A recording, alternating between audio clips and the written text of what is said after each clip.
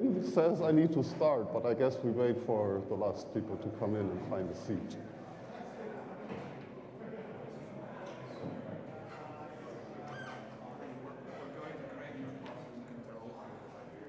Going to? We're going to have to grade your classroom control.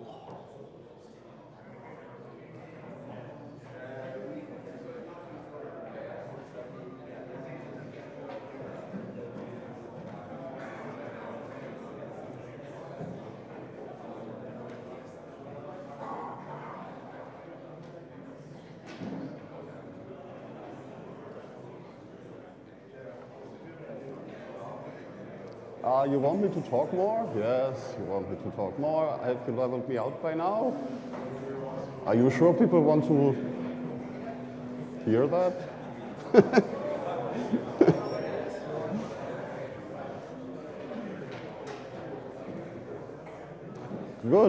Good morning, Pat. I can keep talking so you can do the magic. Yes, I'm not going to sing.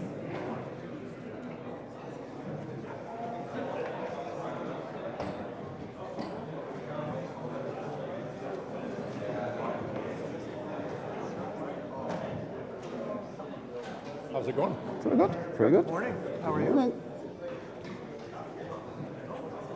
Yeah.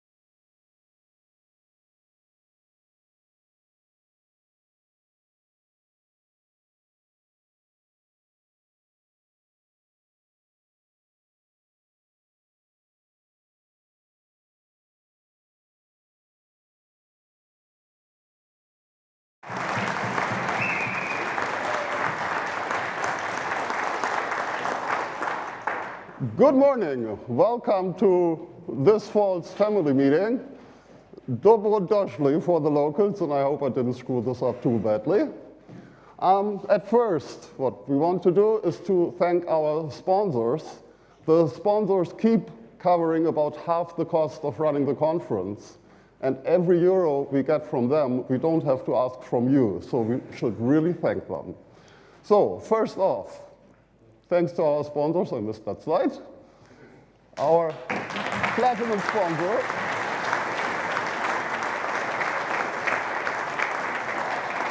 Modero, now part of Intersect.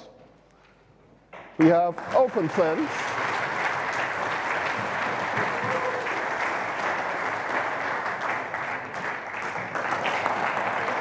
Apple. We have ARM.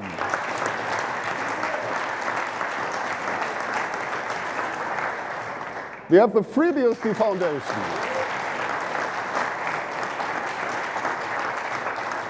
We have Netflix.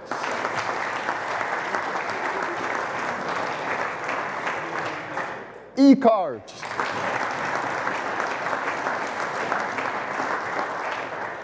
Our bronze sponsors are Genua, NetBSD, Prodotto in Rete, and Tarsnap.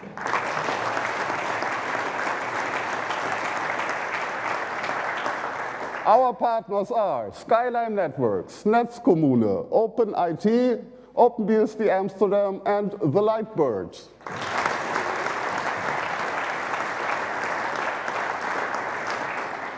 The Zagreb team, Bohan, Carlo, Marco, Professor Marengolup, and Philip Bühler.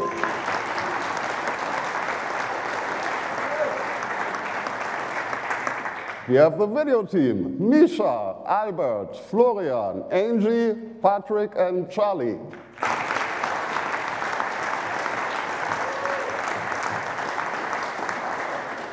Our streaming sponsor is, surprise, Scale Engine. With special thanks to Andrew and Alan. The program committee, led by Peter, Philip, Tom Jones, Misha, Kristen, and Benny.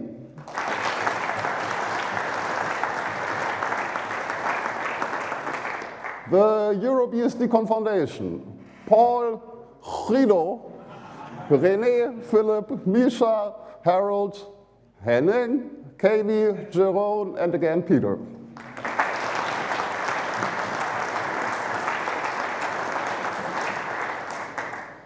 So, once again, we do have the Paul Schenkefeld travel grant. If you know anybody who should be at a future EuroBSDCon, the next year's in Kiev, they can apply for the travel grant. We'll pick one person that we think deserves it. We will cover the travel cost, the hotel, and the admission to the conference. So please spread the word. Applications until somewhere summerish, springish next year. Coffee. We will have coffee in between each and every session, or after each session, except the last of the day, of course. The coffee is half outside, half in the hall outside, and is it still in the little side room, like it was the previous 2 days? You will find it. It's either in the hallway or in the room left to the main exit. There's tea, coffee, and lots of little pastries. Lunch will be served in that room left of the main exit as well. And you have a map on the back of your badge if you can't find it. And if you still can't find it, you can find people with a red badge. They will happily help you. The venue. It's this one. We will have a luggage hold on Sunday at the registration help desk. You have to pick up your bag before 6 p.m. Otherwise, it goes into next year's auction. The emergency number if something really, really bad happens is 112. That, by the way, works in every EU country. Lost and found is at the help desk. I'll add a little special remark to that on the upcoming slide. There's the EuroBSDCon channel on libera.chat and IRC, if you need anything after. And as said, if you need help, find anybody with a red badge or a Croatian flag style badge. We will happily help you. Wi-Fi. I suppose you're all on it. If not, you can scan the code right now. And yes, it now comes with SSH Open. Yep, take your time. Anybody else? All good? Family photo. We will have a family photo on Sunday at 12:30 sharp. Don't be late. There's no lunch until we're done with the photo. We will take it right here in the auditorium B1. Please be here. If you do not want to be seen in the photo, you can turn around, you can put a paper bag over your head, you can put on some kind of mask, or if you really want to, you can also put on sunglasses.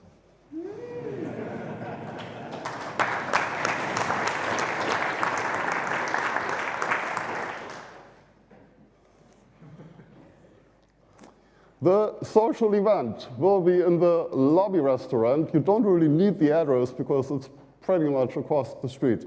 So out here, right, next, left, and to the right, it's really easy. You have to bring your badge because that's what authorizes you and proof of payment and everything. The doors open at 7. You can drink as much as you want. There's no extra fee, it's a flat rate. And they'll be open until 4 a.m.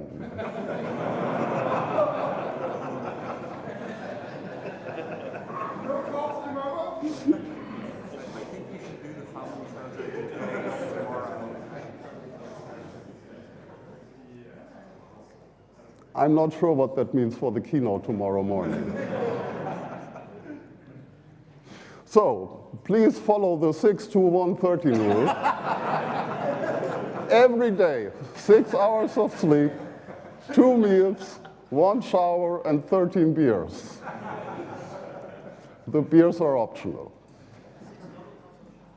On social media, the hashtag we use is EBC25, so please use that. And we kind of want you to post Croatia badge triplets, like red, white, and blue. So, challenge. Public transport. For those of you who got the public transport card, there is a little machine with a display close to a door on every tram and every bus. The one important bit is you select the 30-minute option and then tap your card, because otherwise it will deduct like the maximum ticket price that's possible, and you don't want that. We do have a few more of those cards available for those who did not pre-order those. First come, first served. They are at the rec desk, and they cost €5, and there are €5 on them. A single trip is 52, 53 cents or something, so it's good for nine trips. The script on the t-shirt you all bought for those €50 at our t-shirt shop, that's Glagolic script. Did I pronounce this correctly? Yes, thank you. That's the oldest known Slavic alphabet out there, and it dates back to the 9th century, as far as known, because records of those times are a bit poor. We will have an auction. So if you lost your phone, your laptop charger, your passport, or whatever else, you will get a chance to buy it back. If you brought some other stuff, and I know at least one person did, please come see us at the check-in desk, give us stuff, and, well, we'll auction it off to you in the closing session. And of course, it's for a good cause, for the EuroBSDCon Foundation bought beer fund, for a good cause that we will still determine. Good local cause. And whatever comes up, check the website. We'll update it frequently if there's any new information coming up. And with that, welcome, my dear family. Enjoy the conference. I hope you all have fun. And that's it. Thank you.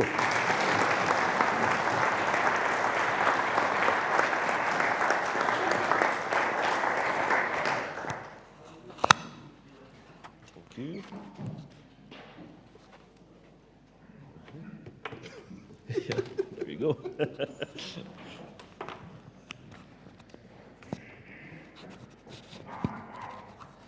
Hello.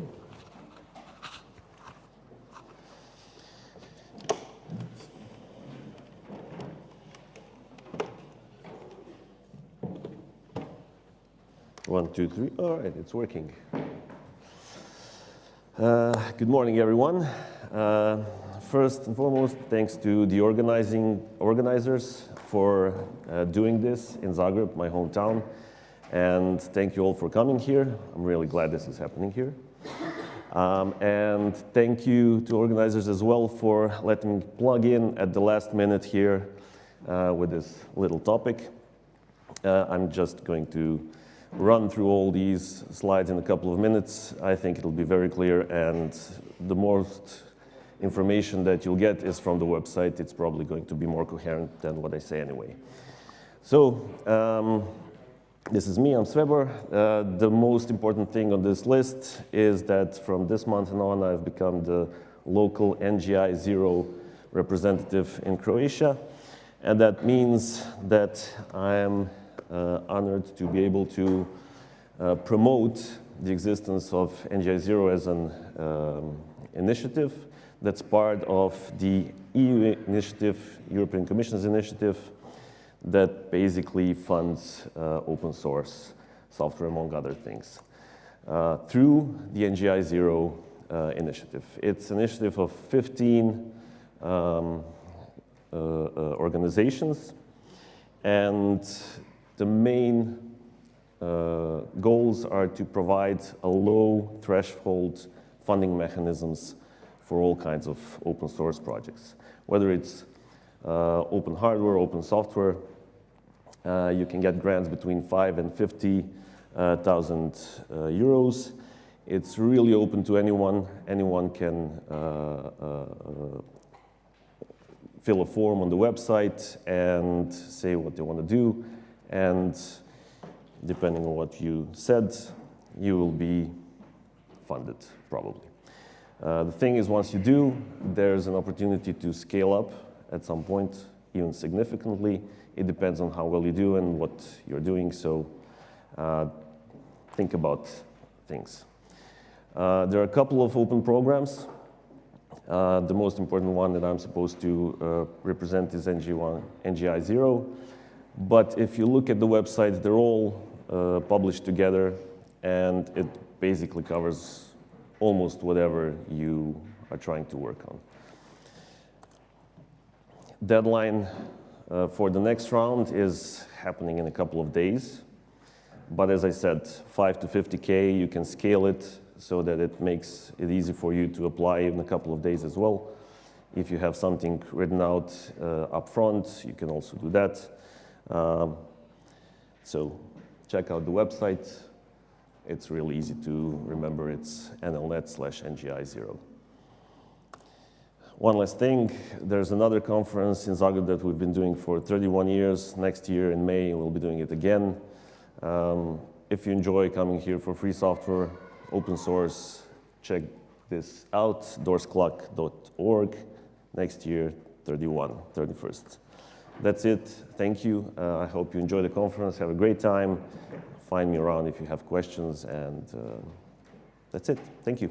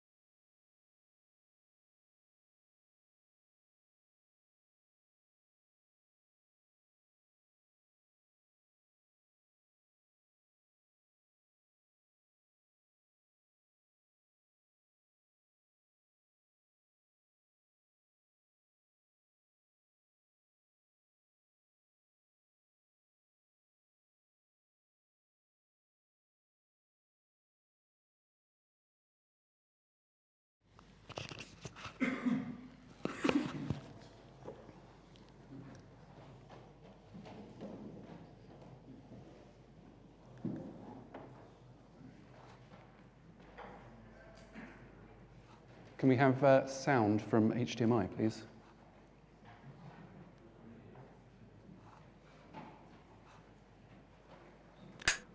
Just one moment while we wait for the sound to come on.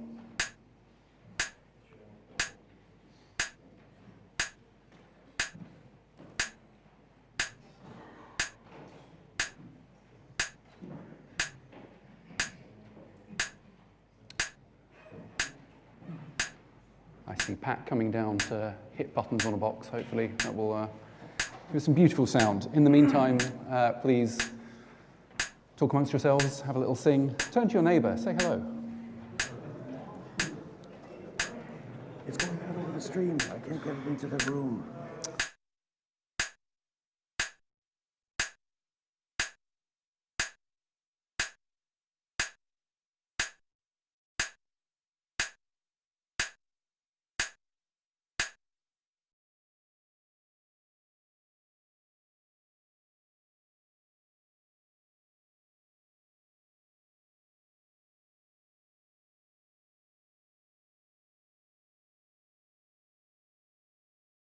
Where my speakers are on this laptop. Let's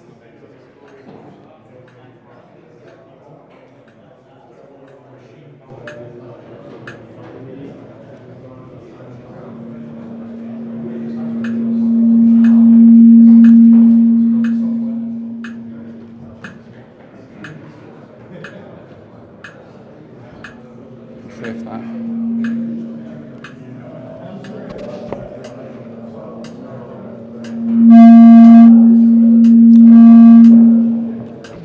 I think we'll do this without sound. They're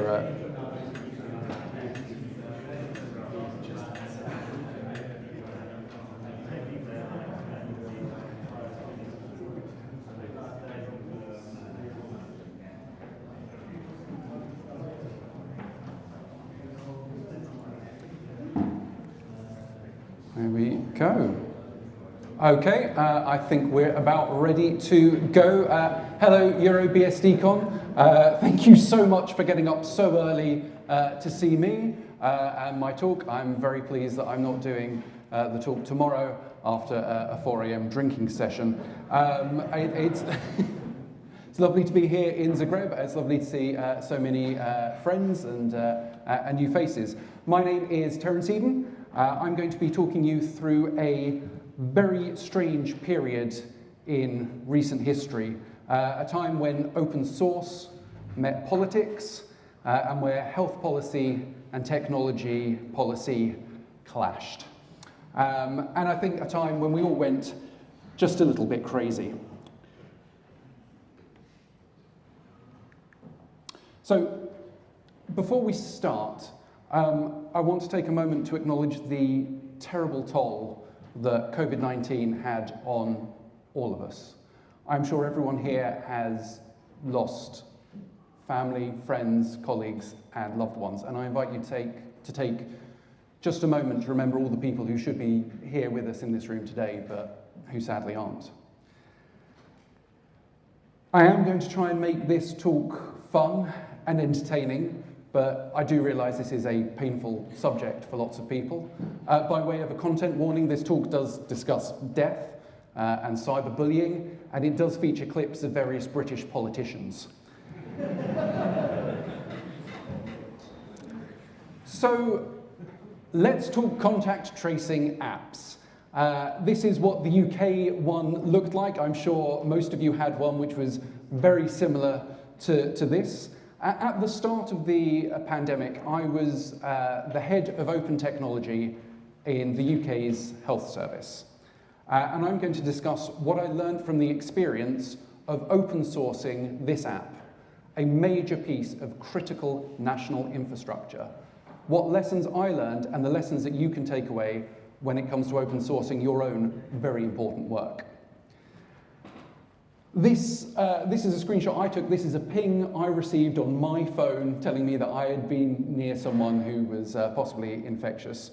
And the reason I'm showing you my screenshot is because these are my recollections. This is what I remember happening. I was working for an organisation called NHSX, which was part of the UK's health service, which was set up to provide new technology to the health service. And this is our launch party. That's me there. And the reason I'm showing you this is there were hundreds of people involved in this app, all of them doing a brilliant job under very difficult circumstances. As I said, I'm going to be talking about my memories, what I learned, but I don't want you thinking that this was the Terence Eden show. It wasn't. It was hundreds of people. I was a small cog in a big machine. And open source is always about more than one person. This story that I'm going to tell you is not about one person in their bedroom on their laptop. It's a story about all of us. The story starts before the pandemic. So I had spent the year before building up to this project without really knowing that it was going to happen. I spoke around the world about open source and open data and open standards, and I did lots of blog posts saying, hey, isn't open source fantastic? And in every single meeting I was in, I made it a point to mention open source. If someone said, oh yeah, and we've got this new piece of software we're developing, I went, oh, can we open source that? If someone started talking about data, wow, that's brilliant. Can we release that as open data? Is there an open API that we can use for that?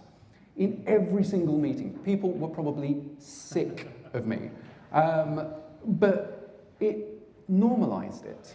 If you take nothing else away from this talk, you have to normalize the idea of open source, not just within your communities, but to your managers, to politicians, to people who might be around your project, but who don't really understand what it is you're doing and why you're doing it. Every single opportunity you can, mention open source. Don't make it sound like this weird, scary thing. Open source is normal. It's just the way we do things here. We got so much positive feedback. Whenever I spoke in public and said, and you know, the NHS, the UK's health service, we're going all in an open source. People started feeding back to us saying, oh, this is fantastic. They would write to politicians, they'd write to our managers saying, wow, this is wonderful. I'm so pleased you're open source.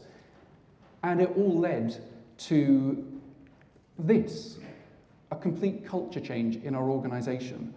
This is what you need to do.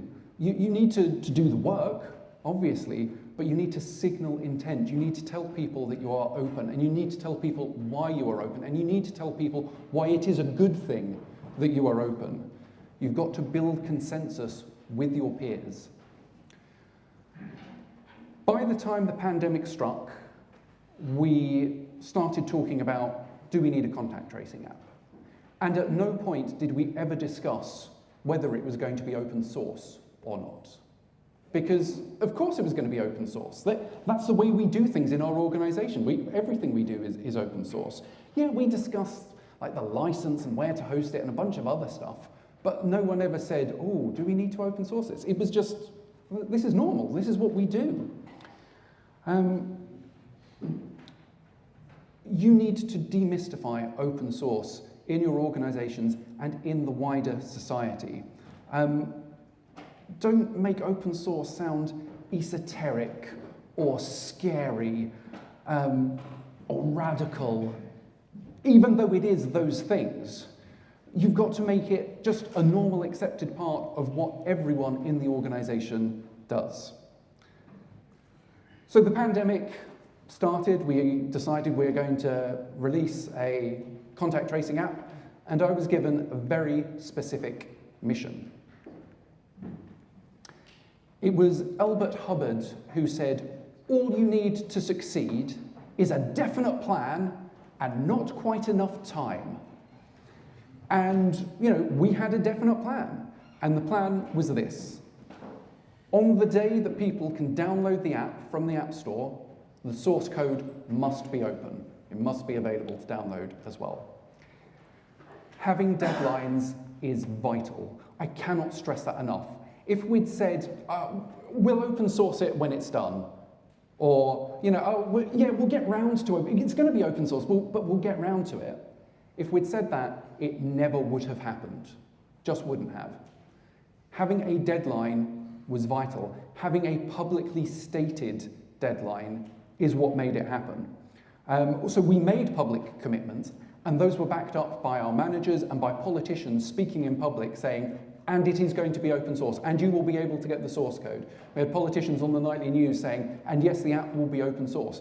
Once someone that senior says something like that in public, you cannot go back. It provides a huge amount of positive pressure on you.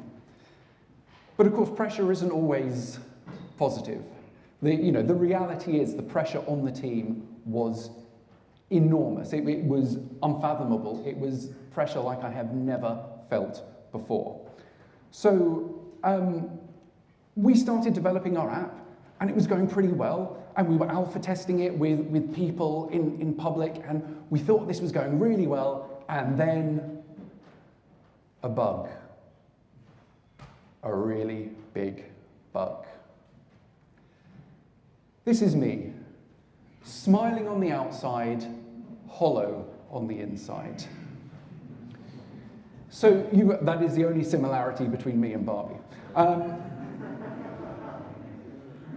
So you've all been there, right? You're working on something, it's going great, and then boom, this bug hits, and you're like, I don't know what to do. We're going to have to change everything.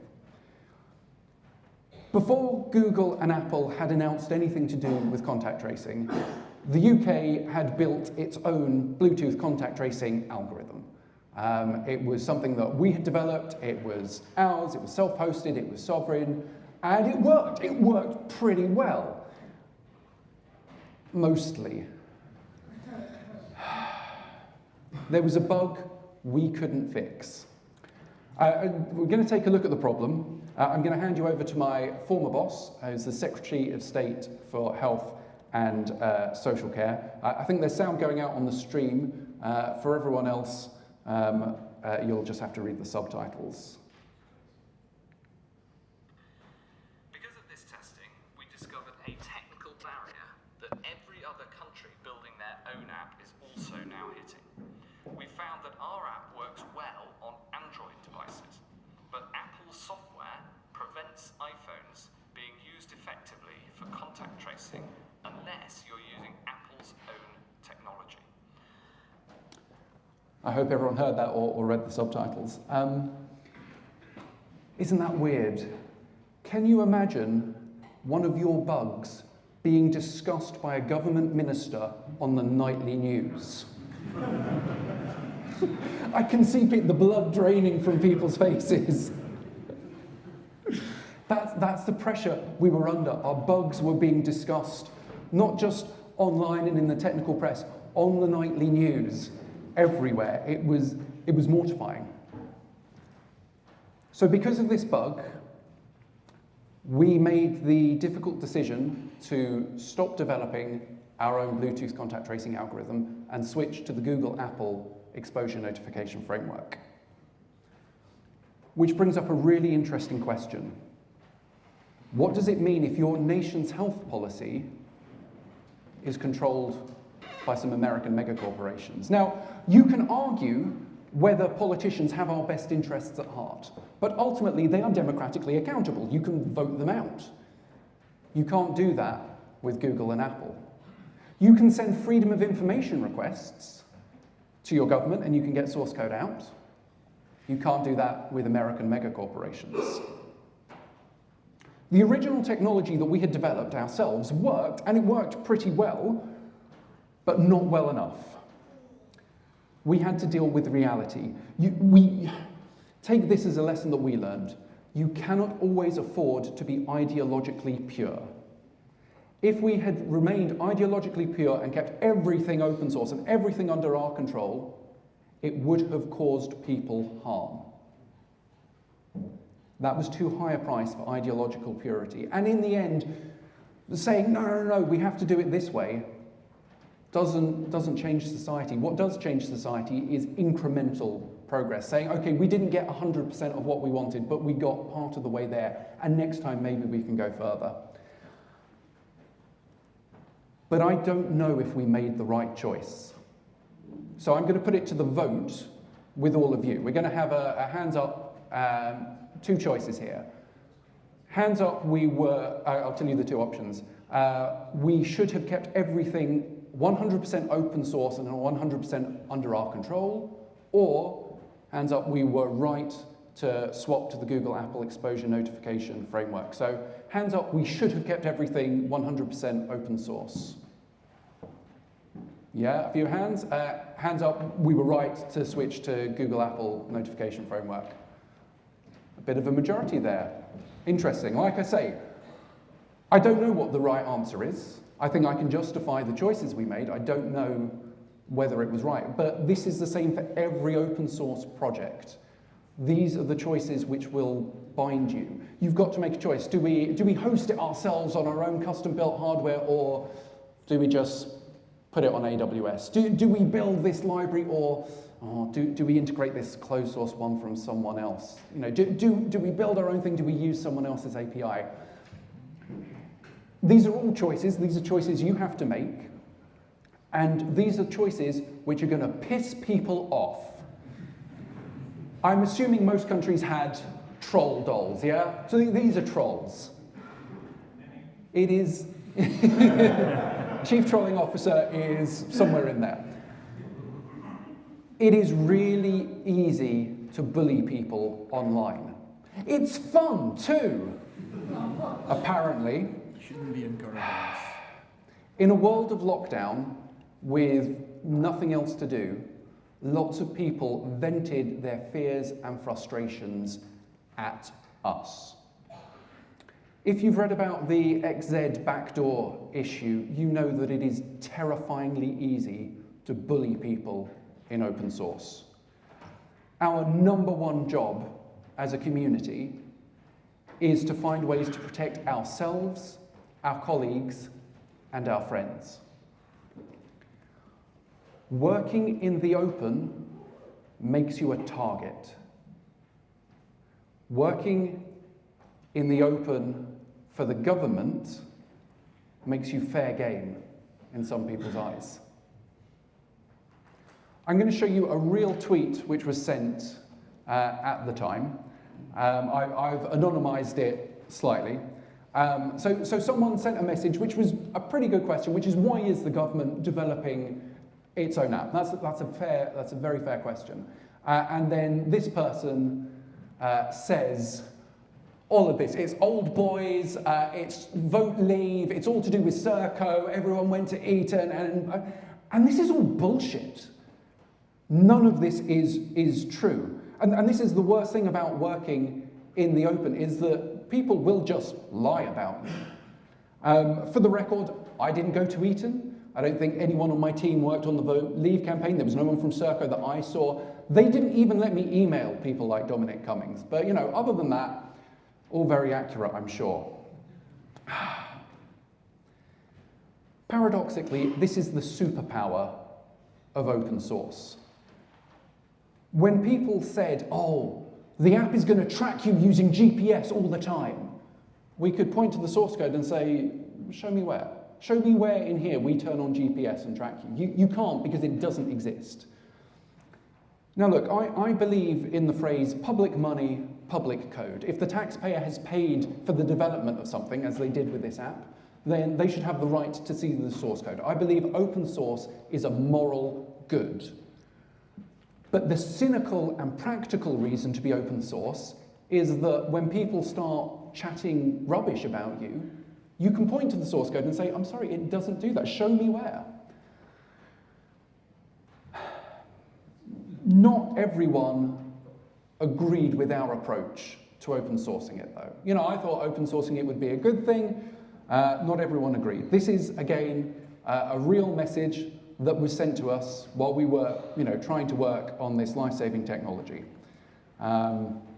Here we go. I have 40 years of software development, including top-level Apache projects, not minor Apache projects, top-level Apache projects. I think I can tell the difference between open source and a PR stunt. Well, that told me, didn't it? Well, if you're employed in the public sector, you cannot reply to messages like this. I am no longer employed by the public sector, so I can reply to messages like this. If you're employed by a large company, your PR team do not want you replying to this guy.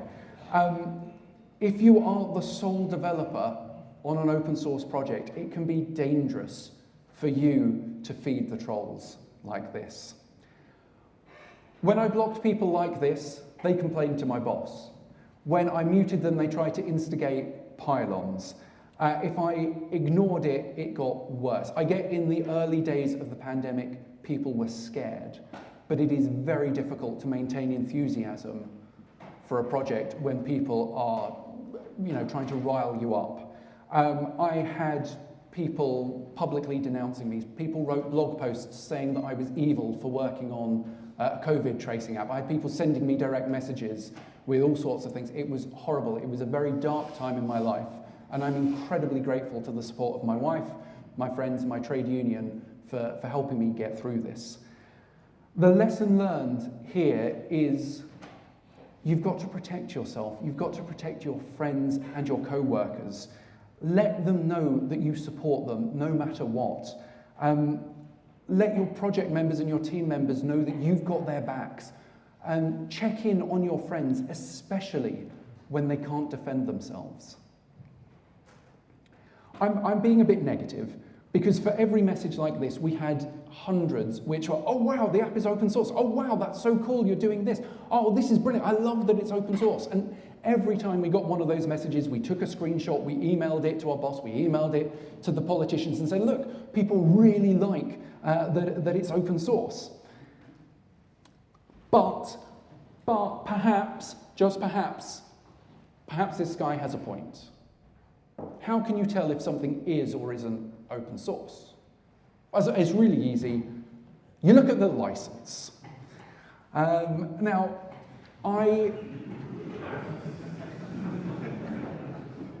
I would be delighted to spend hours discussing every single open source license that there is with anyone here. I love talking about open source licenses. The only stipulation is you need to buy me 1 beer for every license you want to talk about.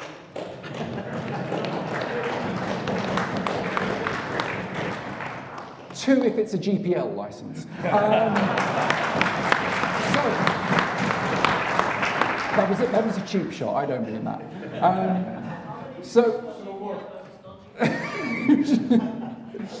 So internally and privately, we did discuss which license we were going to choose, and we settled on the MIT license. And we did that for 3 reasons. The first reason for choosing MIT was laziness. Other government departments had already used MIT for releasing their source code, so it had already been approved by government people, and we could just go, yeah, we'll do that one. Lesson learned, never underestimate the power of groupthink. Someone else has already approved it, that's good enough for us. The second reason is we weren't trying to make money out of this app. We didn't care if people reused it, so we didn't need that sort of virality of GPL, AGPL, or anything like that. If people wanted to use it and take it, great, we didn't care. And the third, but possibly the most important reason for choosing the MIT license is the MIT license is short. It's really short. When you're dealing with government lawyers who charge by the word, a short license is really important, but it also means that if you're talking to non-specialists, you can give them the MIT, it's very readable, and they go, oh yeah, no, I get it. Is the MIT license the best? I don't know, but this goes back to ideological purity. It was the quickest way that we could get this open without endless discussions. But I'm prepared to believe that I was wrong. So we're going to do another public vote, and it's going to be a straight up and down again. We're going to say, yes, we were right for choosing MIT, or no, we were wrong, we should have chosen some other license, I don't mind what. So hands up, we were right to choose MIT. Quite a few, thank you. And hands up, we should have chosen something else, anything else. Does no one want to buy me a beer afterwards? Oh, man! Okay, one person there, okay. So, of course, we announced this is going to be MIT licensed, and men on the internet had opinions. Genuine message, MIT is a license of choice for people who don't understand open source. So all of you who put your hands up, you do not understand open source. A man on the internet has said so. Such a neutral nickname, yeah.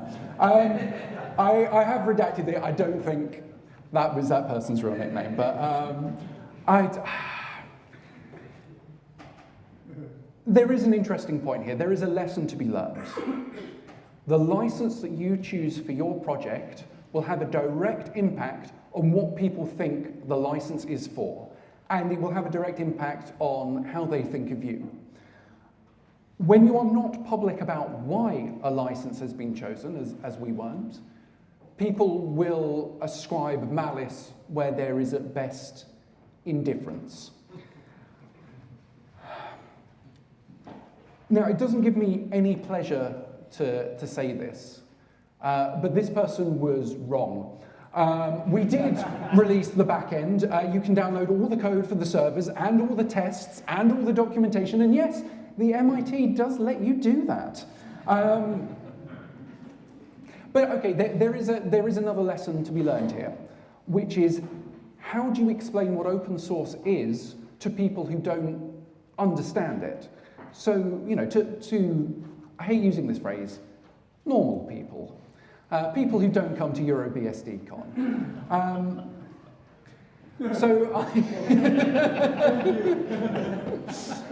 So I had the number 10 Downing Street press team asked me a question, and it's a really good question. They said, why are you releasing 2 versions of the source code? I was like, what do you mean? And they said, well, you've released an Android version of the source code and an iPhone version of the source code. Why are they different? That's a pretty good question, I think. If you don't know about technology, why are they different? Now, I'm very happy to give a 6-hour lecture on the architectural differences between these two platforms, but I don't know how to condense that answer into a single paragraph that can go into a press release, which will then be regurgitated into one sentence, which will go out on the news or in the newspapers. Internally, we had to justify, internally and externally, we had to justify lots of choices. So we hosted everything on GitHub, which is run by Microsoft. Boo! The alternative was spinning up our own Git instance, which would have cost lots of taxpayers' money. Boo! You know, there is no right choice here. But you know, you have to talk about these things so that people understand why you have made these choices. Now, speaking of GitHub, this is a little vain, but I captured the moment that I set this live. This is my wife recording me pressing the big button on GitHub which says go live. And the reason that I had to do this is because we were working in a private repository. We were not developing in the open.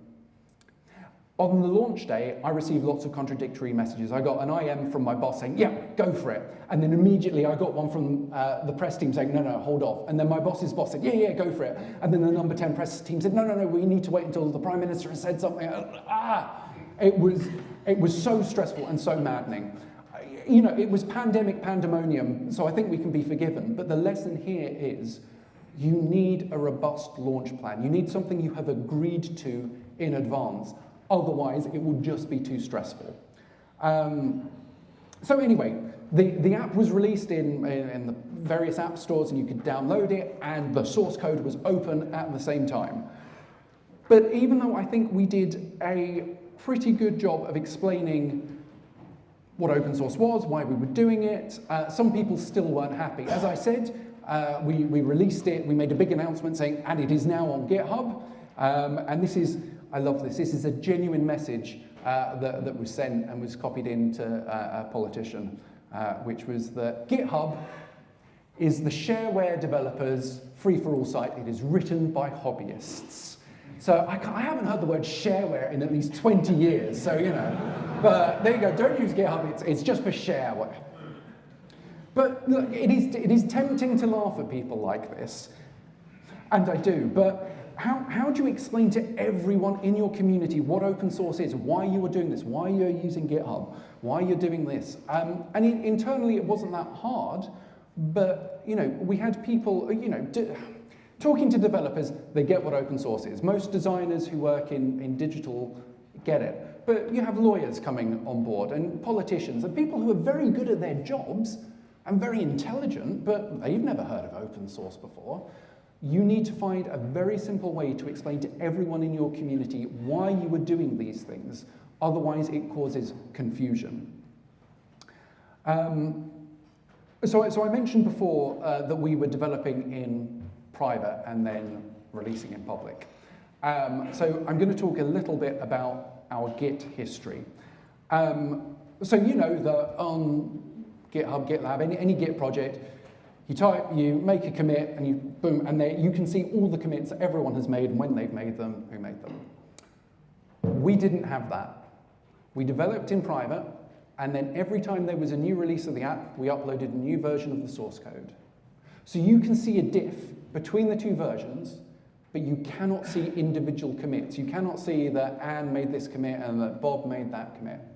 All of our history was squashed. Now, why did we do this? Well, the first was security. Maybe someone committed something they should have. Maybe someone left in a debug key, which, you know, maybe we quickly revoked it, but we weren't quick enough. Maybe someone left in some information which would have been useful to an attacker. I do not believe in security through obscurity. But this was an app which was going to be used by every single person in the country. This was an app which was going to be scrutinized by every foreign intelligence agency. This was going to be examined by everyone who wanted to do us ill. So we made that difficult decision. We're going to squash the history. We didn't want anyone seeing individual commits, which might contain something we didn't want them to see. The second was the privacy of our developers. As I've shown you, this was being spoken about on the nightly news. We didn't want our developers to be under any more pressure than they already were. Can you imagine being Twitter's main character because you left off a semicolon in a commit message? I mean, no one wants that pressure, right? We didn't want them to be targeted by phishers or state-sponsored attackers. You know, if you can see that this GitHub user is committing to the government's repo, wouldn't it be tempting to send them a message, please click here to reset your 2FA token? You know, this is what we saw happen recently with the NPM supply chain issue. It is depressingly and distressingly easy to phish people who are working on high-profile code. So with each new release of the app, we squashed the history, we uploaded a new version. Again, I don't know if that's the right choice or not. I think I can justify it to you, and I can justify it in public, but we're going to put it to a vote, because I know people have strong feelings on whether you should be able to see, you know, individual commit history. So again, a straight vote, we were right to squash the history, or we were wrong, every single Git commit should have been public. So hands up, we were right to strip the history. Okay, quite a few of you, thank you. And hands up, we were wrong, we should have released everything. More than a few. Like I say, I can't necessarily recommend doing it this way, but I think it is justifiable for some things, and I completely respect the difference of opinion there. And incidentally, on the open source licensing point of view, I had this argument with someone. I don't know of any license which entitles you to every commit. You're entitled to the source code, but not the history. I don't know. Again, that's one to discuss over a few beers until 4 a.m. So here's another problem that we faced, and you might face too.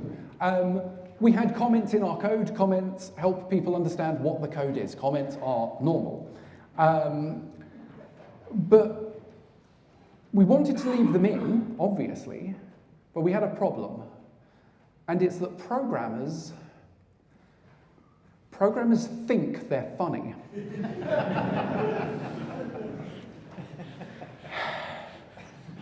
We had to let them know, do not put anything in the comments that you don't want to see on the front page of a tabloid newspaper tomorrow morning. I mean, I would love that, you know, if the tabloids ran with, the government says tabs, not spaces, and it's you who are paying. They're never going to run that story. So we went through this tedious exercise of sort of sanitizing comments. You know, people left comments about their frustration. Oh, I can't believe this bloody API doesn't work. Yeah, getting rid of that. Or bits of personal info. Okay, can you tell Sue to fix, tell Sue to fix this? You know, we didn't want any of that in there. But there were still some problems with comments. So we had, this is very boring. We had a process which spawned lots of sub-processes, and sometimes they would time out, and they had to be restarted. And so there was a comment about that, and it was all very normal and boring, but the comment was this. When the signal is received, terminate all non-responsive children. Do not log any data about this, and spawn a new daemon.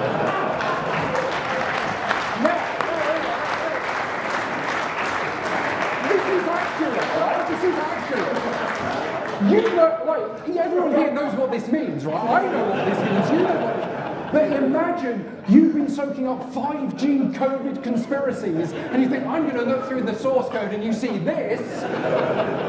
Doesn't look good, does it?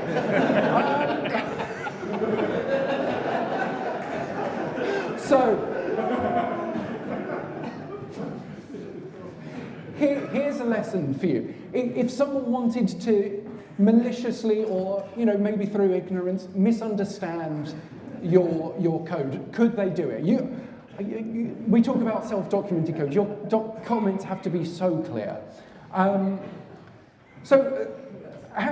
do you curate a culture where non-coders can understand what you're doing, where they can get involved and understand?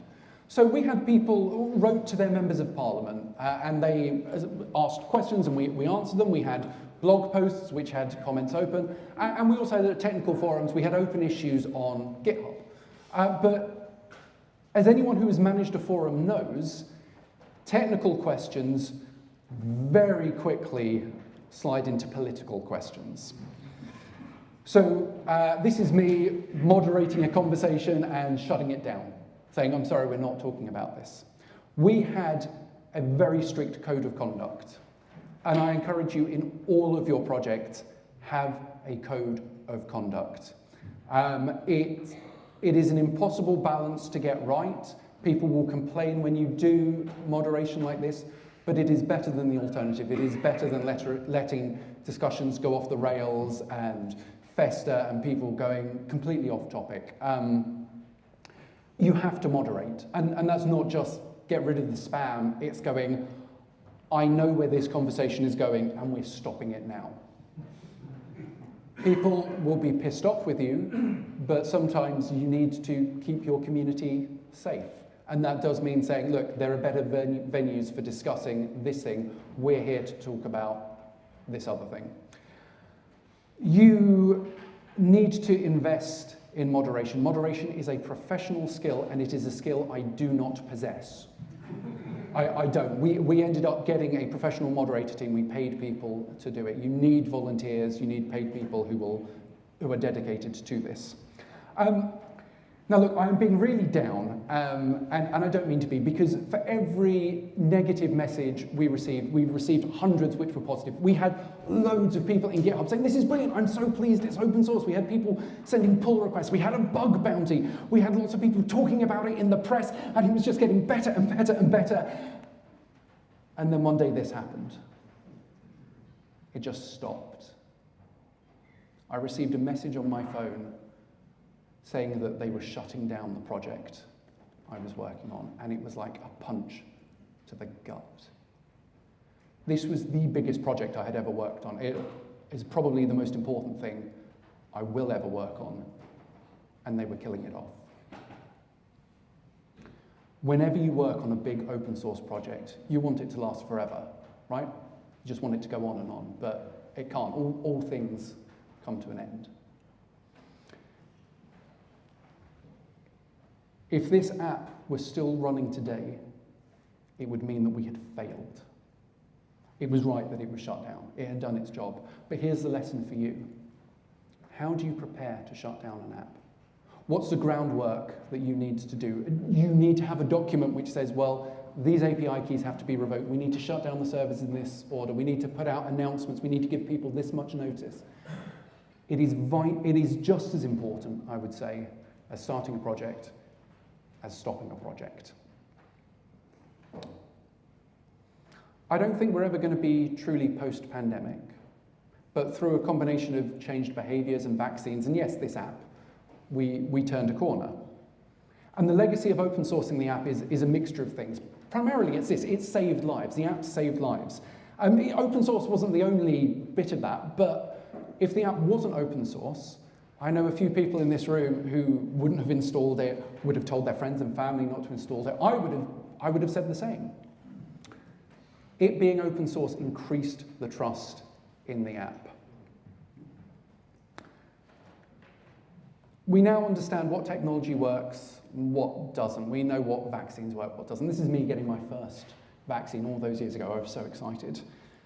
All of us have learned lessons from this horrific experience. And I hope the lessons that governments and health services have learned is that open source is vital. Any new app that governments create has to be open source. And it's not just the UK that learned those lessons. I was dealing with counterparts from across the world, talking to them about the problems they were facing, we were facing. We shared tips and tricks and code. Now, as far as I can tell, these are all the countries that open source their apps. I apologize if I've missed any off. And you can see they all used a variety of technologies. Not all of them used Google Apple exposure notifications. Some used their own Bluetooth, some used DP3T or GPS. That's fine. Not all of them used MIT. So the people who said other licenses, yeah, plenty of countries did that. Is there anyone from Latvia here? Dexter, are you here? I want to know why Latvia chose Creative Commons for their source code license, and I will buy you a beer if you can explain it. So I want to leave you with a speech that the UK's then Prime Minister, Rishi Sunak, made just before the general election. So this is the Prime Minister of our country in a bid for re-election, and this is a transcript of his speech. We are pro-open source.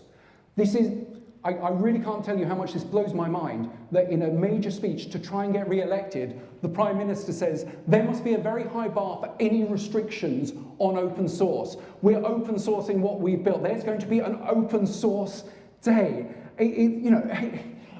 It's so enormously gratifying that, between our team and all the other teams working in government, open source made such an impact that Rishi Sunak, the Prime Minister, said, we are pro-open source. Now, of course, he did lose that election. But, I don't think it was his stance on FreeBSD versus OpenBSD or, GPL versus MIT that caught him out. Yeah. So, in the spirit of political neutrality, here is the UK's current Prime Minister, Keir Starmer, also talking about open source. And there's a reason Mistral AI, one of the champions of open source, have just announced a UK office too. This is the legacy of that COVID tracing app, being open source. The words open source aren't in a technical document. They're not page 500 of a treaty. They're not something that is referred to over there. Open source is being spoken about at the highest levels of government, and it's being spoken about positively. And that legacy of open source triumph belongs to everyone here. It belongs to everyone who has released code. It belongs to everyone who has sat in a meeting with their manager and said, oh, can we open source that? It belongs to everyone who's written to their politicians and said, I demand that this be open source. It belongs to everyone who raises issues, who comments on something, who gives praise to open source projects, who releases open source code that makes it the thing which powers the modern world. This is the lesson that I learned from helping open source the UK's COVID tracing app, is that open source is not about code. Open source is about community, and it is you, the community, who saved the day. So thank you very much indeed. Thank you.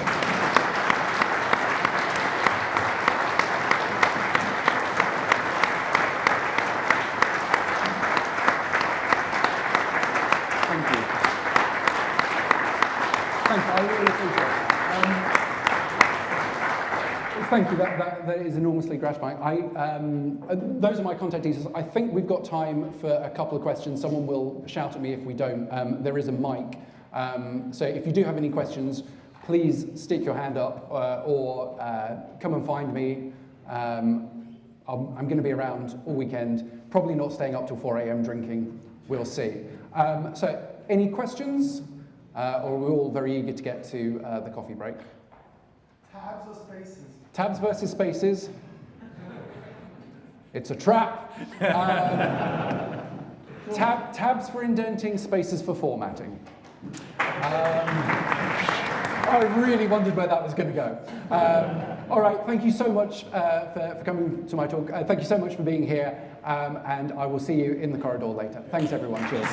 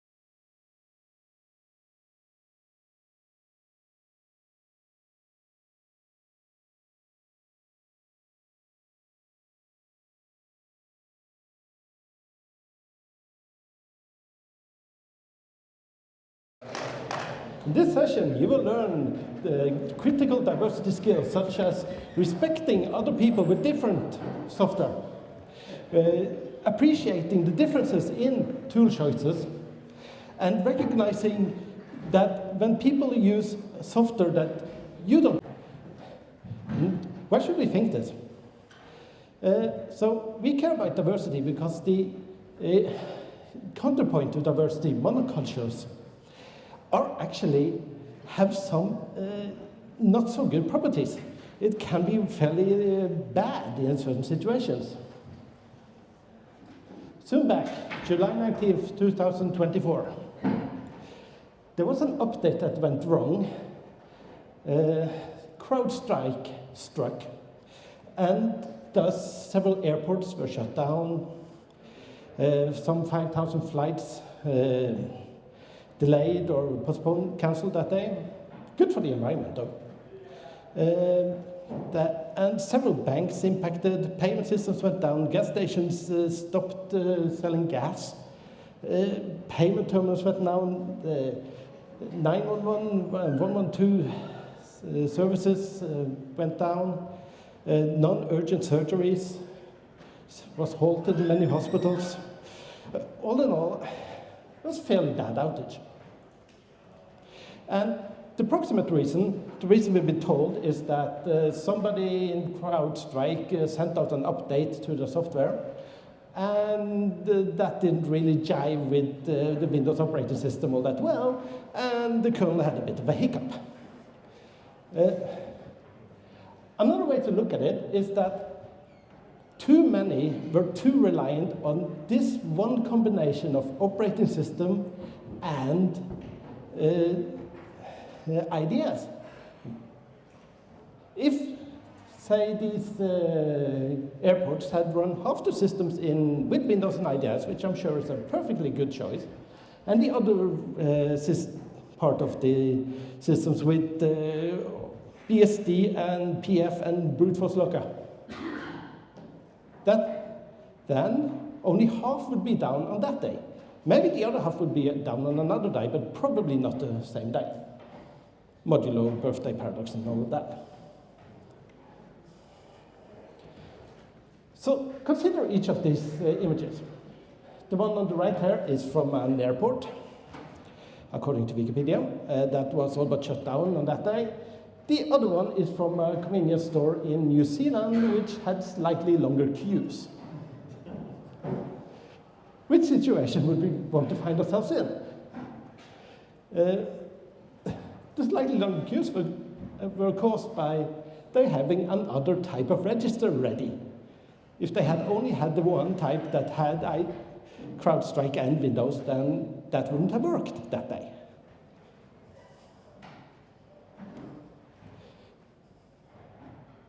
We see similar things with ransomware attacks that sometimes happen and cause all kinds of harm everywhere. Good old WannaCry from 2017 caused 70,000 devices in the UK's NHS to be down for a while. Ambulances were diverted. Non-critical emergencies were turned away. So, yeah, also pretty bad. And it is true that this particular worm only attacked unpatched Windows systems, which probably should have been patched. Some of them might have been very tricky to patch, but in theory it would have been better if it was patched. But it's also true that all these systems relied solely on that one unpatched operating system. If there was a backup, if there was some other thing they could have relied on, they could have switched. Things would have been better. So the thing we're talking about here are really incidents that are rare. These big outages don't happen every day. But when they happen, they have outsized consequences, right? Or they're this kind of black swan, gray swan type of incidents. And to protect against those, it's not enough just to harden your system, because these happen where you least expect it. they are sworn events because you don't expect them. Otherwise, they would have just been events that you expect. In other types of systems that are not IT related, diversity is used a lot in order to make the systems more robust. Biological systems is one such thing. A diverse ecosystem is known to be much more resilient than a non-diverse ecosystem. This is because if one species suddenly has it, for some reason, is not able to perform its ecological function properly, through some illness happening or some thing happening to the climate or whatever, then somebody else might be able to jump in. It's also pretty well known that inside of a species, some genetic variation is seen to be a good thing.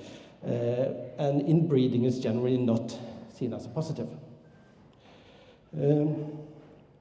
Even for agriculture, a more diverse way of handling your land tends to yield more crops and thus more food, which is good. And we need all that. In our organizations, places to work and places to communities like this, diversity is also related to things like better decisions, improved engagement, improved innovation, boosted creativity, improved reputation for the organization, better financial results, cultural benefits, and so on and so forth. In short, it's great. More diverse people you have in an organization, the better the organization is, up to some point at least. I see this community might want to work on that. Sorry to say.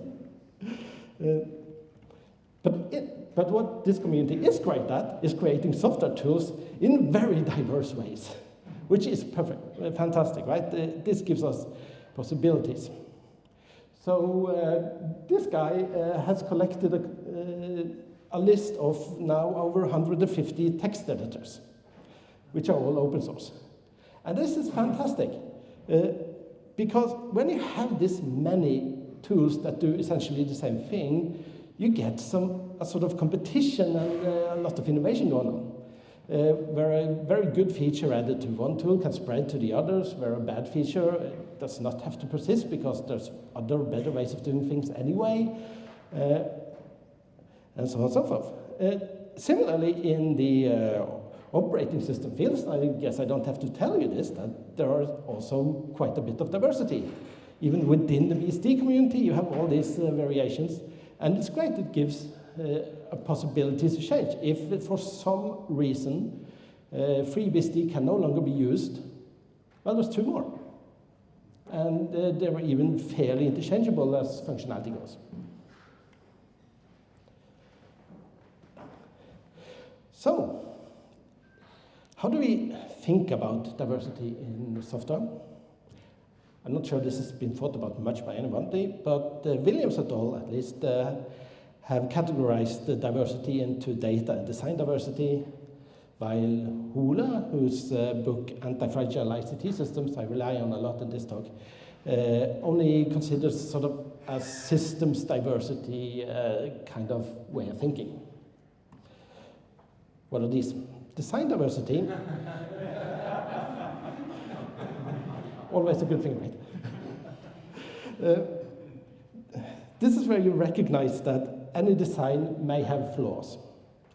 And you then try to mitigate that by having parallel approaches to do things, having several ways to do the right thing, or the thing you want to do.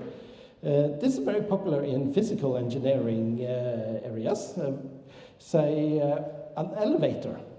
If the wire snaps, at least in modern elevators, there should be brakes that stops the elevator.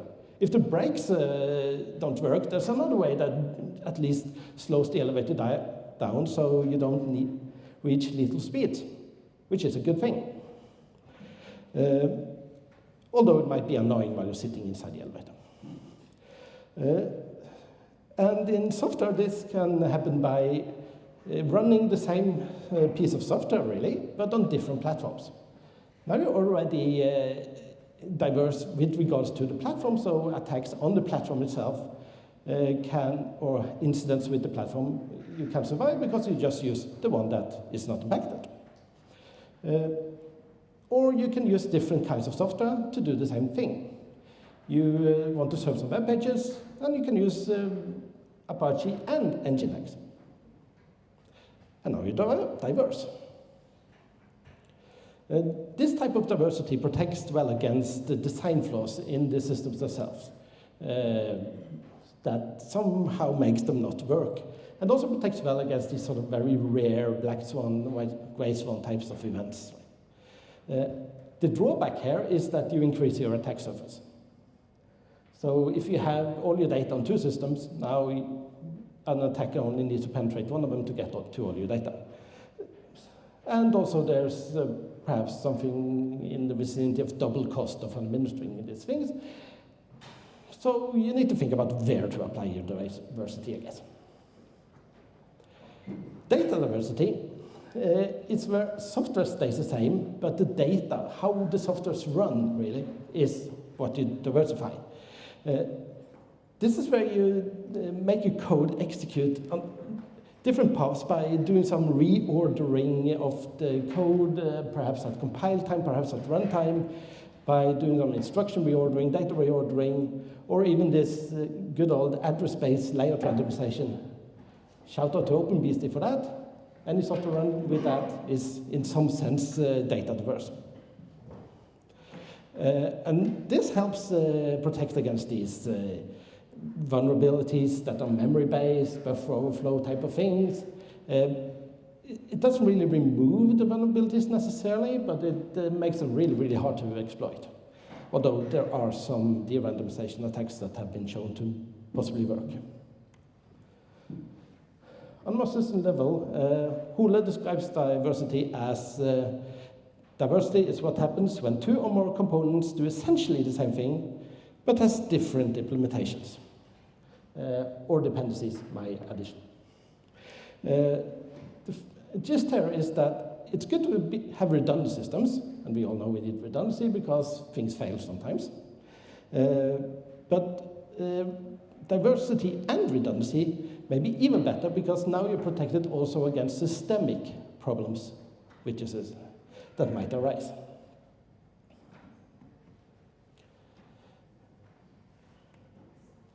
So in his book, Anti-Fragile ICT Systems, Hole describes four principles to create a resilient, or what he calls an anti-fragile system. These are modularity. Things should not be a monolith, because that's not always great. Of course, single functions can be monoliths. Weak links between your components, redundancy, and last, diversity. And the point of this anti-fragility is, again, to protect against these swan events that happen every now and then, but it's very hard to plan for exactly. You don't expect anybody to try and add a kernel update in a signature thingy, because that's bad. And if we don't have this, if we don't have any diversity, we're really quite fragile with regard to our monocultures. So the reason is that local errors easily jump between various modules in our monocultures. Say there's a worm or a virus or something that can infect circles. If it starts at this green circle, it stops. It only affects one host in this network layout.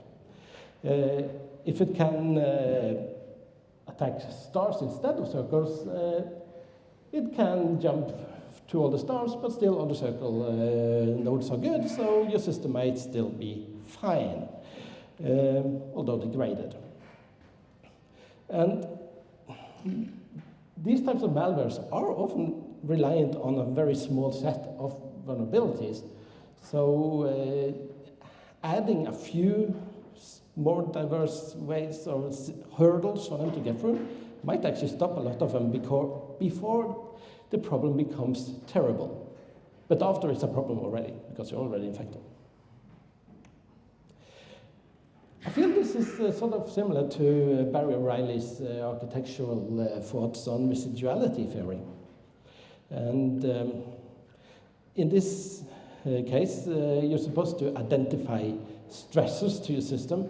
Let's say, an example, a stressor, Microsoft software can no longer be trusted for some reason. That's our black swan event. Now we're supposed to analyze residues. What's left? So what's left is all of the computers not running Windows. That's depressingly few, as we'll see in a bit. Services not running on Azure, that's a few. And productivity software that's not Office and those kinds of things. Now we need to design for adaptation. So, okay, what if this happens? Most of our infrastructure is not working because all of the Office guys like to type on Word. How can we get them to move to some other option? What other popular options are there? And the answer is, it's depressingly few. We are very dependent on very few vendors, as you see. And this actually poses a bit of a societal risk. So say, what if the dominating desktop OS cannot be trusted? The dominating desktop OS has over 70% market share. The rest is small time at best. The best is Mac OS at 10–15% of market share. So for desktops. In effect, we have a monoculture here. The residuals here will be non-desktop interfaces, as well as minor players like Apple and other sponsors of this conference. So we should already be planning, or hope that somebody has a plan, to move away from those things so that we have a backup. Because if we have no diversity here, we have no backup. There is a single point of failure.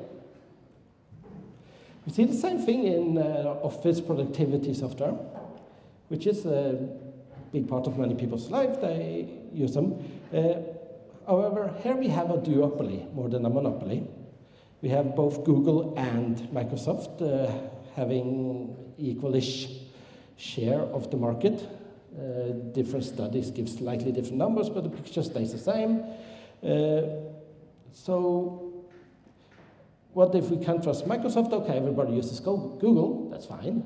What if we can't trust US-based vendors? Now we're in trouble. Now we have something like 1.29% of the market share left to work with.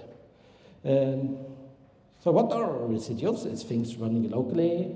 LibreOffice will work, but it's not being used enough already, and thus it will be very hard to get people to start using it.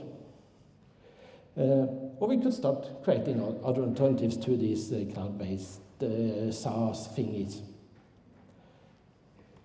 But who cares about applications and operating systems? It's in the cloud, the data lives anyway. That's the fun part. And they were good, right? Because here we have free vendors. A triopoly. And also we have a bit larger portion of others in the space. But still, a European cloud vendors is only at about 15% of market share in Europe, which is a bit low and might get us into trouble, because if we had to move all of our workloads away from US-based vendors over to European vendors, they probably would not be able to take that load. So we need to get ready. And here, of course, BSD is an important part of the answer. Your technologies, we need to be able to use them at scale. and quickly. We need to be ready to stop, put them in, and preferably we should already be using them, because then we would already have much less of a problem if the alternative failed. All right, enough fear-mongering. How do we go about adding diversity into our systems? How does diversity add to our security? And back in school, I was taught that security had 4 sort of major properties that are always important: confidentiality, integrity, availability, which seem to be the popular ones these days. And we also had something called non-repudiation, but that might not be very interesting here. So, what can diversity do for your confidentiality? Well, we can imagine that you spread your data over several different platforms, and provided that you segment the data sensibly, now you would have to get to all your data, you would have to penetrate several different systems. Great, more defense. The downside here is, of course, now you have several different systems, and that's harder to defend, so it's a bit of a give and take. It also depends on what you want. If some part of your data is much more sensitive than others, then it might make sense to make sure that the attacker can only get to the less sensitive ones, at least easiest. And also having diverse systems, yeah, that increases the attack surface, which is not great. Integrity has a similar sort of profile, I think. So we can replicate now data across different platforms, do periodic hashing, see that things doesn't change without them actually should change. And we can make sure that errors and vulnerabilities in one platform don't really transfer to the other. So if there's some way to delete data or make data not trusted in some platforms, well, we have others. And one fun anecdote, so similar to this, was back in the day we had these RAIDs that we built in computers that made our data much more trustable. We could now write errors from the hard drives could be less problematic because you had some clever cryptography that made sure that you had some redundancy in your data over several hard drives. One thing that propped up on this thing was that if all your hard drives were the same make, ordered on the same day most probably, there's a very high probability that they would fail almost at the same time, simply because they had very, very similar usage patterns. So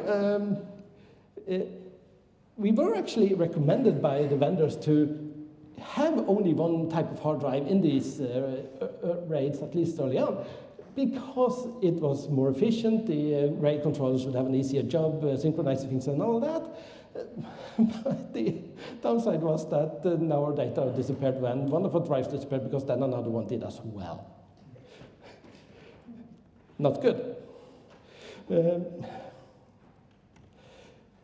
This also goes to the availability. And this is, I think, where diversity really shines of the security principles, because it's easy to see if we replicate our data across different platforms, it will be much harder for an attacker or an unforeseen event to make all those platforms disappear and not work. Outages can, in one system, will not necessarily translate to outages in the rest, so your single point of failure load balancer should be able to handle that. Even DOS attacks may not be as easily exploitable in some platforms as in others. Of course, massive DDoS attacks notwithstanding. Non-repudiation, I don't think it's relevant for this at all. It's something different. So, how would we go about diversifying our software? If I've convinced you that that might be a good thing in some cases. In our organizations, one way to do it could be just to let people use the tools they want to use in their context for their job. Many organizations do the opposite. They try to limit the tools that are used. And it's understandable why, right? Because now they reduce their attack surface. They don't have to worry about how to defend against all these different possible threats. They don't really know. There's 150 plus text editors in use in the organization. How can I know that none of them are compromised in some way? But on the other hand, it does lead to some fragility when we don't do this, when we don't try to allow them to use whatever else. And it is my contention that letting people use their own tools is good. We can test that. So what editors would you use? Hands up, VI. Some. VI improved. Some the same, great. Emacs. MG. VS Code.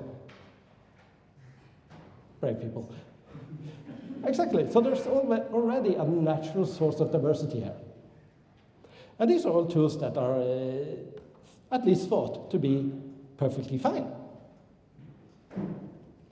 And I argue that forbidding them may not always be the way to go. In some cases it might be, in some cases it might not, of course. But if we have a network where we only allow old Windows 95 machines, we will probably end up with a network with only Windows 95 machines, and that's not a good thing. Thus, we need to allow all the OSs that are right for organization, and it's probably not one type for everything. And if it is one type for everything, maybe we should try to fix that.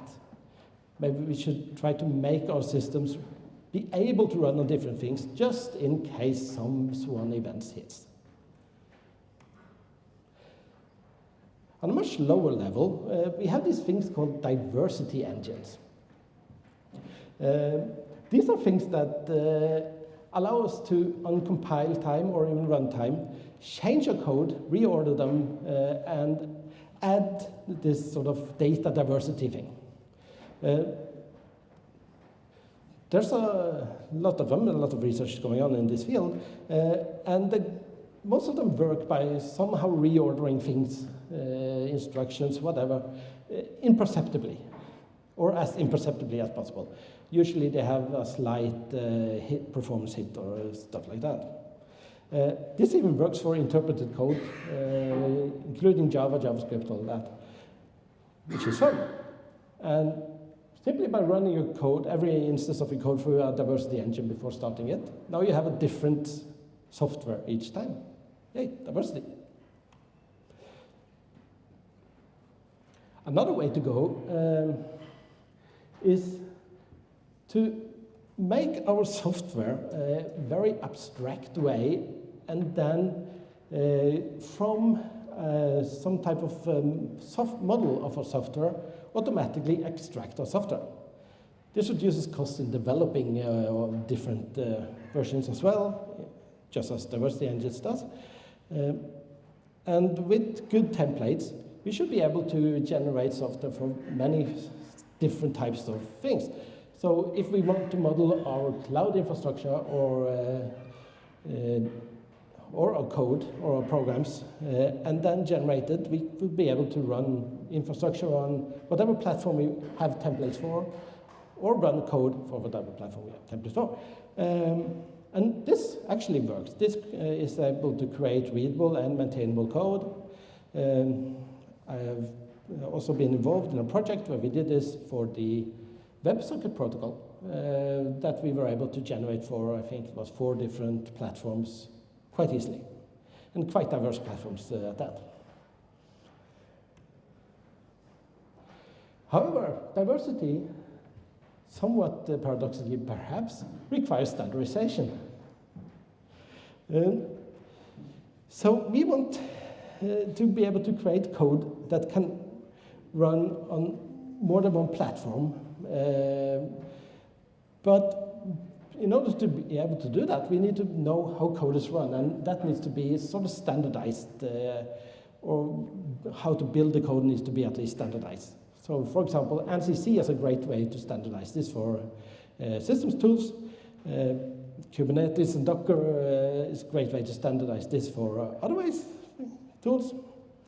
And various modeling infrastructure is a great way for cloud things. Of course, we need to do this in non-vendor specific languages, so to avoid all those lock-in problems. And it might even be a good idea to standardize how we handle data. The Solid project is a sort of evolution on the web that standardizes how to store and access data for the web. So where the web standardizes how we run applications for web by running them in a browser and has a standard interface, JavaScript, HTML, CSS, all that creates applications. And this allows very diverse applications, so web has really worked in this way. With Solid, we will be able to standardize how data also is stored in web applications so that we can have multiple applications per data and also diverse data sources for an application. So according to Solid project, for those might not be familiar with this project, it's an open standard for structuring data, digital identities and applications of the web, created by Tim Berners-Lee, who calls it Web3, I think just to annoy crypto people.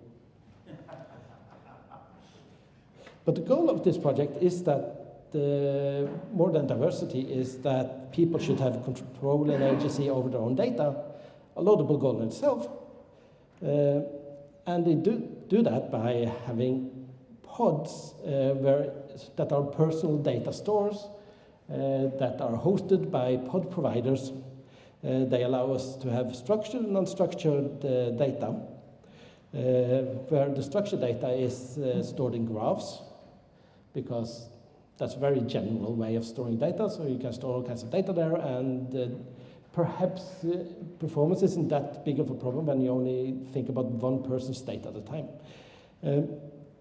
at least for many applications. And it allows you to, the users to choose provider, so you choose where your data is, and you can tell your application where to go fetch your data. When you log in, you just say, I'm at that place, and that place will tell the application where data is. So this can be good for diversity in several ways. Many applications can now be made on the same data because it's not locked into any server.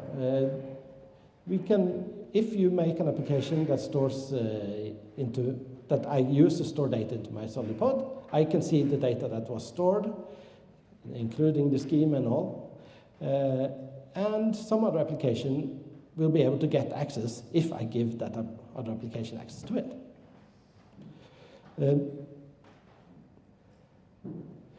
And this impact can really reduce the impact of various bad events. So if one application, popular application for writing documents goes down, but all the data are stored in some standardized format, preferably in people's Solid pods, now they can just move to the next most popular application or build a new one. And it doesn't have to be all that complicated. This also allows the users to compartmentalize, so you can choose where your data is, you can choose which pods do I really trust, which do I trust like halfway, and which is just coverage. And this will all work as long as the pods are either solid, as in robust, or small. If they get too big, then there is the problem with monocultures again, that there is a single very big point of failure, and if someone would be able to penetrate or take down the data for a lot of people, and that will be a problem.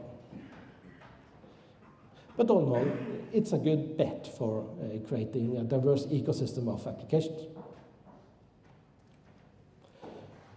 So, summing up, diversity is good for you and your software. It's better that some things fail often than that all the things fail, but sometimes.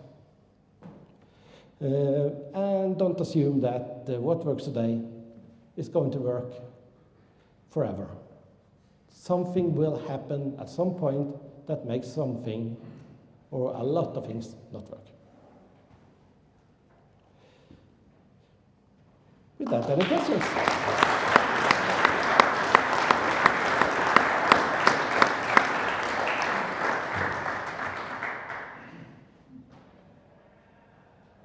Lisa.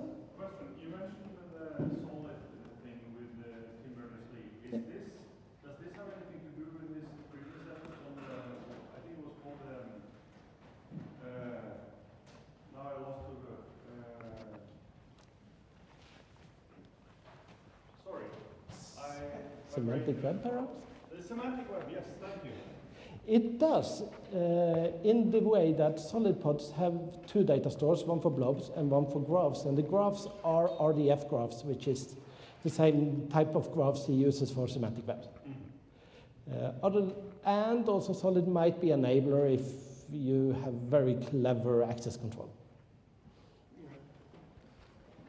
So it does connect, but slightly.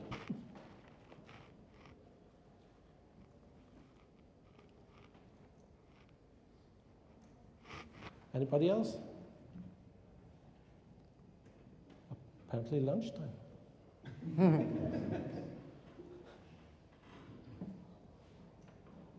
Okay, thank you for coming. Hi, nice talk. I just wanted to give you your speaker present. You get a little tie. Oh, thank you. So, no problem.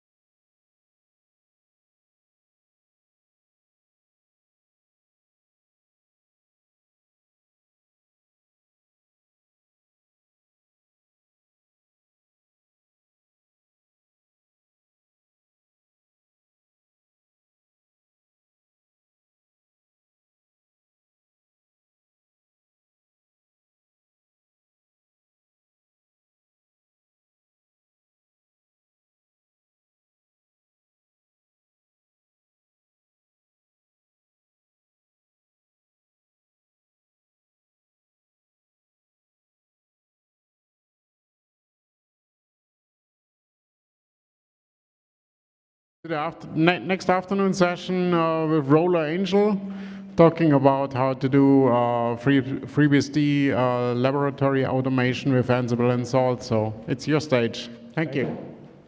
Woo! All right, let's do this. Hi, everybody. My name is Roller Angel. I'm a senior systems administrator based out of Florida in the United States. I'm out in the Ocala National Forest, away from everybody. It's kind of where I prefer to live my life, out there with my dogs.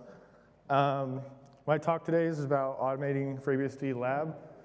And I'm going to show you how to set it up with Ansible, and then how to maintain it and keep it going for the long run with Salt.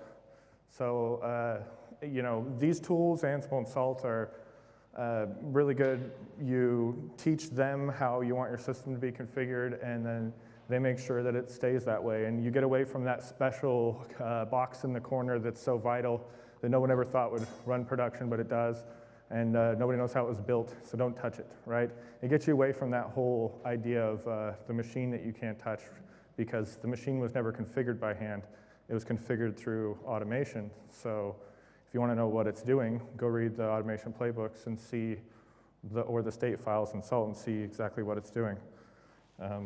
And the side benefit of using these programs is I deal with a lot of auditors in my job. I work for a bank, and the auditors will want you to prove that files aren't changed.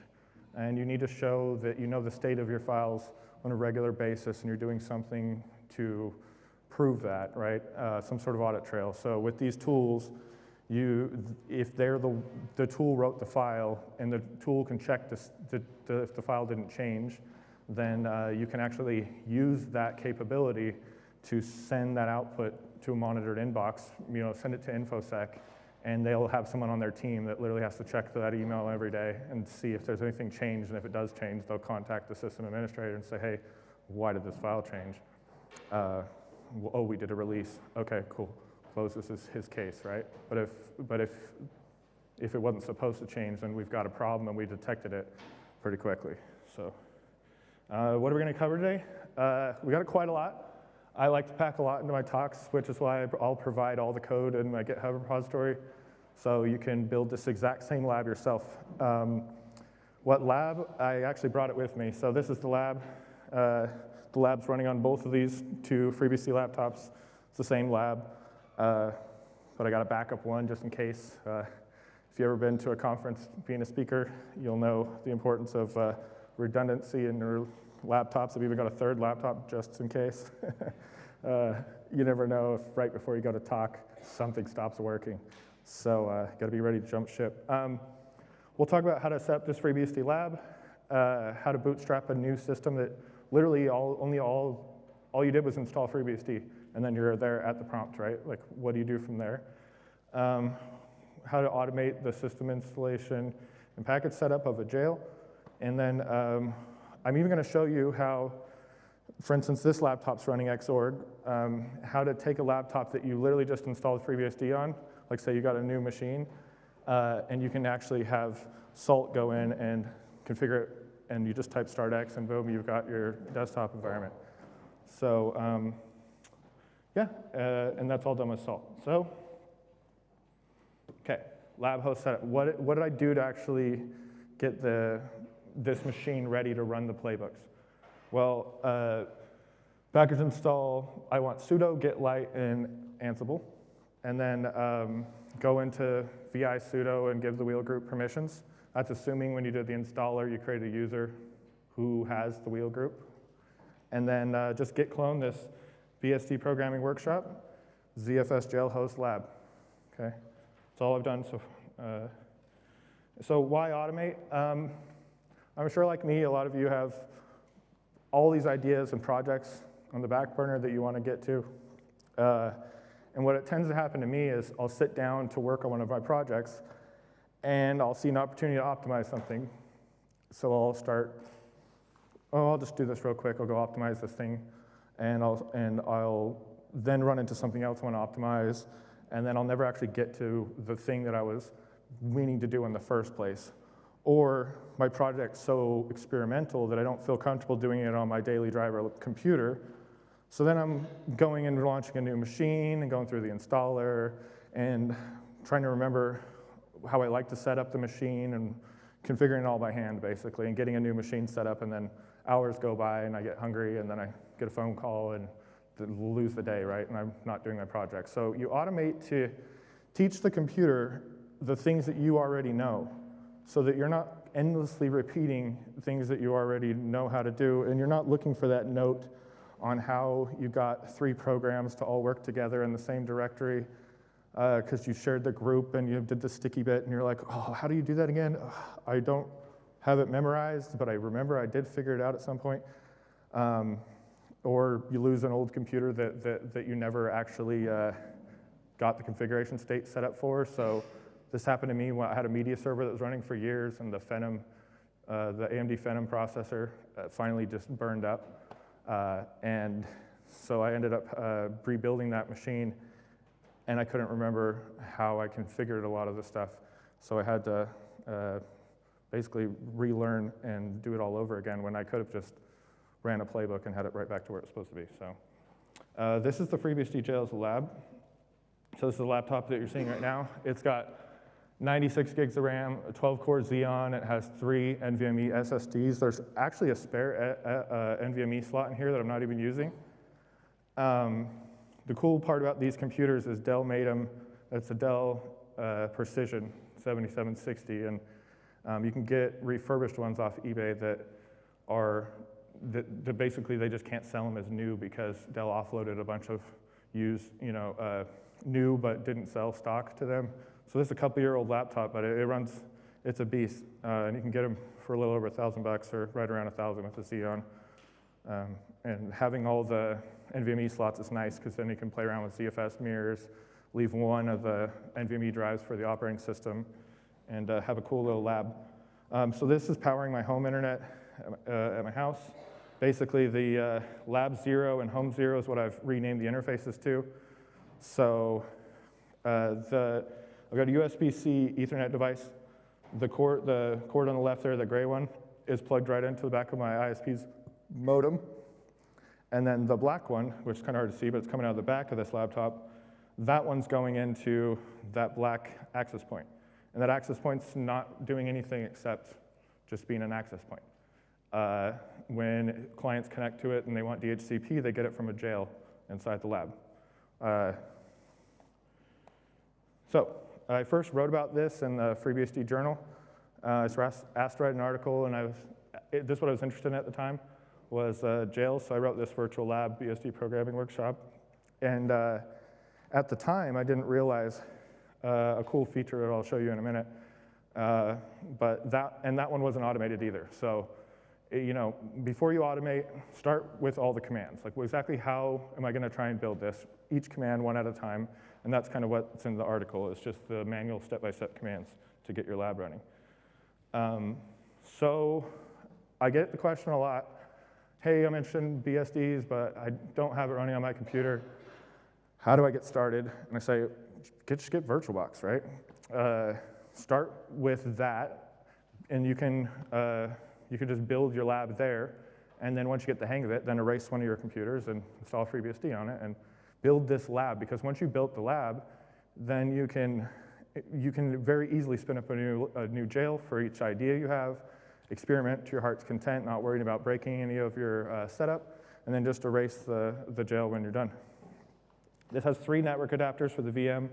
You've got adapter 1 is a NAT, adapter 2 is a NAT network, which just basically lets you make another VM, which I'm gonna do. The other VM is emulating this laptop. VM1's emulating this laptop. The reason why I'm doing that is because I want to show you how you can take VM2 and turn it into a desktop, and we'll just do that with VirtualBox. So that laptop's VM2 is going to be connected on adapter 2 there in that home network, NAT network. And then adapter 3 I'm just using for internet, because part of my scripts will reset the network stack for these 2 adapters, because it's renaming them to that home 0 and that lab 0. And that makes it easy to, this is the ifconfig statements in my rc.conf. You can see it's going to rename EM0 to lab 0 and it's going to rename EM1 to home 0. So here's kind of what it looks like. Lab 0, it's nice when you rename your interfaces, because when you do ifconfig, you don't see the device name anymore. You see the name you gave it. Super easy to see. So I've got lab 0 and home 0. And when the lab's up and running, you'll have a lab 0 bridge and a home 0 bridge. And the way that these work are a lot like a switch, right?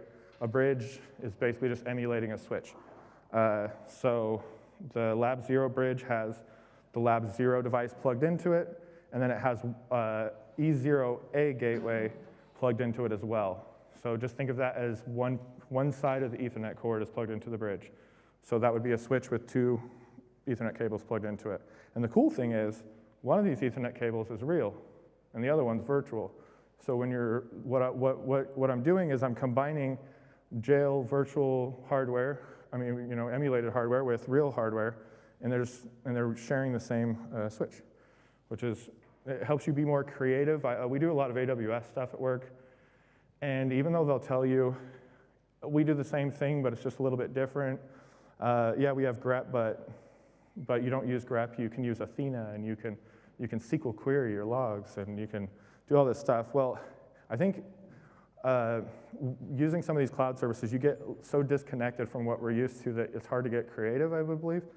But if you stick with this, everything's pretty much the same as real computers, and you can kind of visualize it in your head as real computers. And I think one day we're going to be doing training workshops with goggles on where we can see all the packets flowing, and when we set up a new lab jail, it'll be chilling over there and look like an old IBM computer or something. I think that'd be cool. Okay, so this is the LabNet bridge. The LabNet bridge is just a VLAN. Well, the LabNet is just a VLAN, and then the LabNet bridge is got all the jails attached to it, right? Like E0A update, that's an update server. So update, salt, gateway, those are just 3 jails that's part of my playbook. And they're all attached to LabNet bridge. The reason why LabNet's a VLAN is I just needed a device to give to Jib.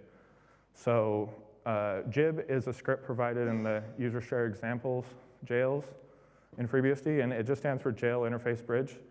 So it's an easy script you put in your jail.conf, and you literally just say, hey, right before my jail starts, please create a bridge and attach some cables for these interfaces listed. And it'll make a nice bridge.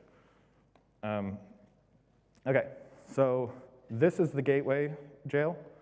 So it has 3 devices attached to it. And so the first one is, it's just getting a DHCP address from upstream, which on VirtualBox is 10.02.15.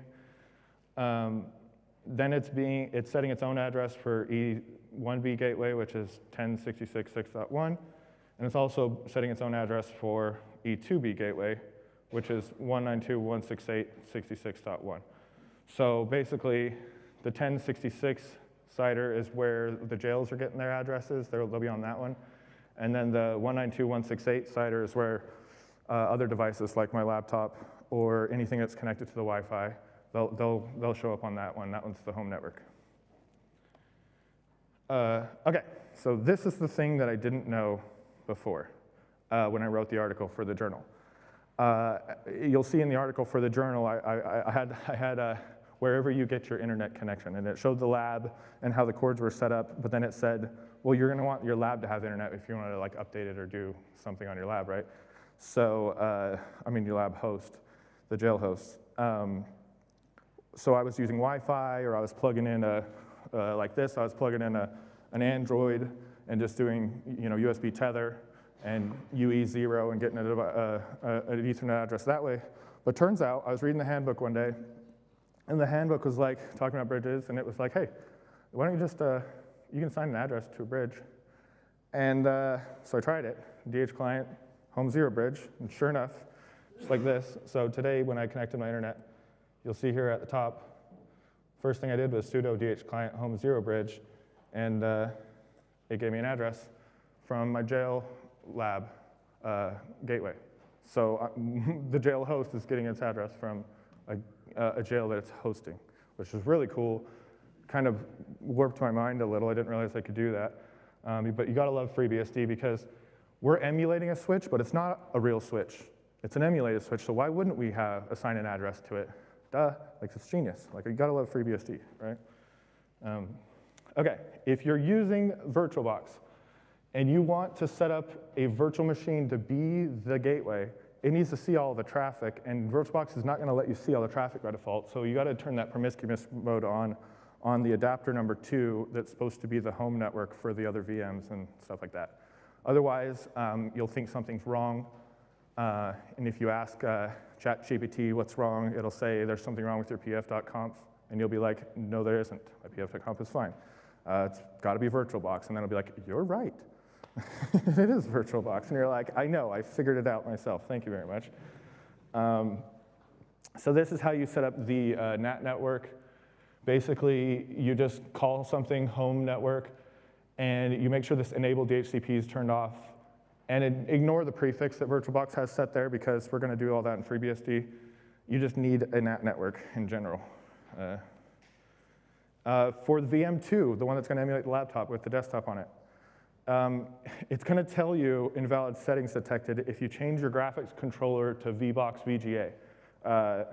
By default, it's set to something else. VirtualBox wants you to use their latest and greatest fancy graphics controller, but it doesn't work with FreeBSD, so switch it to VBox VGA if you want to get your graphics working. Okay. This is me, a screen recording I made to show you setting up the jail lab. So there's my DH client EM2, so I'm just sending a DHCP request. Okay. And then I'm going to clone. So remember, EM2 was that third interface. I'm cloning the repo from my GitHub. I'm going into the repository, into the folder called Virtual Lab, and I'm running Ansible Playbook. And you'll notice that I'm just running playbook.yaml. I'm not doing any flags. I've structured my playbooks in a way where the hierarchical structure picks up it likes the way things are named, so it uses them, and you don't have to specialize flags. I like that because Ansible, sometimes you won't remember what the flags are that do the thing, and it's nice to just have your repository set up where you don't have to remember what all those flags are. Okay, so it just ran through the playbook. It's starting the gateway jail. It's setting up PF. It's hooking up those network interfaces. Now it's doing the salt server. So I'm basically making a jail that's for the gateway, a jail for the salt server, and that's it. I told you that I was going to do a third jail, and we'll get to that, but that's a different playbook. Because I figured you probably want to add more jails to your lab, so let's make a playbook that just adds jails to the lab, right? Not one that builds the whole lab. So there you go. Lab is built. Okay, this is the laptop. So this is this laptop. So I'm gonna get sudo dh client home 0 bridge. So as you can see, I just got an address from, the host got an address from the gateway inside of it, just verifying the internet's working. And then I'm going to go into add desktop to salt. And now I'm running Ansible Playbook against the playbook for the desktop. So that's me now wanting to set up my graphical computer. And I'm doing -k and -big K. And that's basically letting me set the password for SSH and the password for sudo. And you'll notice that there's it's probably hard to see, but it's basically an error showed up saying that you're missing SSH pass. So I just wanted to show you that if you're trying to, on a fresh FreeBSD install, you just have SSH enabled, but it's password only right off the bat, right? So you need SSH pass to control a machine with Ansible like that. So I installed it. Now I'm running the playbook. The playbook's now going to go through and connect to that freshly installed FreeBSD machine and set it up as a desktop. Well, it's going to set up as a server inside the network so that Salt can make it a desktop, right? So I combine Ansible and Salt. So Ansible did the initial stuff to put a machine into a situation where it can talk to the Salt. This is the Salt jail, and I'm asking it, hey, can you show me all your keys? And there's a new desktop, and I said, yes, I would like to add your key. And now I'm telling that new desktop, come up to state, it comes up to state, and now I'm switching back to the desktop and logging in, doing startx, and my graphical display is just gonna pop up. And the cool thing about that, the way that I did that, is I have a base configuration in Salt, so all my jails and even this desktop are all part of the same, they can all get a common settings, like I want to have this user on there, and I like this shell, and I have some TCS HRC settings that I like to use. But for the desktop, I can also select, if you're a desktop, then I need you to do these couple of things, install XFCE. You know, since it's a VirtualBox desktop, I would like it to have the VirtualBox display drivers running, which is what let it do that automated scaling that you just saw there. And in the top right, it's telling you that the guest editions update is available. You can ignore that because we're not doing the regular way of installing guest editions. The regular way is you mount a CD from the menu and you install the VirtualBox guest editions that way. We get ours from ports in FreeBSD, so you don't have to worry about that.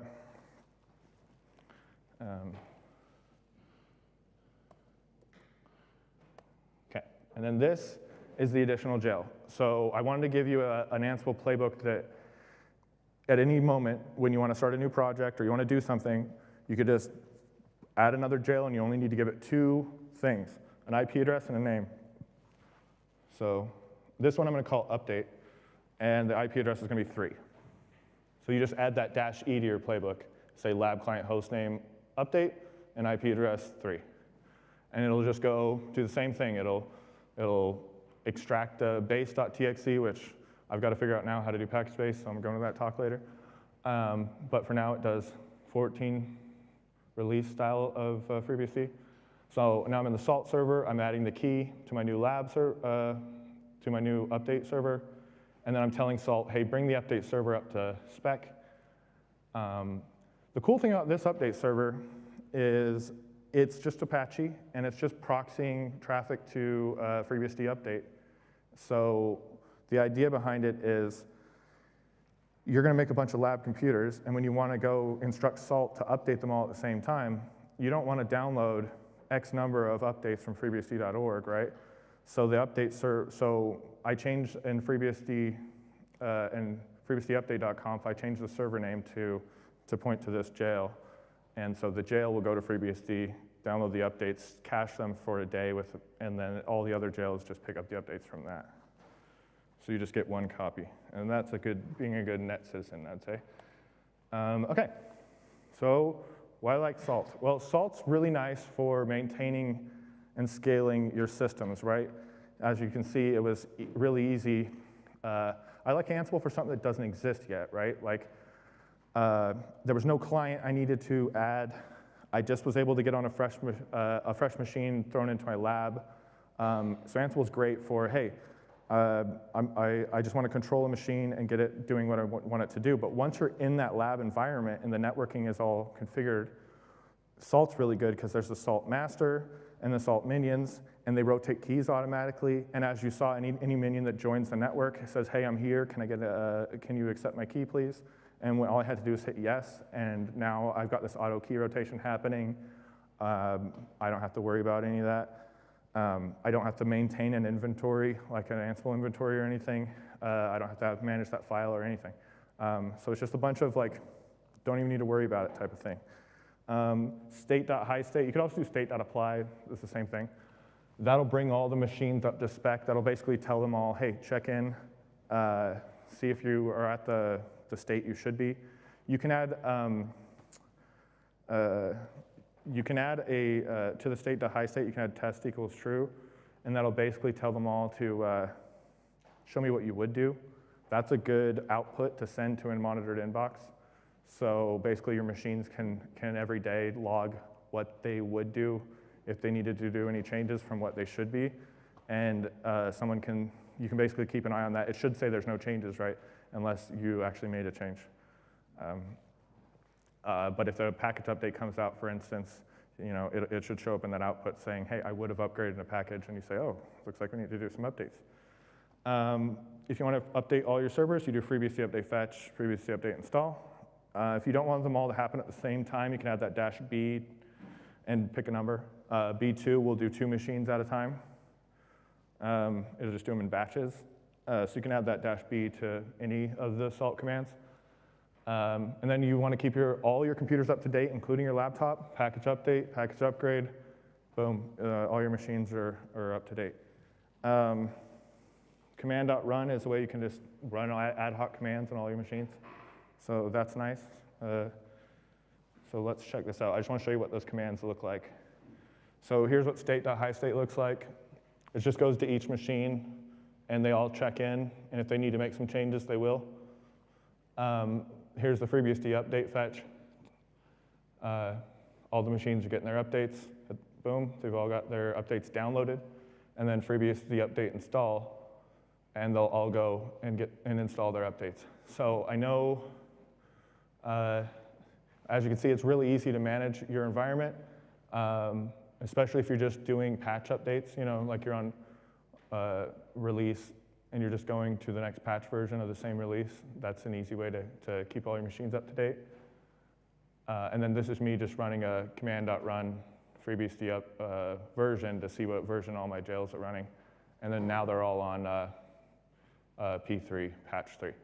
So if you want to upgrade your jails, from FreeBSD 14.2 to 14.3, like a major release, that's kind of what the 2 talks ago he was getting at was, say you have 1,000 jails, maybe then this would be a little weird, because basically when you, I have a video on my YouTube that shows you how to do the upgrade from the host.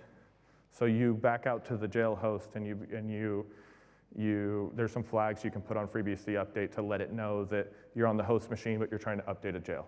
And the jail's on this version, and you want it to go to you just specify the version the jail's on and what version you want it to go to, and then you deal with the merge conflicts, and then it's up to date.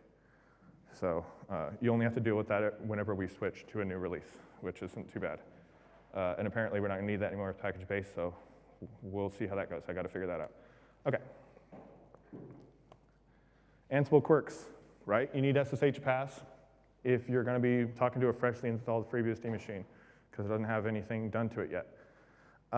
Start at task is awesome. So when you're making an Ansible playbook, you don't have to know all the cool Ansible tricks, right? Like they have community general ZFS or community general sysrc, and they've got all these cool modules. You don't have to use any of them. You could just do command. And so I was able to take that playbook, or take that article I wrote for the journal, and literally just turn it into an Ansible playbook with task name, command, task name, command. And I made the whole playbook, and then I ran it, and it works. And then you start to go, I wonder if there's a module for this in Ansible that makes this a little bit easier, or make that a little bit easier. Or I want to download the file for base.txt. I want to get that file from the internet. I wonder if there's an Ansible module that you could download files with, right? And so you just start tackling one piece at a time until you've got a really fancy playbook that is using cool, setting ZFS properties and creating data sets with modules, and you're like, oh wow. So you'll see in the repository, you'll see some of those tricks in my playbook in the repository, so you can use those. Step is awesome. Okay, so start at task and step. They kind of work together. Say you're building the playbook, and it's not idempotent because you haven't got that far yet, right? If it's just command after command, you don't want to get to command 4 and it doesn't work, and then you go fix whatever the error was, and then you want to see what would happen next. You can say start at task and start at command number 4, and it'll skip 1, 2, and 3 and start at 4, and then it'll just go all the way down to the end again. Well, step and start at task can be used together. Step basically says, do you want to run this command? Yes, no, or continue. If you hit continue, it'll just do all the rest of them. If you hit yes, it'll just do one and go to the next one and say yes or no, and you can just skip task one at a time. So those are really good for debugging. And then little k and k, like I showed you, are the flags for I need to provide a SSH password or I need to provide a sudo password on the command line. Okay, salt quirks. I ran state.highstate, and some red error text came out, and the text basically just says, the minions may not have finished running, and To look up what they're doing, type salt run, and it gives you a lookup ID for the job. So that'll happen sometimes. I took a screenshot of this because I want to show you what actually, in this case, what the issue was my, the internet connection to my lab went down because I was at a conference at the time, and we were on a captive portal, and the captive portal timer like expired or whatever, and so it wanted me to log in again. And so I happened to be trying to do this, and what this state, the high state, was doing, part of it was checking to see if there were updates available for certain things, and it was still trying to check if the updates were available. It hadn't timed out yet. So it basically came back saying, like, I know I should be done by now, but I'm doing something. I guess I'm waiting. So go check my job if you want to see what's going on.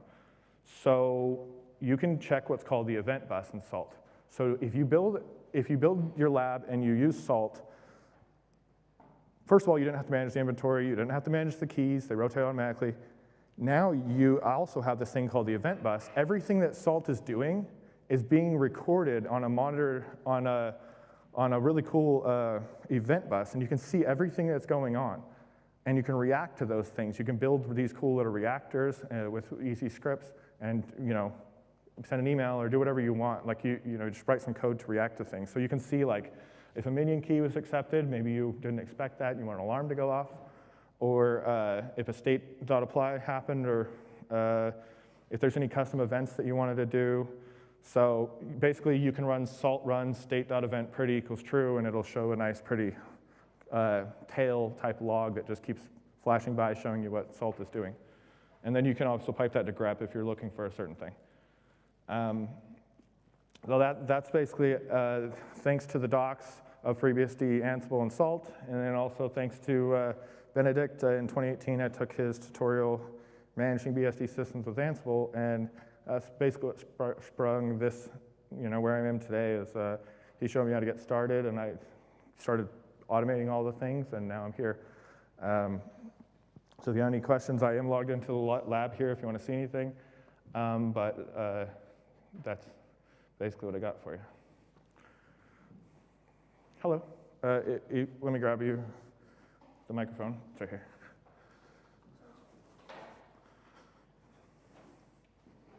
Here you go. Thank you. All right. I was just curious, if we have to make a script to provision Ansible, why don't we just deploy the script to Salt and skip Ansible? Oh, because I learned Ansible first, and I like it. Basically, that's the only reason. I like Ansible, but so for me, I kind of split it into two groups where if there's something like this computer, before it was the lab, before it had Salt running in it and it had all my jails, it was a fresh install and it had nothing on it.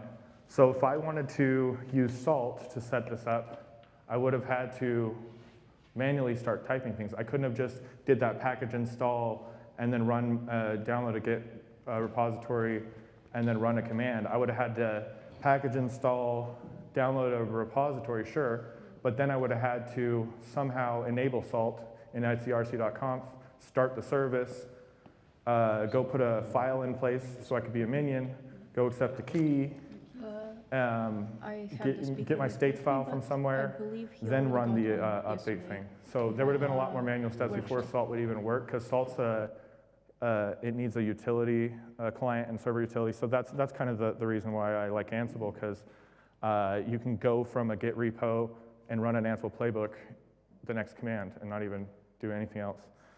And what I'm going to show you here real fast is we are monitoring DHCPD, so this is also something I installed for you. So we should see, I fired that guy up.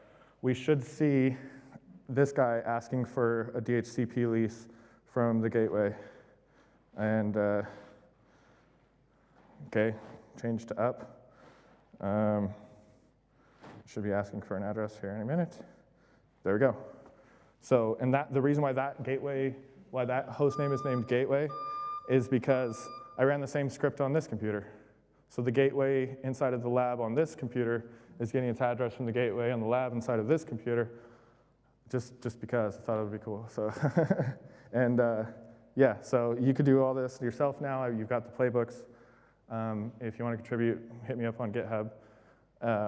Yeah, and it's awesome. I think this has made me a lot more productive with my ideas and my projects. I don't know about you guys, but I have all my Calligraphy books, and there's plenty of them I still haven't read yet, but I'm meaning to get to them. So I think this will help for, I'll make a lab for each book, I guess. And if you want to see these are the labs I have so far. I've got the, I'll make that a little bigger, but basically I've got the gateway, salt, update, well, those are the three I gave you. And then since I did this, I made the OpenVPN one. I got a Plex media server with, with all the trickery on there to get all my stuff when it comes out, sonar and all that jazz. The workstation, that's basically my workstation that I do a lot of work on. It's nice to be able to VPN into the lab and then work on a computer that's at the house. So wherever I am, I've got the speed of my home internet, not the speed of wherever I happen to be. Poudre is building packages for me for my lab. So everybody in the lab is actually getting statically compiled binaries that I built myself with Poudre. So that's nice. And then this AWS one, and the date is from my talk. Actually, we did a tutorial, and in my tutorial, we were doing stuff in AWS, and I wanted a machine that I could have a fresh install on to show people what you'd have to do if you wanted to configure AWS with Terraform. So I was able to just throw a new lab throw a new jail into my lab and use that to do everything on fresh machine. Easy to show people so I think it's an amazing technology, and as you can see, you can get this really clean, and this is what my jail.conf looks like.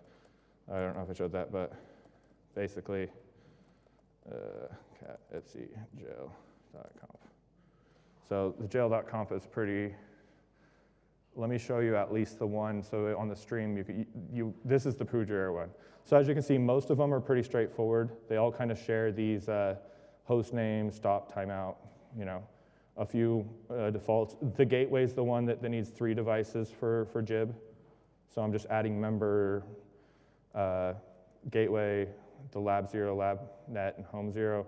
Most of them are just the name of the jail and then the device that I want them to get internet on, but check out Poudre. So I got this from Dan Langell. He shared his, he does really cool blog posts, and he was like, here's how you run Poudre in a jail. And I was like, thanks, Dan. So I was able to just grab this from Dan, basically. There you go. That's the whole Poudre. It needs a lot of access to do what it does.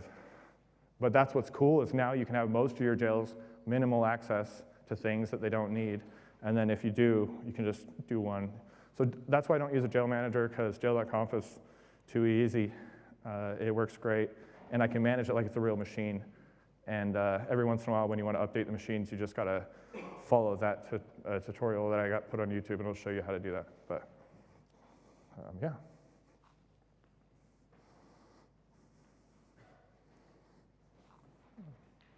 Does anyone have any questions about Salt or Ansible? Oh, cool.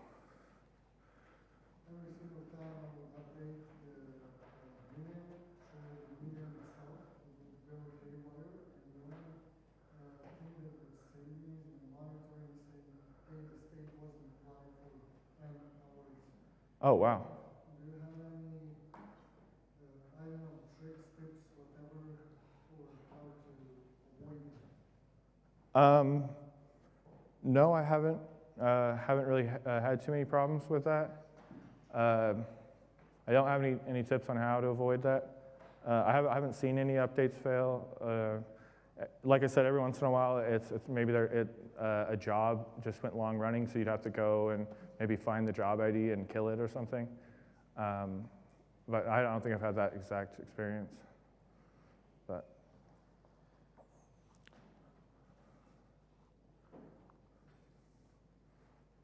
is anyone going to install this on their computer?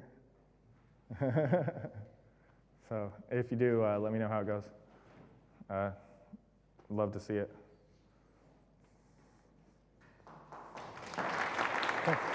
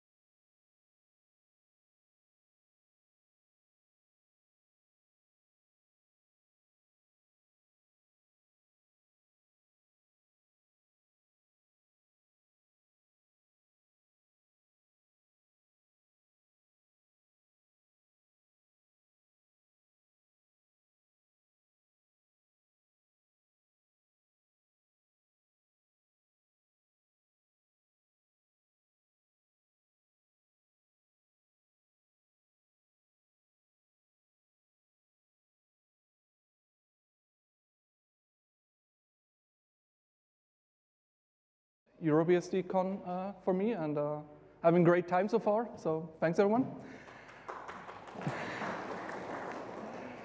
I'm going to talk today about a kind of very specific BSD user perspective, or kind of a user story, and yeah, especially want to highlight some specifics for NGOs when it comes to running infrastructure. And this is my usual little introduction stuff.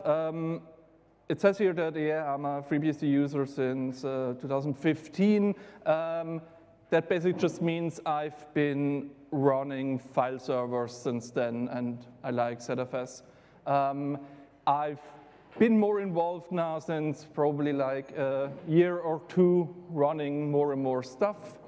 Yeah, I got my start in film and visual effects and all that kind of stuff. Now doing more general architecture IT thingies. But mostly I'm speaking kind of on behalf, or I'm representing the association Echtzeit from Switzerland that's dealing in aiding and supporting the Swiss demo scene, for which I'm involved since now over 20 years. And yeah, for all of those wondering and asking what all this demo scene stuff is about. So this is basically what we do, how this looks like. So the general description of demo scene is that is a subculture going back to the start of personal computers, dealing with showing off prowess in graphical and just creative coding, computing, showing off prowess in what specific machines can do, and dealing with a whole lot of just music, graphics, animations on various computer platforms, and also still the ones everyone has started, C64, Amiga, and so on. Also, which is in our name Echtzeit, Digitalkultur, which would be translated would be real-time digital cultures, because a lot of it focuses on what can you run in real time. What Echtzeit, the association, does is we organize events, so that we can come together, have our competitions where we can see who can do the coolest stuff in a 64 kilobyte binary, in a 4 kilobyte binary, on a C64 disk, including some fun stuff like, I see on the top, recreating effects on a overhead projector by sliding around stuff by hand. So yeah, it's usually dealing with funny hobby stuff, but also providing a bit of community. We also do outreach, organize exhibitions, for example, trying to support other people, for example, those who try to preserve the history of some of those things. And with that, we are also involved with a lot of other European associations, other NGOs, yeah, kind of trying to deal with it. Another thing we're involved with is specific for the demo scene. There's this initiative, Art of Coding, that tries to incorporate the demo scene as the first UNESCO World Heritage culture that has its roots in kind of a digital and net culture. And currently those have already succeeded in various European states, Germany, Finland, Netherlands, Poland, I'm forgetting someone, surely, sorry, and Echtzeit was heavily involved in getting this through in Switzerland. Just some facts. Again, I said we're small, yes. I mean, we've been around for 20 years, but we usually have this 50 members, 50 to sometimes a bit more, 50 to 100. It's all organized by 5 board members, 4 other people besides me. We're a charitable association, meaning that if you donate money to us, you can retract it from your taxes, which also means, especially our 5 board members, we aren't allowed to take any money for what we are doing as part of the association. The biggest event that we organize is Mountain Bites. It's always in February in Switzerland. It's a 3-day event with multiple competitions, events, concerts. So has about 120 visitors and is organized by around 20 people. And then, yeah, we do around 4 or 5, sometimes more, sometimes less, smaller events, maybe just an evening or, again, maybe some form of exhibition showing around what the demo scene is doing. So, yeah. That's what we're doing. And like probably every organization in that kind of scale, there's some administration to do, and we need some tools. We need to write stuff. We need to send out bills. We need to organize together. And I would say we probably had a situation like many other organizations in that scale, that you use what's around. And a lot of times that just means it will be people's private G drive, storage and tooling. It will be someone has set up a Slack server sometime because, it's easy to just register it. There's maybe a Discord around. Maybe people have put in some of their private money into a Office 366 subscription, all that kind of stuff. And besides that, it's kind of a weird gray zone, like you're doing it for an association, but it's usually all your private stuff. It also comes, then again with issues, you start to work like more on a, you're less transparent, for example, just because the tooling wants you to have an account on their platform to view stuff. You maybe have to deal, again, with some restrictions that can change at any time. We wanted something else. We wanted to get away from this. We wanted to have something that we can rely on as an organization. Ideally, we wanted also to be our own thing. But we have looked around for all the various offerings that they are and basically came to that conclusion. Like this model does not scale for us. And this is mostly to do that first, it's cost. A lot of it is cost. Basically because we do not have like a fixed number of employees, and we do our budget, the budget includes this, the many expenses for all the employees, and so on and so on. And so that kind of user-based tiered billing is kind of hard for us. Also, as I mentioned before, we have like those 5 board members, which are administrating, organizing all around. But then in February, there are 20 people working together to do this one event. Now, we don't want to exclude 15 people from working with us, with the other ones. Now, if you have that kind of fluctuation in people working together, a lot of that tiered stuff gets problematic. And then, of course, it's also, we really wanted something that makes it easy to open up stuff to all of our members. And that would have just become too expensive, and if you're dealing with donations, if you're a charitable organization, your budget gains like a bit of another ethical level, because you do not provide a service or product. People will give you money so that you will act on their behalf for a hobby, for a cause they think is valuable.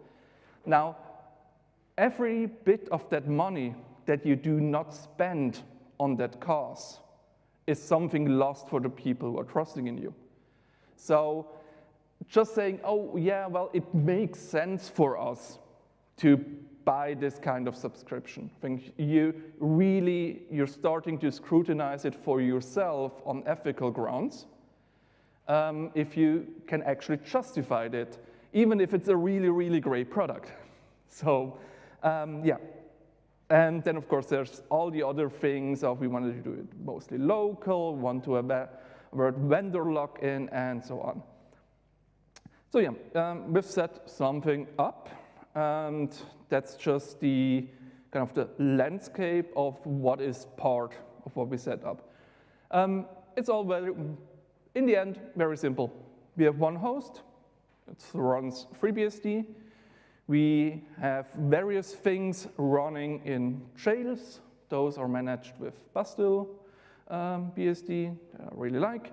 All the storage is on OpenZFS. We make heavy use of snapshots on there. We also have additional backups doing with Restic, and we extensively use Caddy as our proxy and web server. So usually if anything involves HTTP, will be Caddy. On the platform, I could have also put on their PF.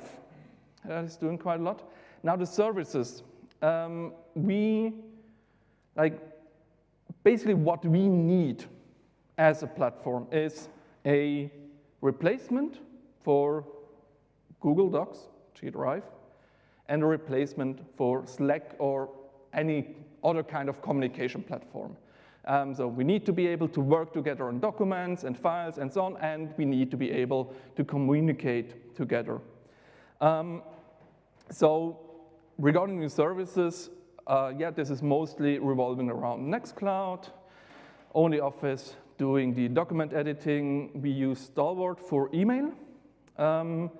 We use eJabber for our XMPP stack, and all the user data stuff is managed through LLDAP. Oh, and also, if I say we set something up, like first tests and stuff was mostly done by me, but I'm now joined by also Procyon and Nora, who help out tremendously. So we are a 3-person team currently, and especially, for example, I know nearly nothing about email and setting that up correctly. Nora was a really great help in this, and also looking into some of the specific crypto parts of eJabber. Yeah, you probably need more than one person to really get everything under control. All of that runs on infrastructure provided by DISFOR. So our host is hosted by Netcup, mostly because they were cheap, and I can just upload an ISO and install every system that I want. DNS zone management is done by DESEC. Backup storage I wanted to have on a completely different provider than what our usual hosting is doing, so just that this is really somewhere else. So that is on Hetzner, also because if you just need some storage somewhere, they are actually the cheapest. Besides AWS Glacier, which we didn't want to use for obvious reasons. And all our repositories are hosted on Codeberg. I want to shout out specifically to DESEC and to Codeberg, because those two are also associations that are run with a non-profit motive. And if I would have found enough and good offers, I would really like to do everything, all the business with other associations, because I think that's mostly in also the interest of the people who are giving us money to do all those things.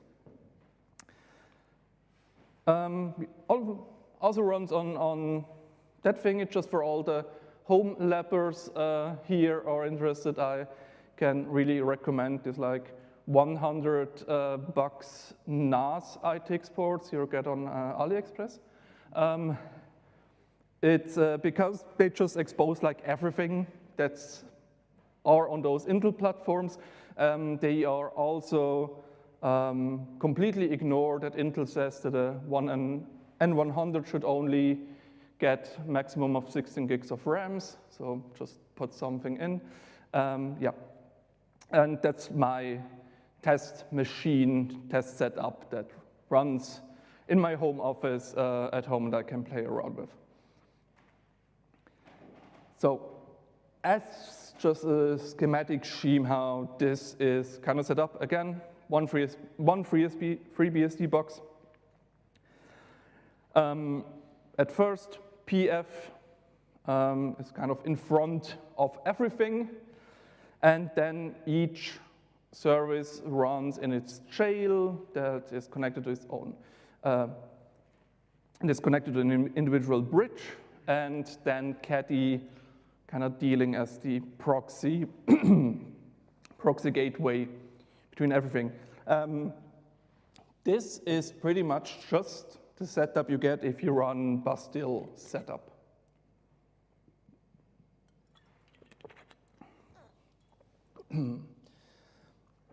That's also one of the reasons why as kind of the default is exactly how I wanted to set things up. So yeah, that was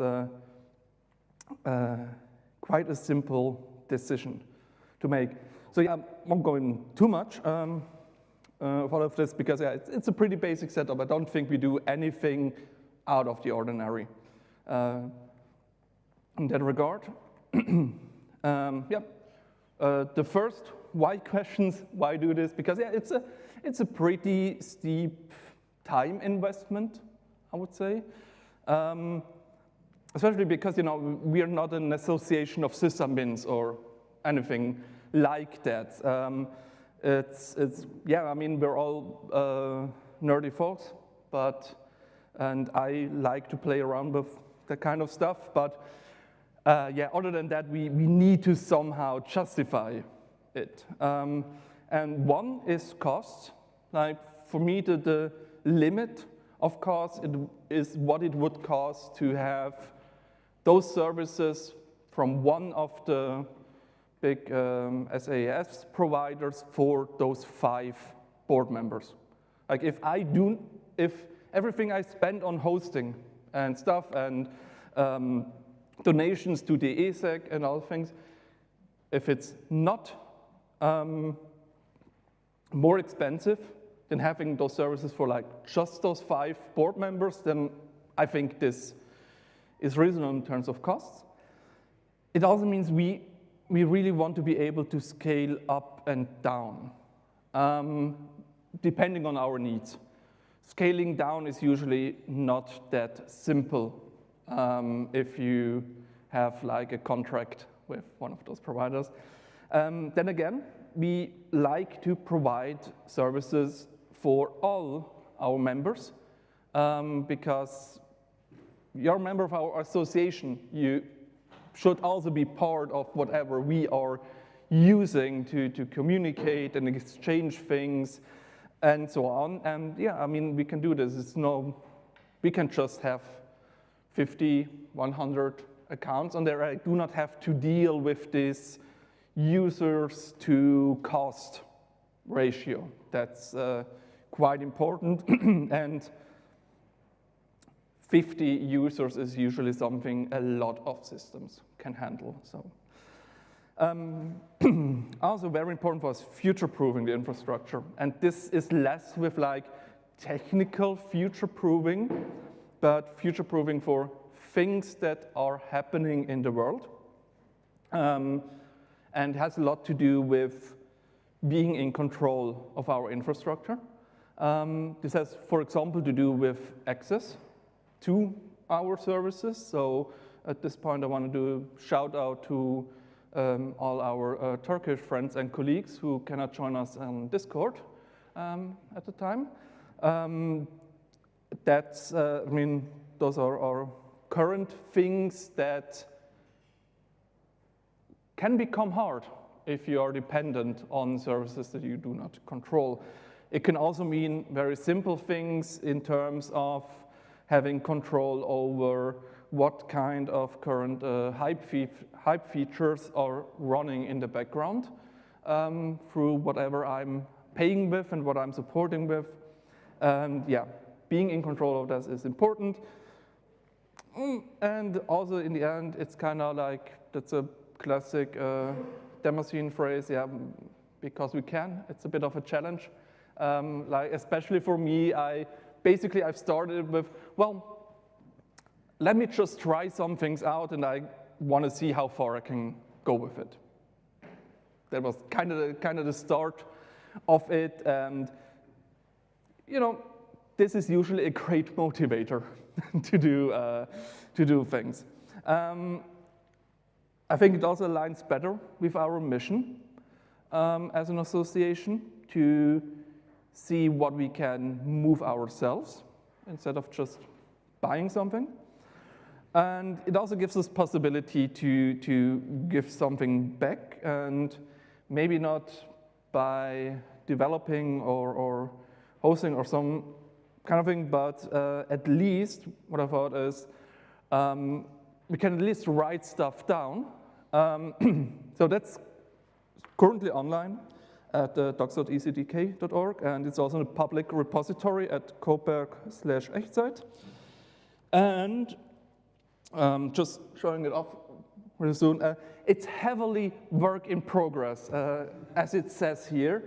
And basically the idea was, if we do this, just write down everything we do. So this is, and it starts with some general ideas that are already outdated, but then especially on the setup guide, it's basically every step, starting then somewhere with the actual FreeBSD installation, and like every option you select, then goes to like configuration of the reverse proxy, jail creation, and so on. It gets a bit extensive once you get to Nextcloud and like only Office and so on. But as you can see, every command, every config file, it's here. Yeah, goes then also a bit into maintenance and so on. Now, I mean, this is a bit between, I think I also wrote something, yeah, troubleshooting, and also, like the user manual is also here for onboarding, then the actual users and where you can find the services. Note, that's a bit of a stressful situation for me because I know that this is currently riddled with typos, and it's probably a lot of very bad, oh no, don't do this kind of information and stuff. So I had the idea like, oh no, before I come here, I will clean everything up and so on. Didn't happen, but I thought especially it's no value if we do not put it out there. So again, I want it to be open and reachable, and that's everything. Everyone can also contribute to it over Codeberg. If there are some very, very bad advice kind of things in there, then yeah, please tell us. And yeah, it's a bit between a tutorial and a guide and so on, and I hope that this maybe can be useful in some way. But I thought, yeah, one of the things, like everything everyone can do if you build something is just write those things down. Also just for other people learning about this, and if someone wants to, he can basically recreate our whole setup by following those steps. It's sometimes a bit opinionated, but I try to get a mix of someone who maybe has dabbled with some Linux server systems or something, but is new to FreeBSD. That kind of is the level of knowledge I try to target when writing it. But we'll see if this works. But I thought, at least this is something we can do, and maybe also it can be a level where we can exchange about this and also exchange on ideas.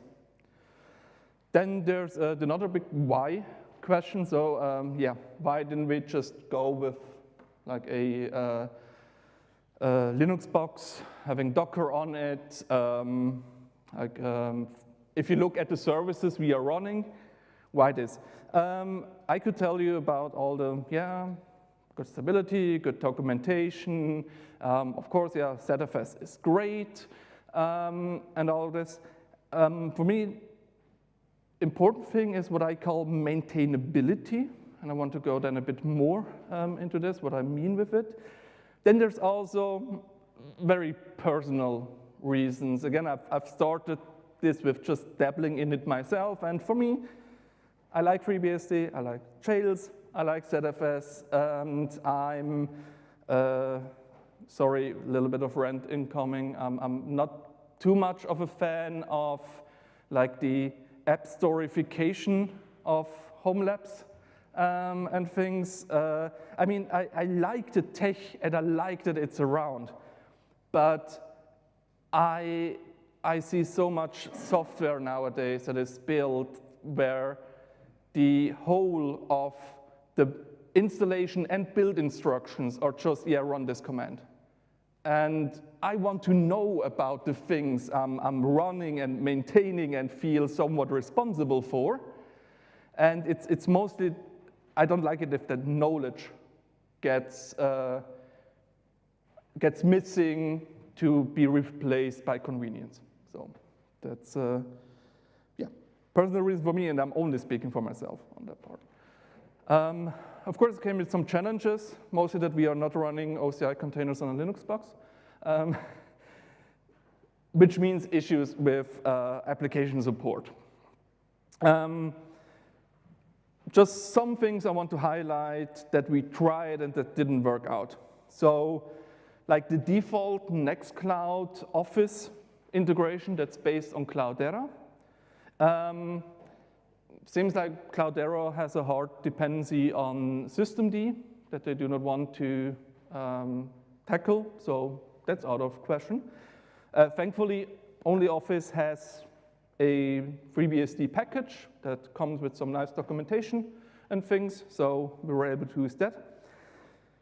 The whole area of like Nextcloud Talk or Rocket Chat integration and so on, I found out there's seems to be a bit of an issue of like really lightweight, simple communication services.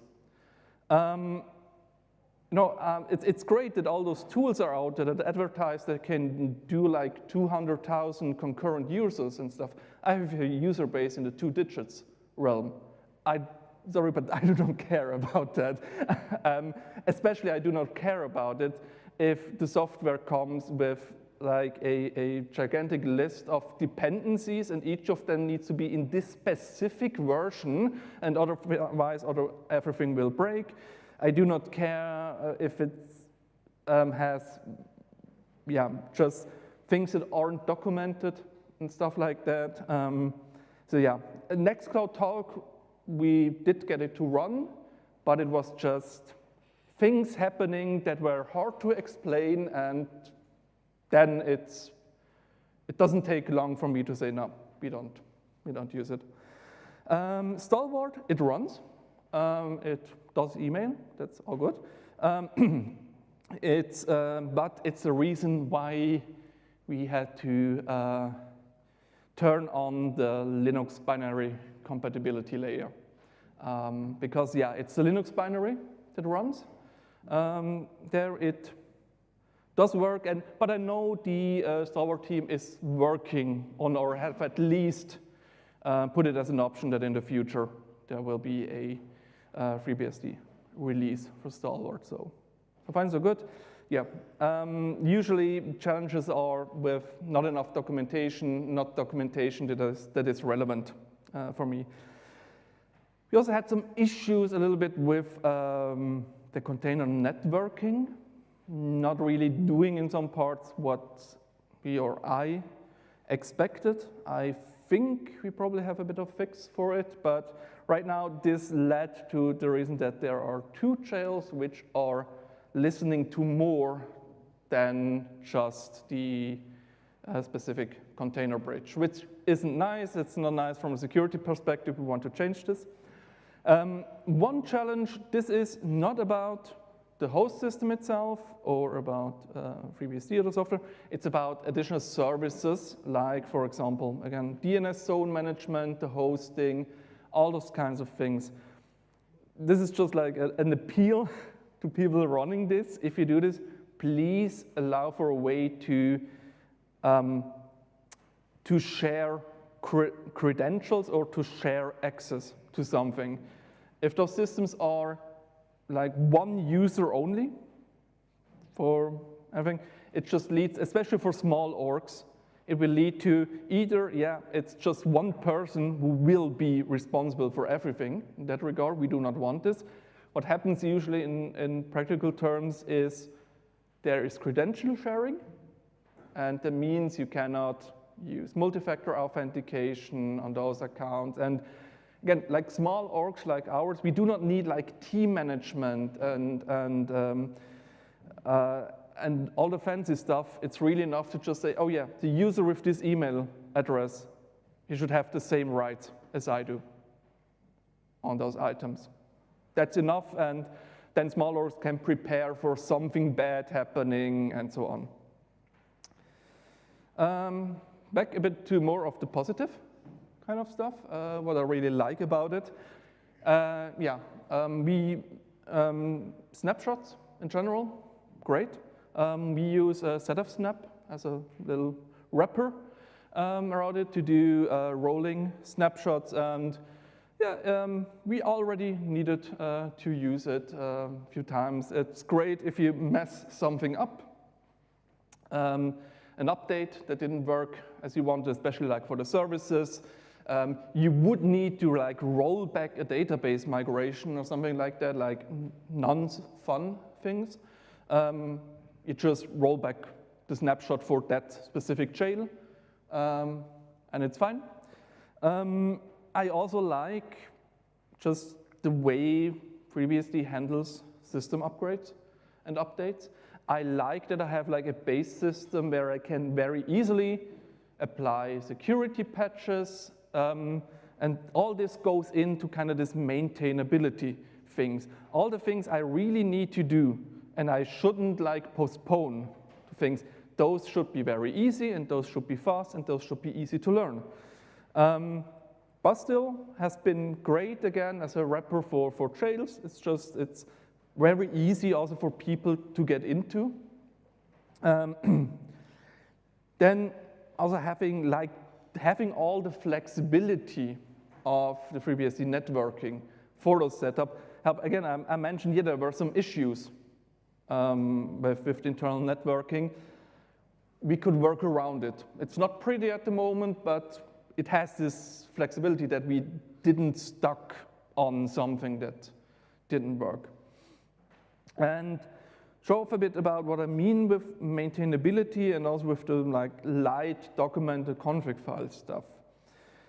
Now, as examples, here on the left, that's the complete cron tab file of the host. And half of that is just the like boilerplate that FreeBSD has. So from around line 20 onwards, that's the whole setup for snapshots and for our backups, including it's 20 lines, including comments for each line, which means if I have someone new who wants to help out with the system, I can point, okay, yeah, have a look at the cron tab file. Everything regarding snapshots and backups is there. Oh yeah, you haven't dealt with setup snap before. Yeah, man setup snap. And you see what the commands do. In the middle, that's the complete caddy file. That's the complete configuration for our reverse proxy and web server. That's why I like caddy. It has a very slim approach to configuration. And again, I can put in comments. There's one like here, a specific option that says, yeah, for this domain, please reuse the private keys for certificates. Caddy is also doing all of the certificate management through Let's Encrypt, but it then will also share the certificates with other services. Now for our mail host, it's very important that it does not regenerate a private key every time, because then all our like Dane and Dekim DNS entries would stop working.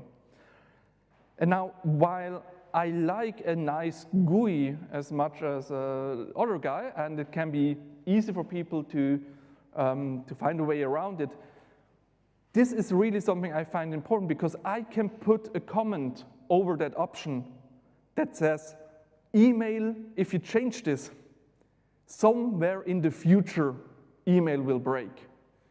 And if I have a checkbox in a GUI that says reuse private keys, I would like to have some kind of inform about if you change something you can nicely read. Again, there are two files currently I can look at on like one screen, and it shows me pretty much anything about snapshots, backups, and the proxy, the HTTP traffic. And combining those things now completely on the right that's just an output of through busstill, basically saying, okay, give me cat of etcrc.conf of each jail. Again, maintainability for me also means how fast can someone get around the system and just see, well, what is happening here? What am I dealing with? And having such approaches like, for one, something like rc.conf that is usually quite slim, that gives you a lot of information on fast. Combining this with jails where everything is in that system, yeah, it can just help people to get a glimpse of a system fast, because I'm always approaching those things from the viewpoint of stuff will break. And so I don't need that people can are fast in realizing how the system should be, but that they can very easily find themselves comfortable with a system and with dealing with its intrinsics. So, looking at the time, oh yeah, I'm going fast through this. What's missing? Maybe one thing, we put like accounting and our personal member data, personal data of the members. It's out of scope because we have a good local solution for that. Then, yeah, we have some services and more users we want to do. Also, like if Nora, if you're watching on the stream, yeah, IPv6, it should still coming. I haven't forgot it. Maybe one thing for email migration, it works currently on technical level. Use it for that. I'm still kind of weary of like moving everything into different domains over, because yeah, I want to check it out for some time. It's now been like a few weeks where we actually used it with users, and we will have another round of more users probably in the next few weeks. XMPP is a mess. That's also just I'm really happy with eHRT, great piece of software, but just with the client situation, everyone doing something a little bit different, and it was the easiest thing to set up to get some kind of chat system that we actually use that has a little bit more features than IRC. And I just want to also give a shout out. I probably want to see that we can utilize a custom build of Caddy with the Caddy L4 plugin, so that Caddy can also do layer 4 and route raw TCP streams. That should do a lot of things a bit simpler. I'm pretty sure that's also like possible with other tools and a lot of PF usage and whatnot. But I like Caddy, you've seen why, and if we can also do this with Caddy, that will be nice. Quite shortly, I'm running out of time, but since I have this audience, you know, especially in open source, we are all aware that people volunteering their time are often struggling, and that there needs to be something done. And there's also like, there's a lot of things being done by volunteers. Also just like on a local community level, so think like soup kitchens, think like community centers for younger people, think about all the people helping out in retirement homes and so on. That's usually always volunteering work, a lot of small NGOs doing there. And basically, for that, one of my big things is, again, we don't need solutions for megacorps or other things. We usually just need boring software, and I mean this in like the best regard. I mean this as a positive, in things that solve an issue and do it in a way that is easy to maintain at the end, that is easy to get around.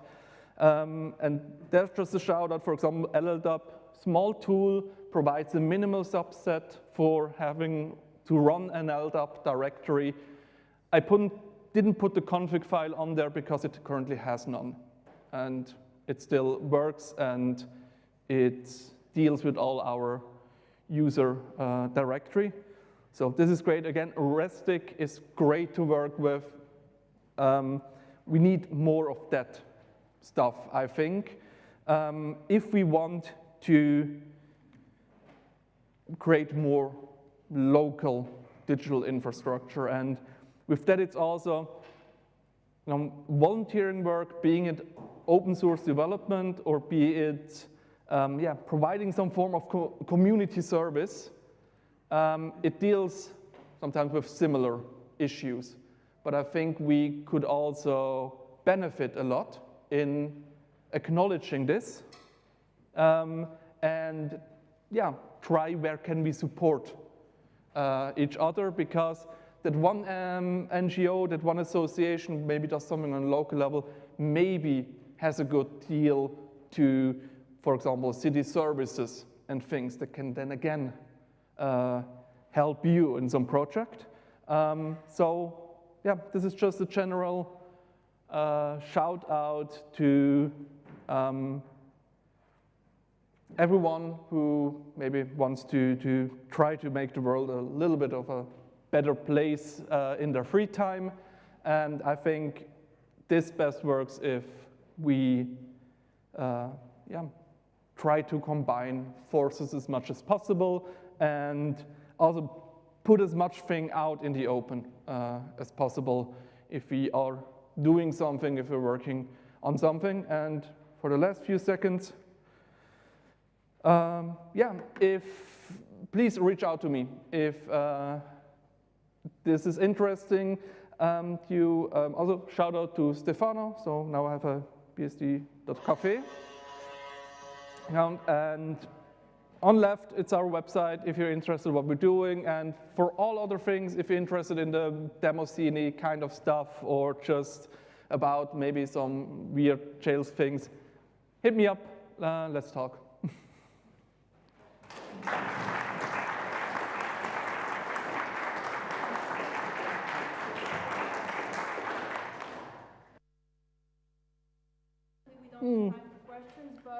Like to give you our gift as a token of gratitude. It's not really a surprise anymore, but thanks. You're welcome. Thank you for being here.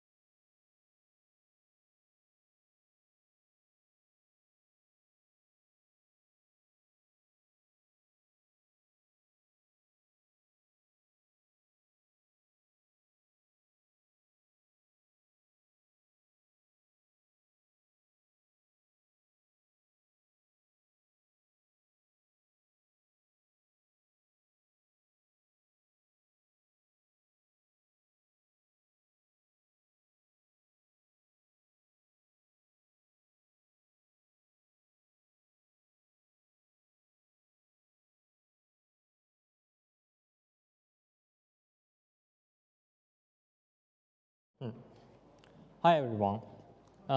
Thank you for coming to my session. I'm Soma Sakaguchi from Japan. This is the first time to travel abroad. So I'd like to thank you, EuroBSDCon, for giving me the opportunity of attending the conference. Okay, today I'd like to talk about container networking for FreeBSD with following the standard minor. First, let me introduce myself. I'm a master's student in computer science, Department of Japanese University. I'm currently working on lightweight secure sandbox for container as operating system and system software lab.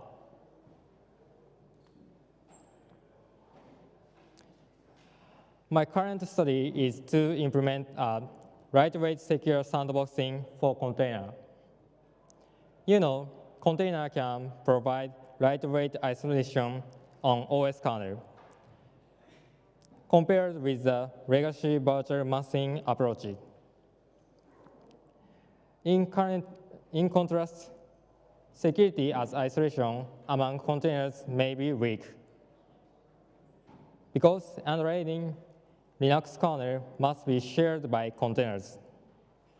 Especially, we focus on mitigate exploits of the Linux kernel vulnerables.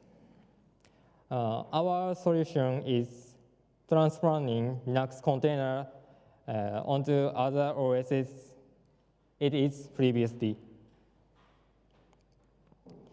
Currently, a favorable solution can be adapted to foresee the isolation and mitigate exploits of Linux kernel. gBrazer uses syscall hooks and confirm this by a re-implemented user mode OS kernel. Kata combines with the VM isolation. LKL Linux kernel library can confine OS kernel into each container, but they may damage the Linux functionalities and the lightweightness of container nature. We invalid FreeBSD and such as existing solution of the Linux compatible and performance impact. FreeBSD's Linux later support more syscall rather than gBrazer and LKL. In fact, FreeBSD Linux later support more syscall rather than gBrazer and LKL. And Linux later and jails have possibilities that can Linux containerized applications with less overhead.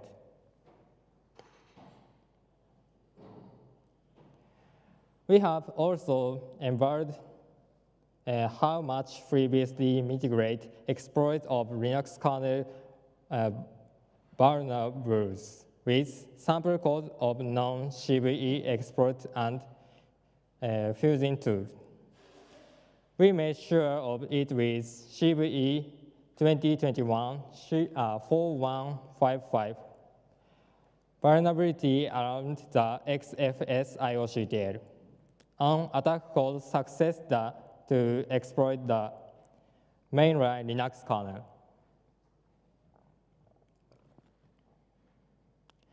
But failed with Linux later.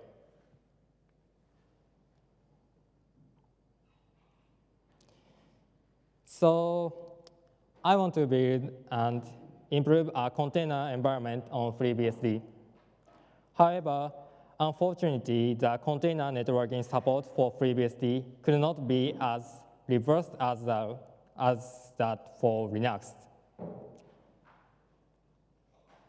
Modern containerized systems running on the cloud often employ the microservice architecture. In the architecture, the application service is decomposed into microservices, and containers are often used to run and isolate each one.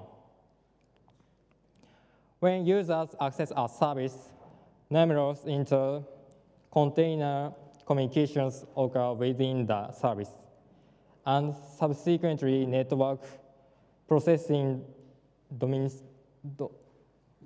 a significant portion of the service's overall processing. Of course, containers are their supporting technologies are domained by Linux. FreeBSD with VNet only implement a few of primitive network functionalities. So it is not enough to transport Linux container ecosystem onto FreeBSD.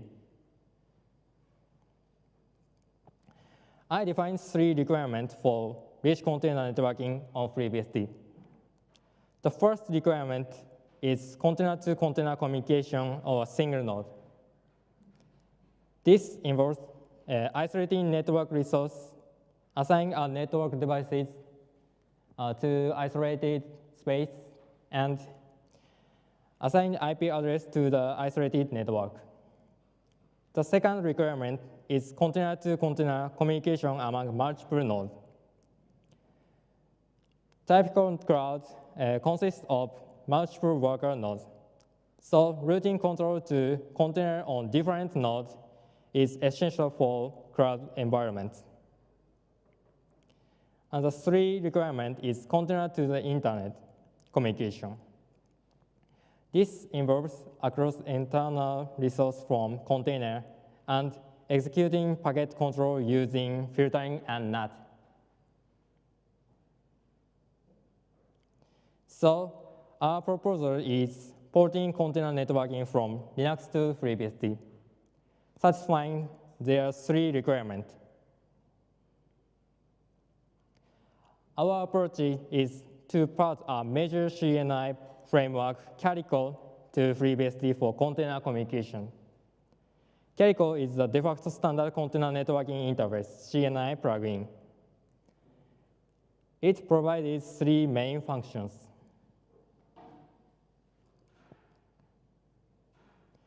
The first function is configure the network device and routing. It enables container communication on a single node through network resource configuration.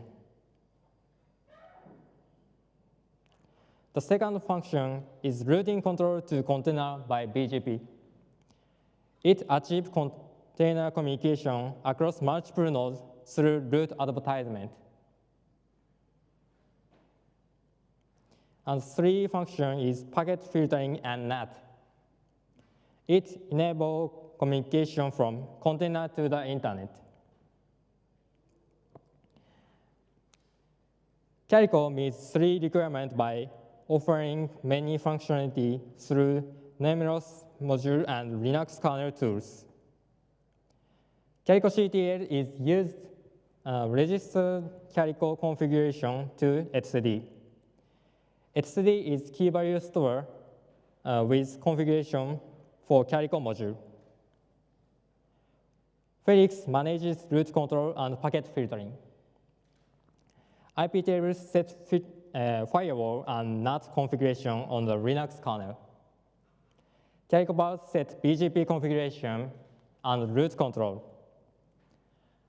NATCTL controlling NATCTL control, container runtime, and CNI plugin. Container runtime manages containers such as execution and deletion. And Calico plugin is a CNI plugin that configures IP address and network devices. However, there are 3 big challenges to porting Calico to FreeBSD. The first issue is that FreeBSD can share networking resources. And the second issue is that FreeBSD can use network configuration features in Linux. The third issue is that FreeBSD can use IP tables in Linux.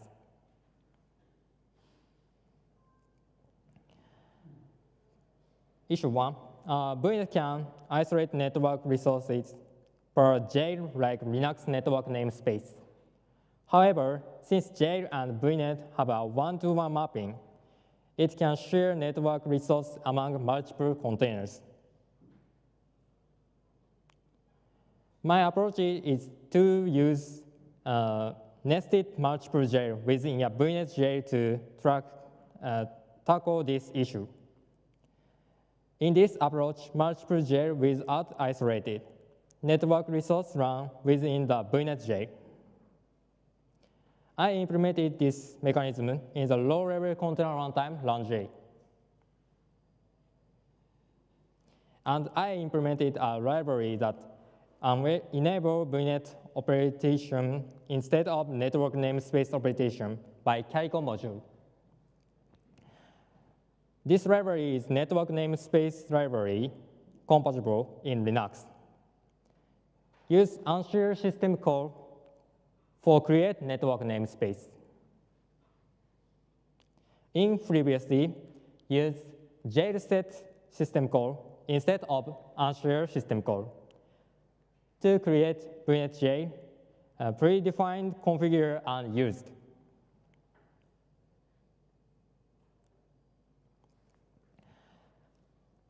And issue 2, Netlink is not fully available on FreeBSD.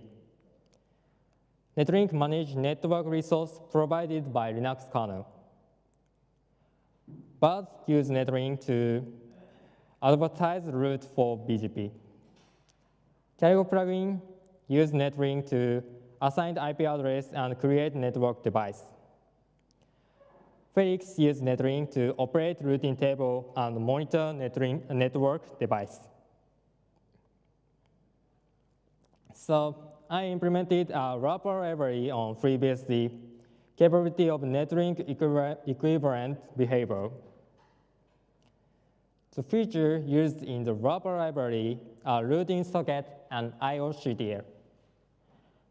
Routing socket is Netlink compatible routing operation available on FreeBSD. Only routing table operations are possible within an equivalent function.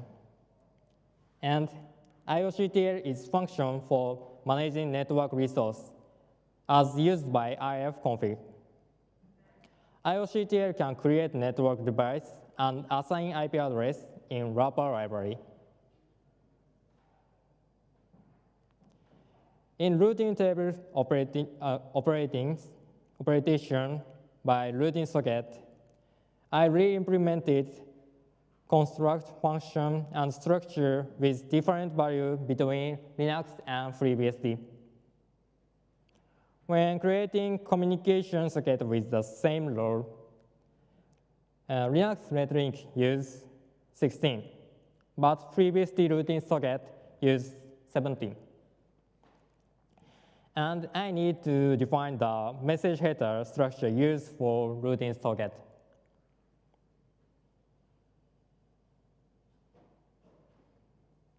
In network resource management using IOCTL, I defined functions with the same interface for FreeBSD. For example, link add function of create a link device use Netlink in Linux.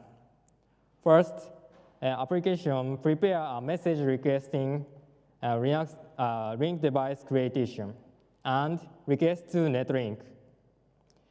After receive request, Netlink create a link device. Finally, application received results from Netlink.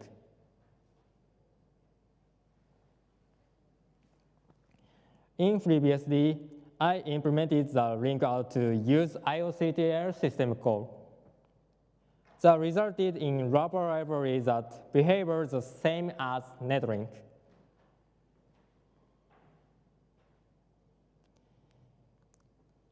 And issue 3, IP tables used for packet filtering and NAT is unable on FreeBSD. IP tables is feature of packet filtering not on Linux. In Calico, IP tables is used to apply the network policy defined by the user and for communication with external hosts. It provides 4 main functions used by Calico. The first function is packet control and not via rules. The second function is chain and rule jump. Third function is marking to packets called mark. Fourth function is IP address pool management called IPset. So I modified Fix to use IPFW with functionality equivalent to IP tables. IPFW is packet filtering and NAT function implemented in the FreeBSD kernel. We are replacing the functionality of IP tables using IPFW. In doing so, we need to account for the differences in how the rules are specified and the syntax they are used.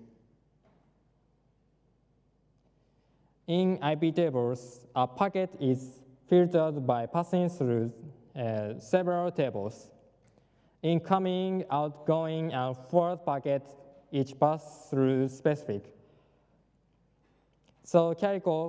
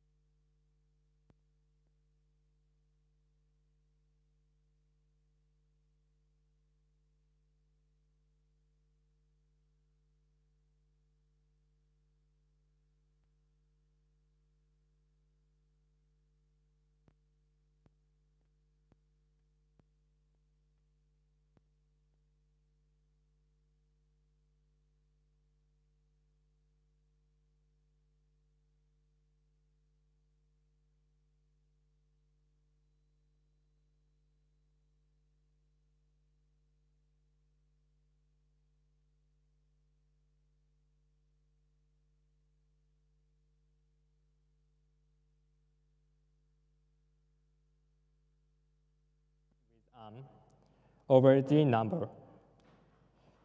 Although the bit width is halved between mark and tag, it is sufficient for Calico. Therefore, mark can be substitutable with tag. There is a feature for managing set of IP address called table. Instead of IP set, a table has functionality equivalent to IP set.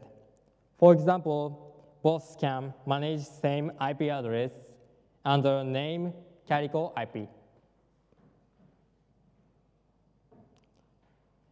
I have implemented the alternative function in IPFW in Felix. The original implementation for communication with etcd, table structure management, and chain structure management have been retained. And the rule-saving retooling, and rule synchronization have been tuned for IPFW. In addition, the part related to eBPF Kubernetes WireGuard, which are not available on FreeBSD, have been unsupported. I will give a demonstration of container to container on single node.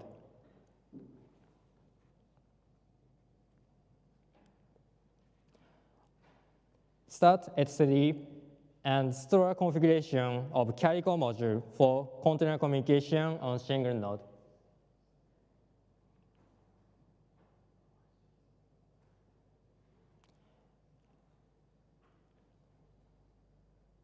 Using Calico CTL to start Calico config into etcd.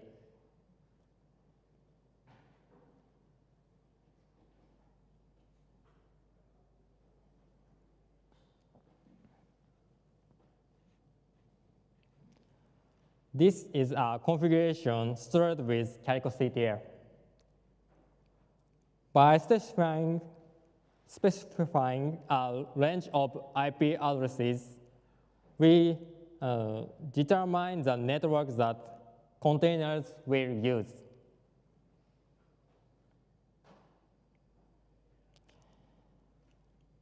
And stored cluster information into etcd. This is used to start some Calico modules.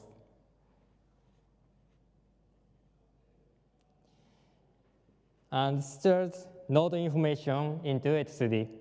Setting the host IP address, it is utilized in BGP.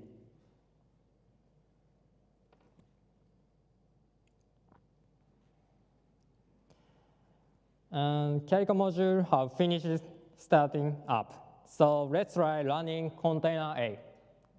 First, start container D, a high-level container runtime, and run container A using node.ctl.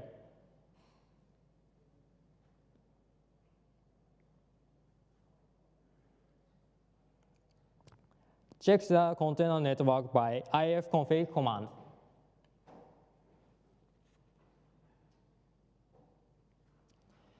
This is a configuration of Calico CNI plugin.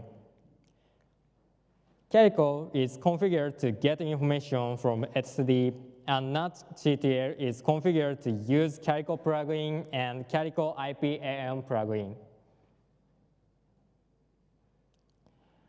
Looking at the output of ifconfig, an IP address is assigned to Ether0 created by Calico. The container belongs to the network defined by the range of IP addresses configured with Calico CTL.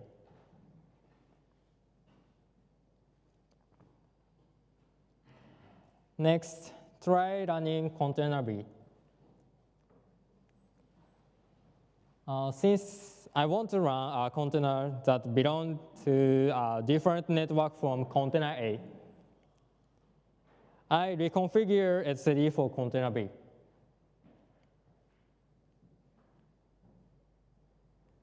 And running container B.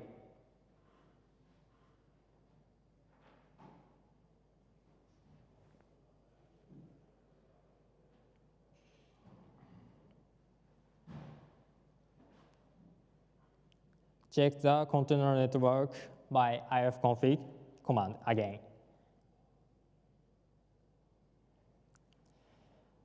This is configuration for container B. I changed the range of IP address and will run containers on a different network.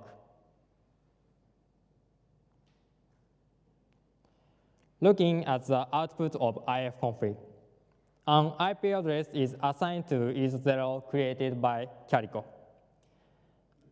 It can be seen that container B is assigned a different IP address from container A.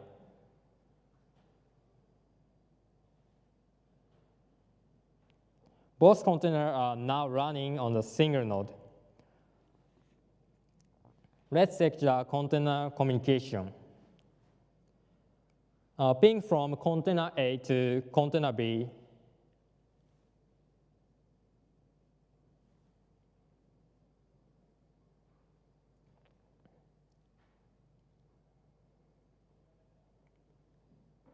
and communication in the opposite direction is also successful.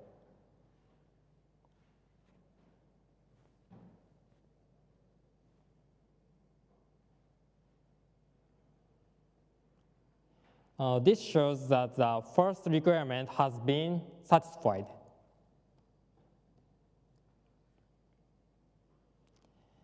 And next, demonstration of container communication across multiple nodes. First, set up bird. Starting bird to exchange routing information to container across multiple nodes.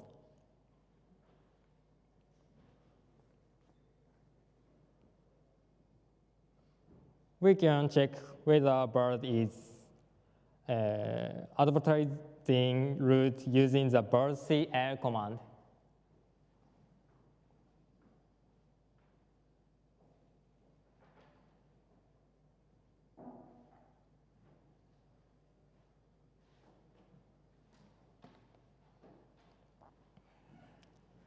This is a configuration of Calico bird. Each node registers neighbor nodes for BGP route advertisation. And looking at the output of birdcl command, it can be seen that each node can control route via the BGP protocol.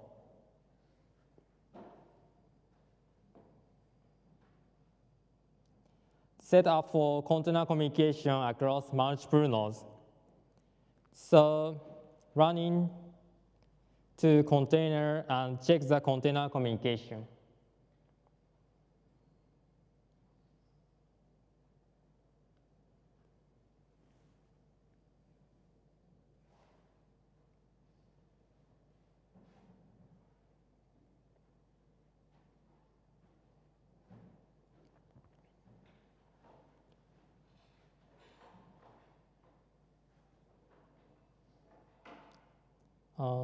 Ping from container A on node 1 to container B on node 2 is successful because of route control by bird. And communication in the opposite direction is also successful. This shows that the second requirement has been satisfied. And finally, demonstration of communication from containers to the internet. Start Felix to setting IPFW rules and IPFW table. Felix is a server application that monitors interface and other resources and add IPFW rules accordingly.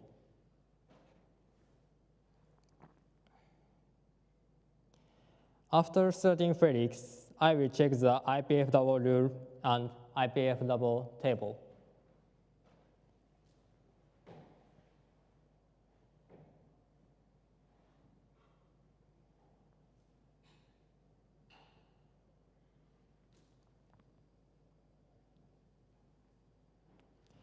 Looking at the output of IPFW list command, Felix has successfully applied the IPFW rules.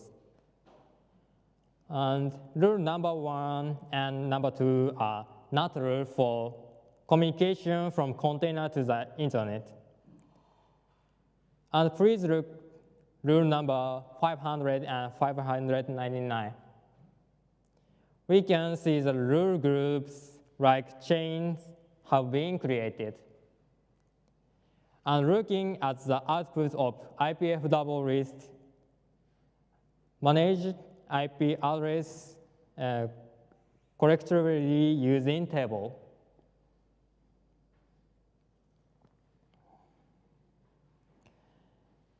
And set up communication from container to the internet finished. So running containers and check the communication.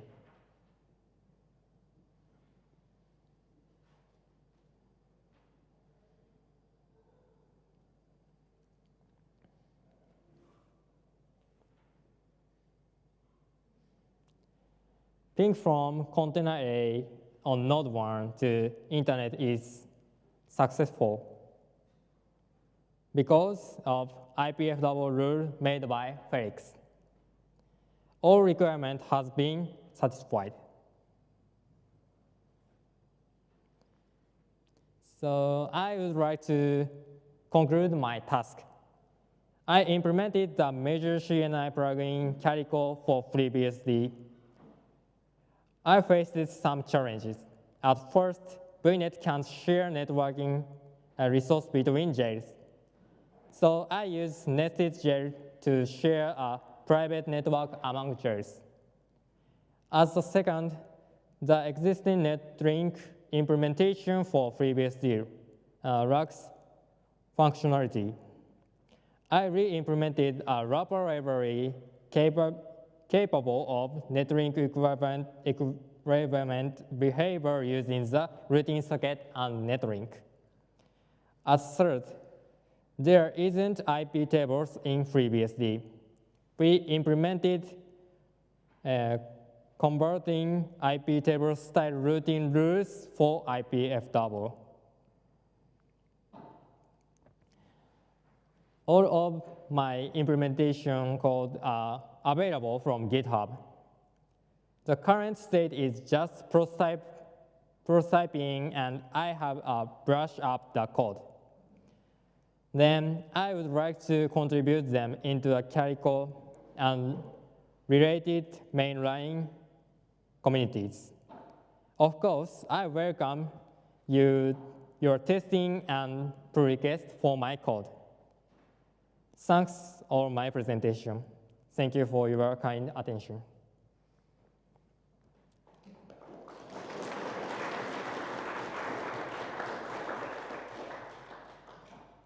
So, any question and comment?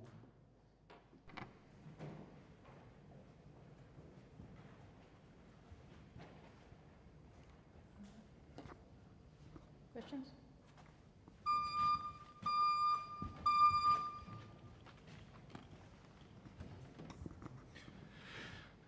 As far as I know, the NetLink implementation on FreeBSD does support IP configuration and adding new interfaces via cloners. So why did you have to go for the ioctl interface? Sorry.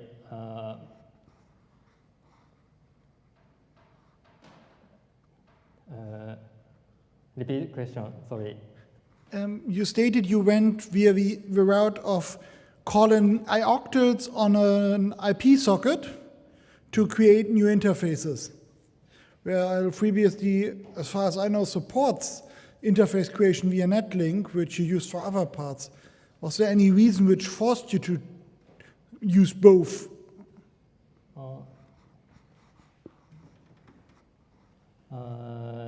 Sorry, I can't my idea, but this question it become my next task for my research task. Sorry. Any other question?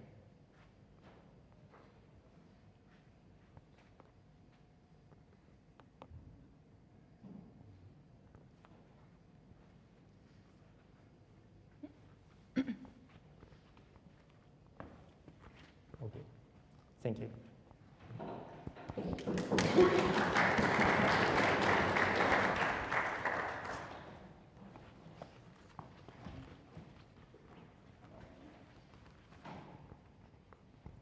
thank you for your presentation. I would like to give you a gift from us. Thank you. It is a tie. Thank you. Thank you for being here.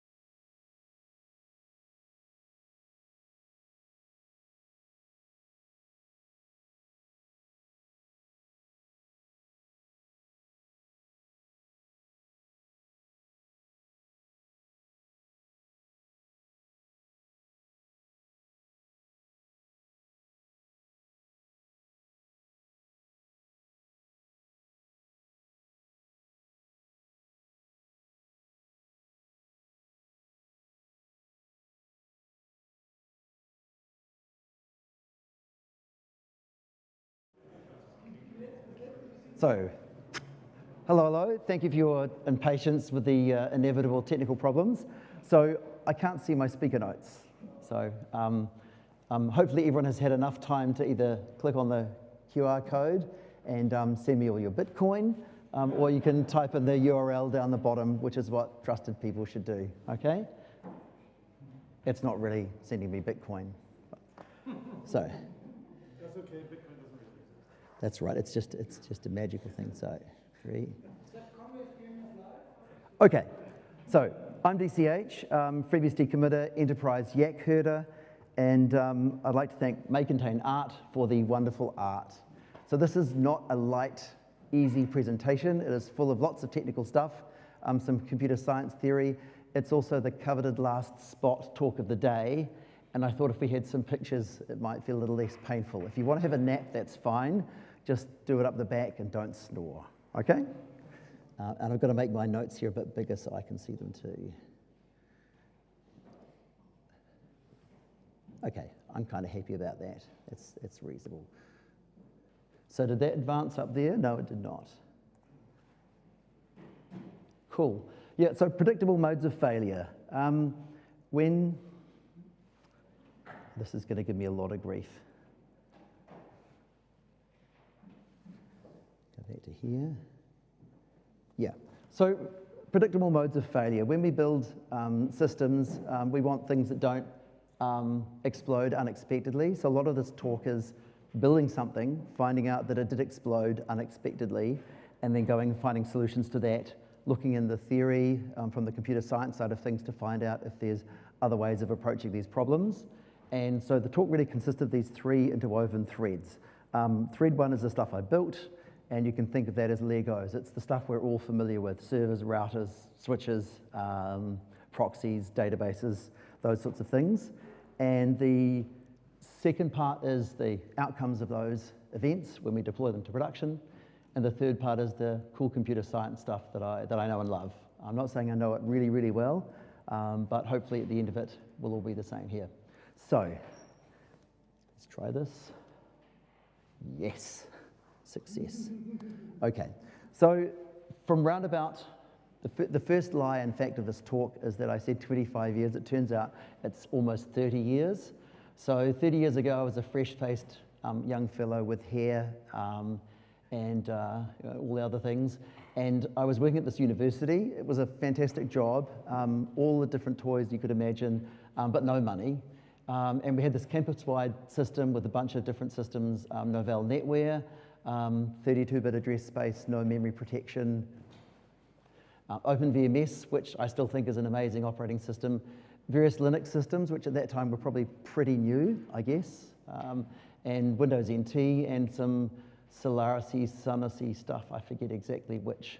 And so what happened inevitably, this university decided it needed to manage its money better, and went out to a company who shall remain nameless, which is Diebold, and bought a lot of equipment that would control things like printers, coffee machines, fax machines, whatever else we had, vending machines for various things, and it would shovel money around the university, and everyone would be happy, and people wouldn't need to maintain accounts at every single different department. So quite a good idea. It was late, and my boss turned up to me and said, well, you know, it's going to be late and we need something, so you could do that. And I said, I know nothing about any of these things. And he said, I did plenty of VMS upgrades without knowing anything, and this shouldn't be any harder, so get on with it. So I dove in, and let's just switch. Oh, we're getting the hang of it, awesome. And I didn't really have anything to go off. So one of the nice things about working at a university is you can go and ask university professors and ask them what's the right way to do this. And they didn't really know either. So we cooked up some ideas. And the main thing was that we would collect stuff from all over the university, all of these different systems, with some tool that we hadn't invented, move them somewhere else with a process that we hadn't invented, and then put them into the VNS mainframe to munge up with software that we hadn't written there either. So there was a lot of unknown stuff.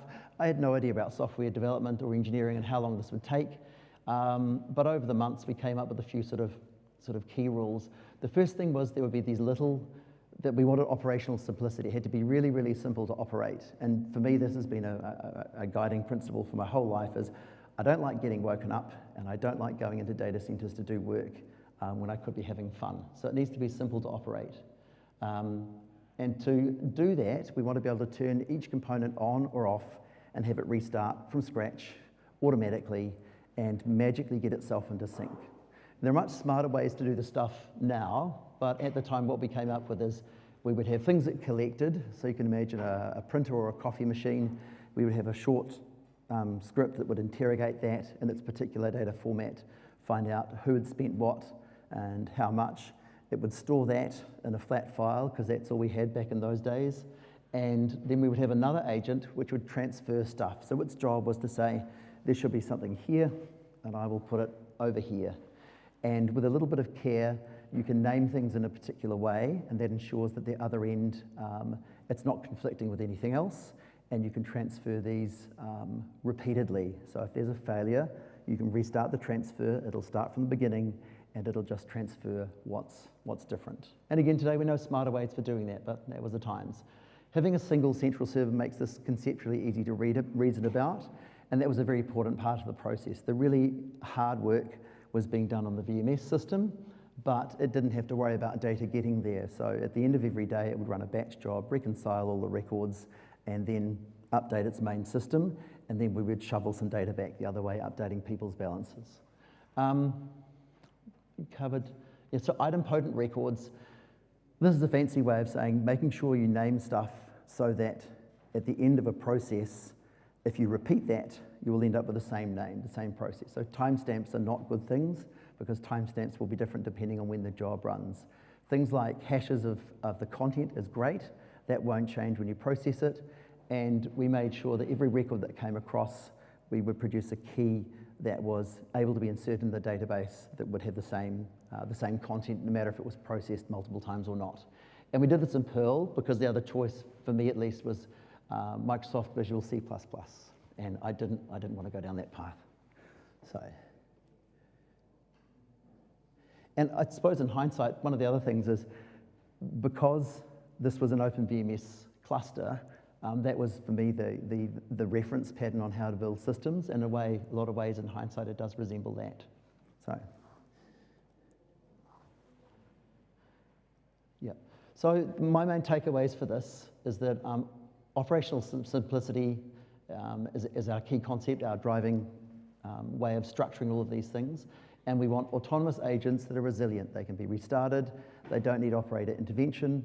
And open source is a 10 times advantage. And I think, I'm trying to think, there were a couple of people whose names momentarily escape me who were instrumental in this. The people who did the date-time libraries in Perl, which have an incredible amount of testing and documentation even back in the late 90s. And the people who did I think it was Graham Barr, who did the net FTP module. And Perl was really an amazing technology, even today, but even back then. We would run on all of these different systems with more or less the same code. We ran on NetWare, not on a DOS-connected machine, but actually on the NetWare server itself in this weird 32-mode environment. We could run most of what we needed on the VMS side, and obviously Linux and Solaris and so forth, no troubles either. So it was really a game changer, and I think in hindsight, the university was really lucky that I just happened to pick that at random, because it could have been Shell or something, I guess. And the other thing is that the system lifespan will exceed the employment lifespan. So I left after about 4 years to head off to Europe, looking for bigger networks and so forth. And that system, to my horror, was still in use a decade later. And I don't think anyone wanted that. As a general perspective, this is largely a message broker pattern with some servers at the other end. So conceptually, actually quite simple. Now, did that one change? Yeah, single server, excellent. So most of my work in the next few years was single server deployments in corporate and web settings. And this was really the era where stability was okay, not great, but every year the servers got twice as big, twice as fast, sometimes more. And so scaling wasn't really a problem. You just waited a year and then bought the same hardware again, and it would be faster. It's really easy to reason about. So localhost performance is generally pretty good. Debugging is pretty easy so long as the system is up. and performance is pretty reasonable. So you just co-locate all your components, and you're good to go. The only problem is if you have a failure, it takes down everything, and recovery can be hard if you're not in a data center. Back in the 2000s, a lot of this equipment, we didn't have good remote consoles on commodity systems. We didn't have good diagnostics. Networking was more difficult than it was today, and it would frequently result in someone going into the data center to poke at keyboards and curse and swear. So how can we fix that? What can we do about this? And the initial solution was just to double up. Oh, sorry, I've skipped one. So co-located services are fast and easy, but it does put all your eggs in a single basket, and upgrades are hard, and failure is even harder. So the solution was just double up on everything.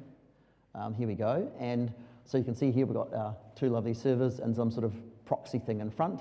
That was pretty good, and we sort of washed our hands and said, fantastic, and that's HA proxy, Nginx later on, Apache, and that smoothed out the loss of a single node. But at this time I started to go, well, okay, if any of you have done a Windows NT cluster recovery, it's an exquisitely painful process. Quorum is really hard, and the concept of a cluster sounds great at the beginning of the project, and management, it's very easy for them to understand. We now have two of these things that will be better than one. It's definitely more expensive, but you end up in this situation which we call split brain, where one of the cluster nodes is down and the other node is up, but actually it's a lie, because the first node is not actually down, it's just a little bit slow, it's been taking most of the load, and now you have two nodes that think they are the primary. And the way we tried to fix this back in the 2000s was by throwing more and more money at it and getting more and more expensive hardware. And the real crux of this, and for the next, I guess, 20 years, the thrust of my interest was, maybe that's the wrong layer to fix those things at. Maybe there's ways we can do all this in software or an architecture that don't require really expensive servers, that allow us simpler ways of recovering from failure. So the double up on everything, the big takeaway is, it's not really operationally simple when things go wrong. You can get a long way by using load balancers and fancy networks around it, but fundamentally the problem is that the underlying layer, the database, the application, doesn't really know where it lives and what it's doing. Yeah, so at this point we start to have problems that we can't fix just by giving people a faster horse, and the single node has been a cluster FSOC of downtime. And I think that was, for me, some really painful nights and weekends. Another friend of mine, we spent a lot of time in the data centers dealing with clusters from other organizations that had just failed and needed really hands-on work to bring them up. So we come to the first hard bit here. So we're now roughly, from my perspective, probably about sort of 2006, 2008, somewhere around there. And we've gotten to the limit of what we can do with hardware. We're starting to have problems where we know there must be some sort of solution out there. We're clearly not the first people to run into this. What are the smart people doing? What are the academics doing? And so in that time, we actually have to wind back the clock to 1978, 1985, 1988, 1989, and then a bit later on here, we start getting into 2014, and down there, 22. Those are out of order, aren't they? So that's kind of the theory we want to cover. We don't want to go through all of it, but we will pick a couple. And the first phrase, there's only 3 things you need to remember from today. The first one is in bounded time. I'm going to keep saying that over and over again. So if you can just repeat it back to me, in bounded time. Wonderful, wonderful, okay. You've earned your beers at the end of the day today. So, let's have a look. Byzantine generals. Who here has dealt with Byzantine generals? Yeah, a few people. Okay, it warrants a bit of explanation. So, the academic problem that we want to solve is we have a bunch of computers with no direct communication between them. They can't talk magically over some sort of cluster or network, and they need to be coordinated in some fashion to achieve an outcome. And we want that outcome to happen in bounded time, in a fixed period of time. So the question is there a magical deterministic algorithm that in bounded time will yield consensus.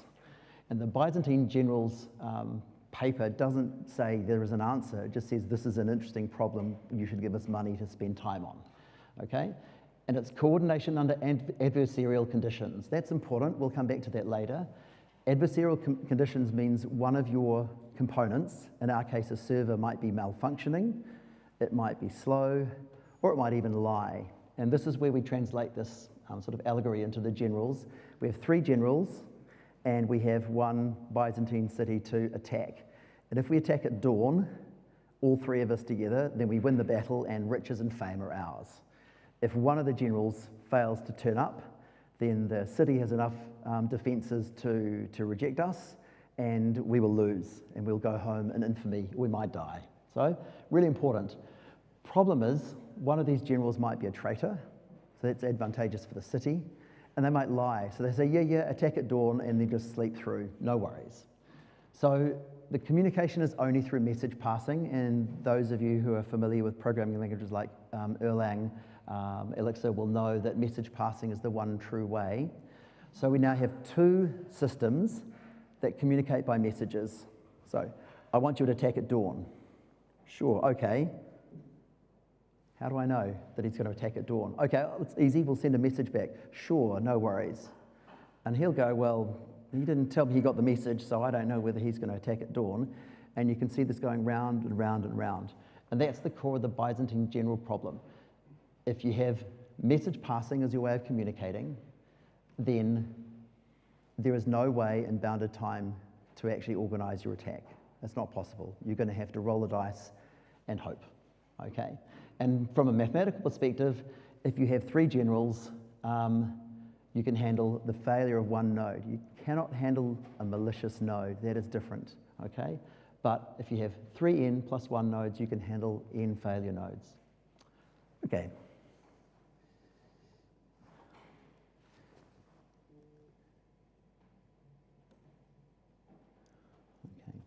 So I left one comment off the previous slide. What I find really interesting is that these problems we're trying to solve in industry in 2010 had been addressed 30 years earlier, but we didn't know about it. And the gap between research and production, if you like, is enormous. And I think that's a lesson for all of us.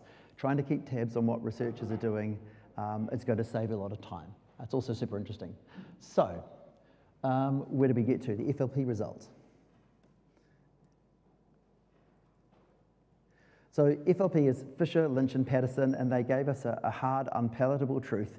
There is no deterministic algorithm that can solve consensus in async systems, which is our message passing thing, in bounded time, okay? And why is that important?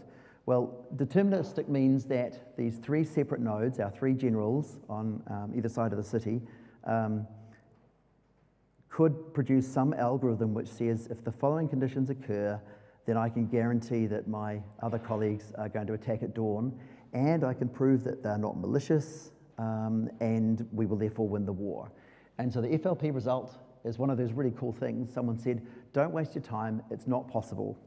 And for the next 10 years, I sat and watched on the internet as many very smart developers spend a lot of time trying to get around the FLP result, and every single one of them failed. Some very, very well-known software projects went to a lot of effort to do that. Then the key thing with the impossibility result is there's a couple of like sneaky little outs here. So one of them is, what would happen if you could avoid having the crash or the failure, or you assume that every host was trusted? And if you do that, then there's a little out there, okay? And the other one is, well, what happens if you can fiddle with time? Can you change the time span? And if you can do that, maybe there's an out there as well. And we'll look at them later. The key point is consensus is impossible without additional assumptions. So for our fancy cluster, we're obviously going to go down the path of finding out what are those additional assumptions and how can we get them.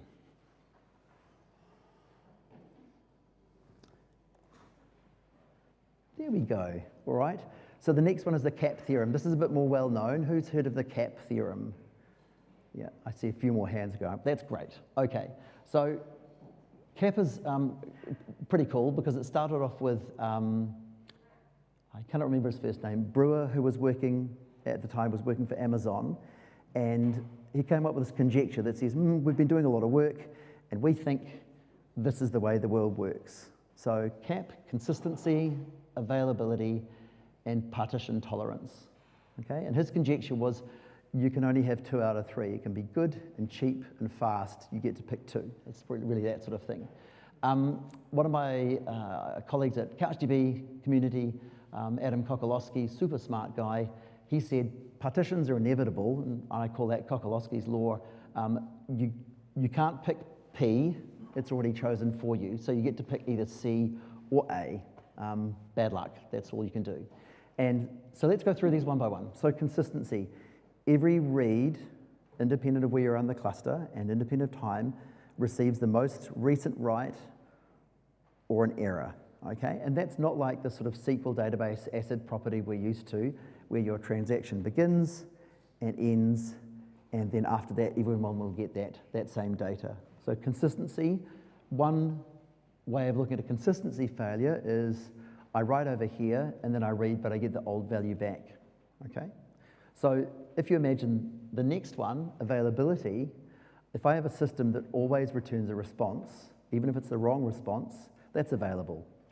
And in some cases, that's desirable. If you go to a vending machine and you put your money in and you get the chocolate bar you wanted, you're happy. But if you get a different chocolate bar, it's okay. If you get no chocolate bar, you're really unhappy. Okay, so that's a model where availability is more important than consistency. So availability, strictly every request received by a non-failing node must result in a response. Not necessarily the correct one, just a response. Okay, and the partition failure, partition tolerance is that the system continues to operate even if an arbitrary number of messages are lost. And in our world, in the computing world, partition tolerance is unforgivable. There's no point in having a clustered, highly available database that isn't actually available when you need it because one node is down. Okay, so everyone okay with that? That's pretty important, the CAP theorem. That's the third piece. So we have the FLP, the CAP theorem, and unbounded time. And the rest from here on is just playtime. Okay, so back in the real world, building stuff. This will probably be familiar to most of you, and it's kind of my current favorite. So it's structured sort of as a layered cake, and at the top there we've got the 3 big cities in the world, Frankfurt, Wellington in New Zealand, and Singapore, and a proxy in front of them. Those are the things with padlocks, and everything connects to everything else. Over here we've got some servers and some workers on the right, and some message queues down the bottom. So this is very loosely patterned after a CLOS cloud network in network systems, where you have 2 devices like this, and every path to every other path is directly available through a switch. So you can lose one component, one part of the infrastructure, and there's still a full bandwidth part to go through to the other components for every path or failure here. So if we've done this correctly in the diagram, you can get from the proxy to any of the workers in the middle, and from the workers you can get down to the message queues or the servers over there. That's the general concept. The only other thing that's not on this diagram is the fancy network stuff, and I'm not a super network guy, so I kind of just left that off. But typically at the top here we'd have either a GeoDNS failure, which I think of as poor man's high availability, or we might have some sort of IBGP networking where the network will take care of figuring out which of our front proxies, our 3 ones there, are available and send the traffic through. Yeah, so this addresses a lot of the scalability and failure problems of the previous 2-server model, but it's definitely not operationally simple as that anymore. There's a lot of moving parts. There's a lot of things that can fail. It does have good scalability. You can just keep adding more proxy servers at the top, more middleware if you need to, and if you've got enough AWS credits, you can turn on auto-scaling and it'll just magically get faster. But the database layer still sucks. We've still got just one database, and the consensus is generally hard. It's generally a hard problem to manage. So let's see where we go from here. It does ignore what I call the elephant in the room, which is, what about that database? Okay, So we're back to theory mode here. So in about 2007, winding back the clock a little bit, Apache CouchDB was a clustered NoSQL database, was released. And in 2010, it had its first 1.0 release, which included, for me, my first substantial open source contributions, which is pretty cool. And it's a JSON document database over an HTTPI, loosely modeled over Lotus Notes. It has a mesh topology, so any node in the cluster will sync up with the document changes in every other node. And you can very loosely think of a document, each individual document is like a Git repo, where it would have multiple branches representing different versions of a document. And the database then exposes that to the developer, saying, hey, normally your documents are fine, I can see the order, but this one has two different nodes who've proposed two different changes, and you, the developer, need to figure out to reconcile that. But it was definitely one of the first products where you had a cluster and a mesh and a way of resolving failure. So 2010, the time frame is important. 1 year later, Mark Shapiro came up with these convergent and commutative replicated data types. And there's another name for them. Let me just have a look here. I can't get up here. Commutative and convergent replicated data types. So these are really cool. And the simple example is, if I take a set of numbers, random numbers, and I give everybody in the room the same set of random numbers, but I shuffle them, and we add them together, everyone will come up with the same result, won't they? It's just adding numbers. Doesn't matter the order you do that in. If I have the same numerical data shuffled again, but the operation is division or subtraction, this doesn't work anymore. Okay, so one of these is commutative, and the other is not. And Shapiro's genius was to say, well, okay, addition and subtraction isn't very useful, but what if there were other more complicated operations that I could do? And one easy conceptual way of doing this is thinking, okay, what would happen if I wanted to do subtraction, and I would start off with some numbers, and then I would put the operation together with the number that needed to be added or removed. So I might have 5, and the next operation would be +4, and then there's another operation which is -3. So now we're back to our commutative model, because we can reorder these. 5 minus 3 plus 4 is the same as 5 plus 4 minus 3, assuming I got the numbers right, okay? And Mark did a whole lot more research on this together with other people over the next few years on many, many more complicated models. And one of the ones that we're all familiar is in Google Docs, something like this, where you're not adding and subtracting numbers, you're moving and copying, pasting bits of text and changing formatting or changing spelling, and you're doing that dynamically, interactively with other people. And that's a great example of some very complicated theory of how it makes a difference in our average day-to-day lives. So Paxos, I don't touch on Paxos because it's super complicated. Paxos at its core, from Leslie Lamport, was the first paper where someone said, I understand the cap, I understand the FLP, surely there's a way around this. How can I find those edge cases? And Mark Shapiro came up with this concept to explain it.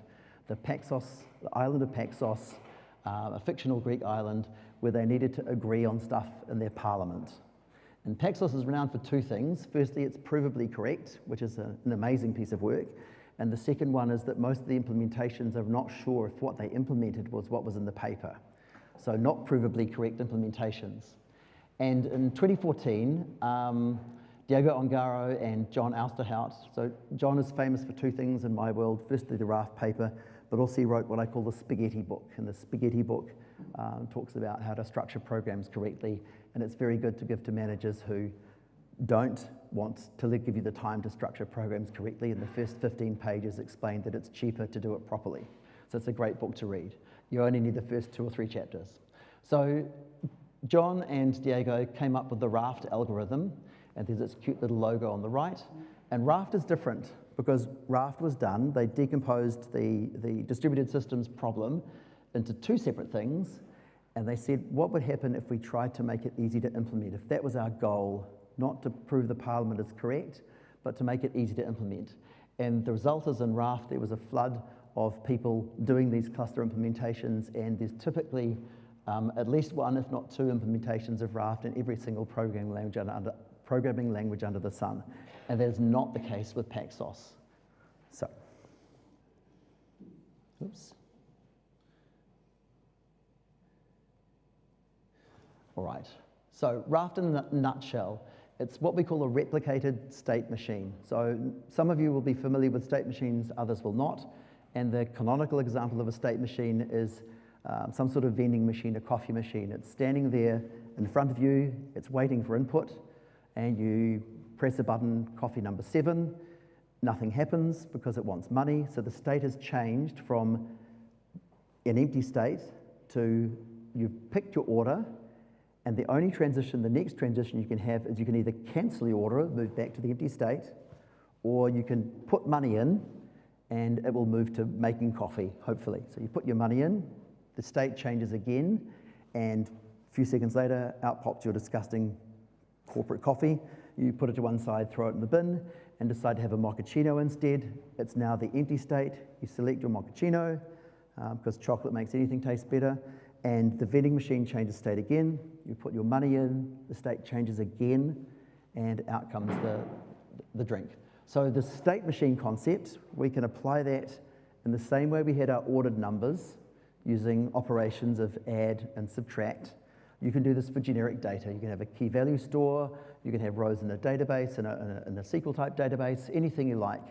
But you can imagine over time that the state machine gets larger and larger and larger because you have to preserve all of the operations, okay, so that every other node gets all of those operations, replays them in the right order to get to the same result. Does that make sense? Because that's like the hard bit for today. Anyone struggling? It's okay to put your hand up. I can't really see who it is because I don't have my glasses on. Yeah, if we want to go over that again, it's okay.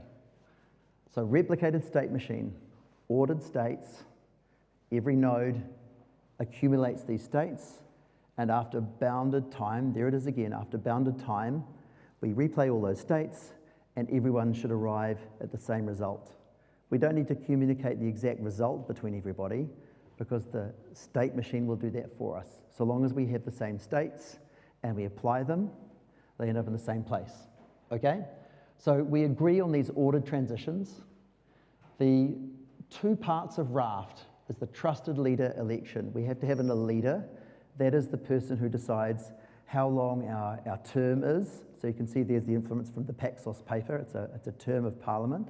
A leader is elected, and they are authoritative for a term.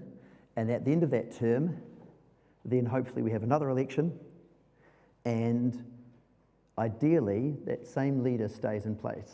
If that same leader stays in place, it's much more efficient for everybody.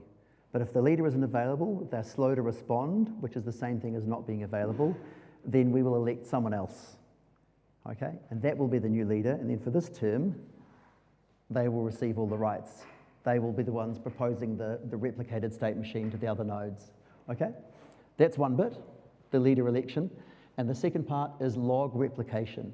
So that's just taking our state machine transitions and saying, you get one, you get one, you get one, you get one, coming back and go, did you get it? Yes. Did you get it? Yes. Igor is asleep, so we don't get a response from him, but we have 3 others. That's good enough to go. That's our quorum. So for every single transaction, every single write to the system, we have to get multiple people, multiple nodes to respond, and you can see that that is slow. So we have traded consensus, reliability, for speed.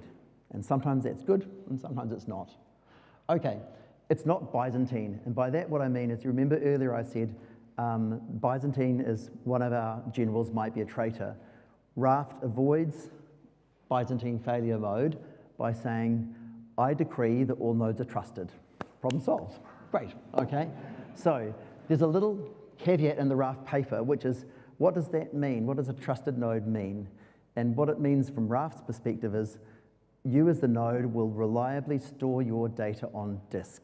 So Raft consensus requires permanent storage. I totally run clusters where I have this in memory because it's much faster, and then there's no disk. But for that, I'm sacrificing some of RAS reliability in the unlikely case of a node reboot. So I've got to have some extra paper around that, okay? And timeouts and heartbeats. So when we have our election, it's in bounded time, and every node has a little bit of jitter so that we're not all responding at the same time, we're not flooding the network, and some nodes will be earlier and some nodes will be later. But in this time, everyone agrees, let's say it takes us 5 milliseconds to run the election. We're going to wait for these responses, tally them up, and there's a predetermined order in the cluster to favor the leader, because stability in the leader is better for everybody. Now, which slide are we on here?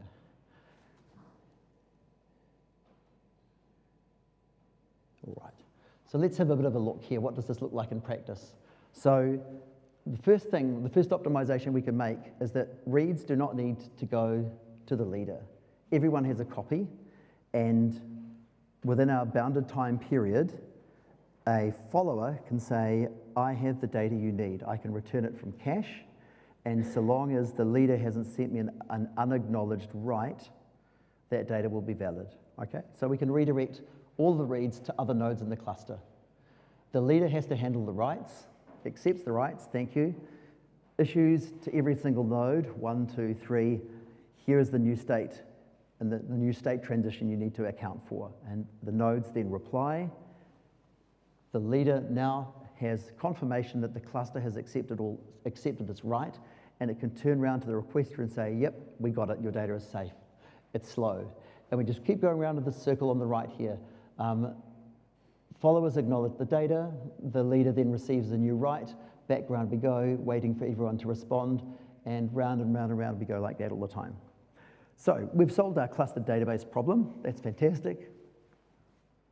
In this case, you can ask 2 different followers and get 2 different answers. No, because we've got a replicated state machine. They have the same state. Yeah, but one has updated the state. So I was very careful in my wording, unacknowledged, right. So the follower has received the confirmation that there is a new state, but it hasn't been acknowledged by the leader. The leader has to acknowledge it before it's released. Acknowledged in order. So it will acknowledge to the first follower first and then to the next follower. I'd have to read my notes. There is a way around that. We don't have that problem in practice. It might be that it only becomes valid at the end of the round, at the end of the term. So at the end of the term, we have to wait for the end of the term before we can release those writes. We definitely don't have to ask each follower to reconfirm, because that's our Byzantine messaging problem, where we're always waiting. Did he reply? No, maybe I need to reply.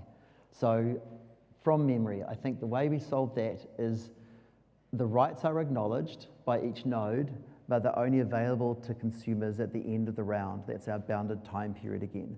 So on one of the previous slides I said, good, we're on time, excellent. So where were we? Yeah, on the previous slide I said there was a couple of ways we can cheat. One of them is dealing with just saying we're trusted, and the other one is by jiggling with time a bit. So you can see here the problem is we slow everything down by doing this. We're always waiting for the next round, the next round. It's actually very simple to operate until it isn't. And then it really is a very, very messy cluster. And recovering from this stuff is generally hard. The typical way you recover from this failure is you appoint one node to be the next leader, you take a faulty node out of operation, and then you restart the nodes in order. Starting with the leader, it realizes the first node, therefore it must be the leader. The other nodes then join, and they try and catch up. But it can be very messy.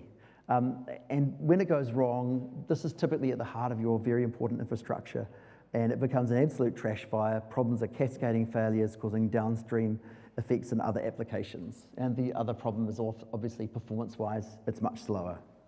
So can we do anything about that? Whoops. And the answer is yes, we can. Here we go. So we've got this kind of cool distributed database, and performance sucks a little. How does something like this get used in practice? So this isn't a perfect one-to-one translation, but what we've got on the left is our fancy cluster, And what we've got on the right is what our users want, which is this magical blob store, something like S3. You throw stuff in, it's immediately consistent, performance is fantastic, and Amazon just takes care of everything. And that's the wrong slide here. Go to this one. Yeah. So by moving to like this strong consensus cluster with linearizable history, we've got a very safe platform, but it does come for operational performance costs. So what we need to do is find places where we can nibble at the edges of the FLP and cheat a bit at the CAP theorem and find little ways around that. So one of the things you can imagine in the S3-alike world is that, 1, 2, 3, we have 5 blobs there, don't we? 5 blob stores. So we can think of each of one of these as a bucket. So they're now independent. So from Amazon's point of view, the Skunkworks bucket and the EuroBSDCon bucket have nothing to do with each other. They can be completely independent Raft consensus clusters, and no one needs to worry about them overlapping. So that's one way of doing it. Inside each blob store, so we can think of like the orange blob on the right there, we can shard that data and treat this whole shard of maybe, let's say, a few thousand keys and a few thousand objects, and treat that as a single entity that we maintain from the Raft cluster's perspective. That's good because it makes it easy to cache, and it's good because the actual transactions then in the cluster are substantially reduced. We're not sending thousands and thousands of keys around each time, we're sending just one. But it comes at a trade-off, and the trade-off again is a performance one. The cluster's performance is much faster. That means we can reduce our leader time substantially. That's great. Now we can process changes more quickly. But when we process a change, we have to now invalidate the cache for the entire shard as opposed to one key. And win some, lose some. I guess that's all there is to it. But that's kind of where you can nibble at the edges. You can change the sharding, you can change the size of the keys, you can change the timing for consensus, but you still have to have consensus. All right, so that's a lot, and it's the end of the day. Surely there must be something simpler, Dave, really? Really, do we need to do that? And the short answer is yes.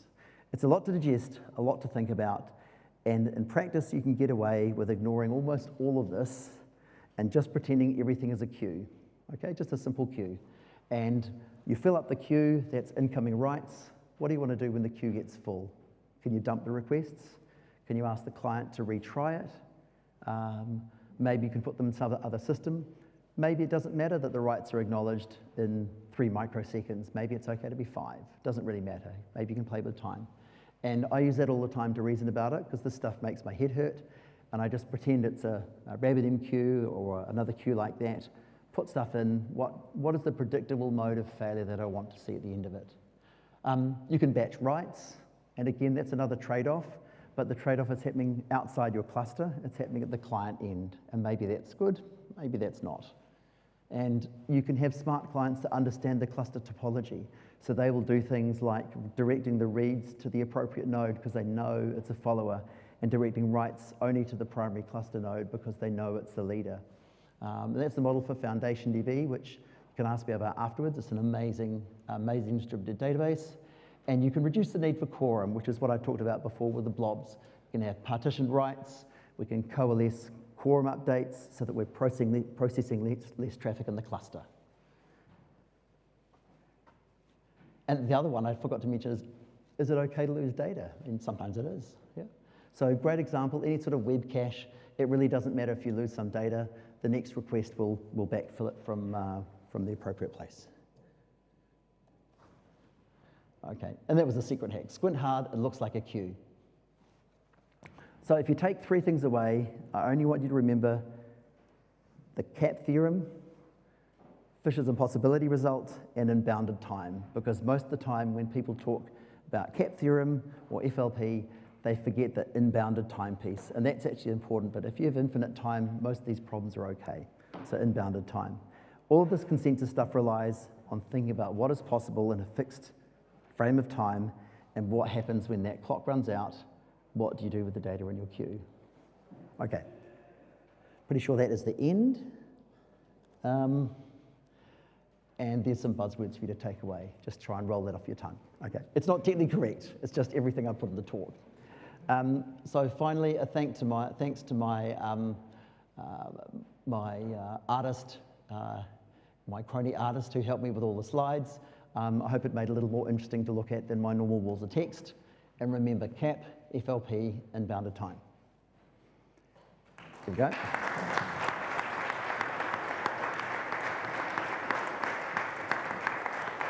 And ironically, that was exactly on bounded time. We have 3 minutes left for questions. Okay, any questions?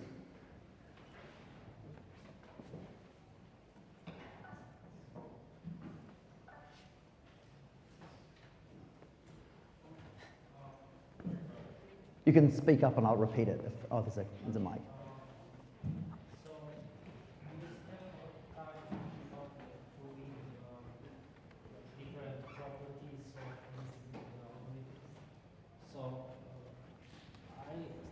Upon like some proving systems.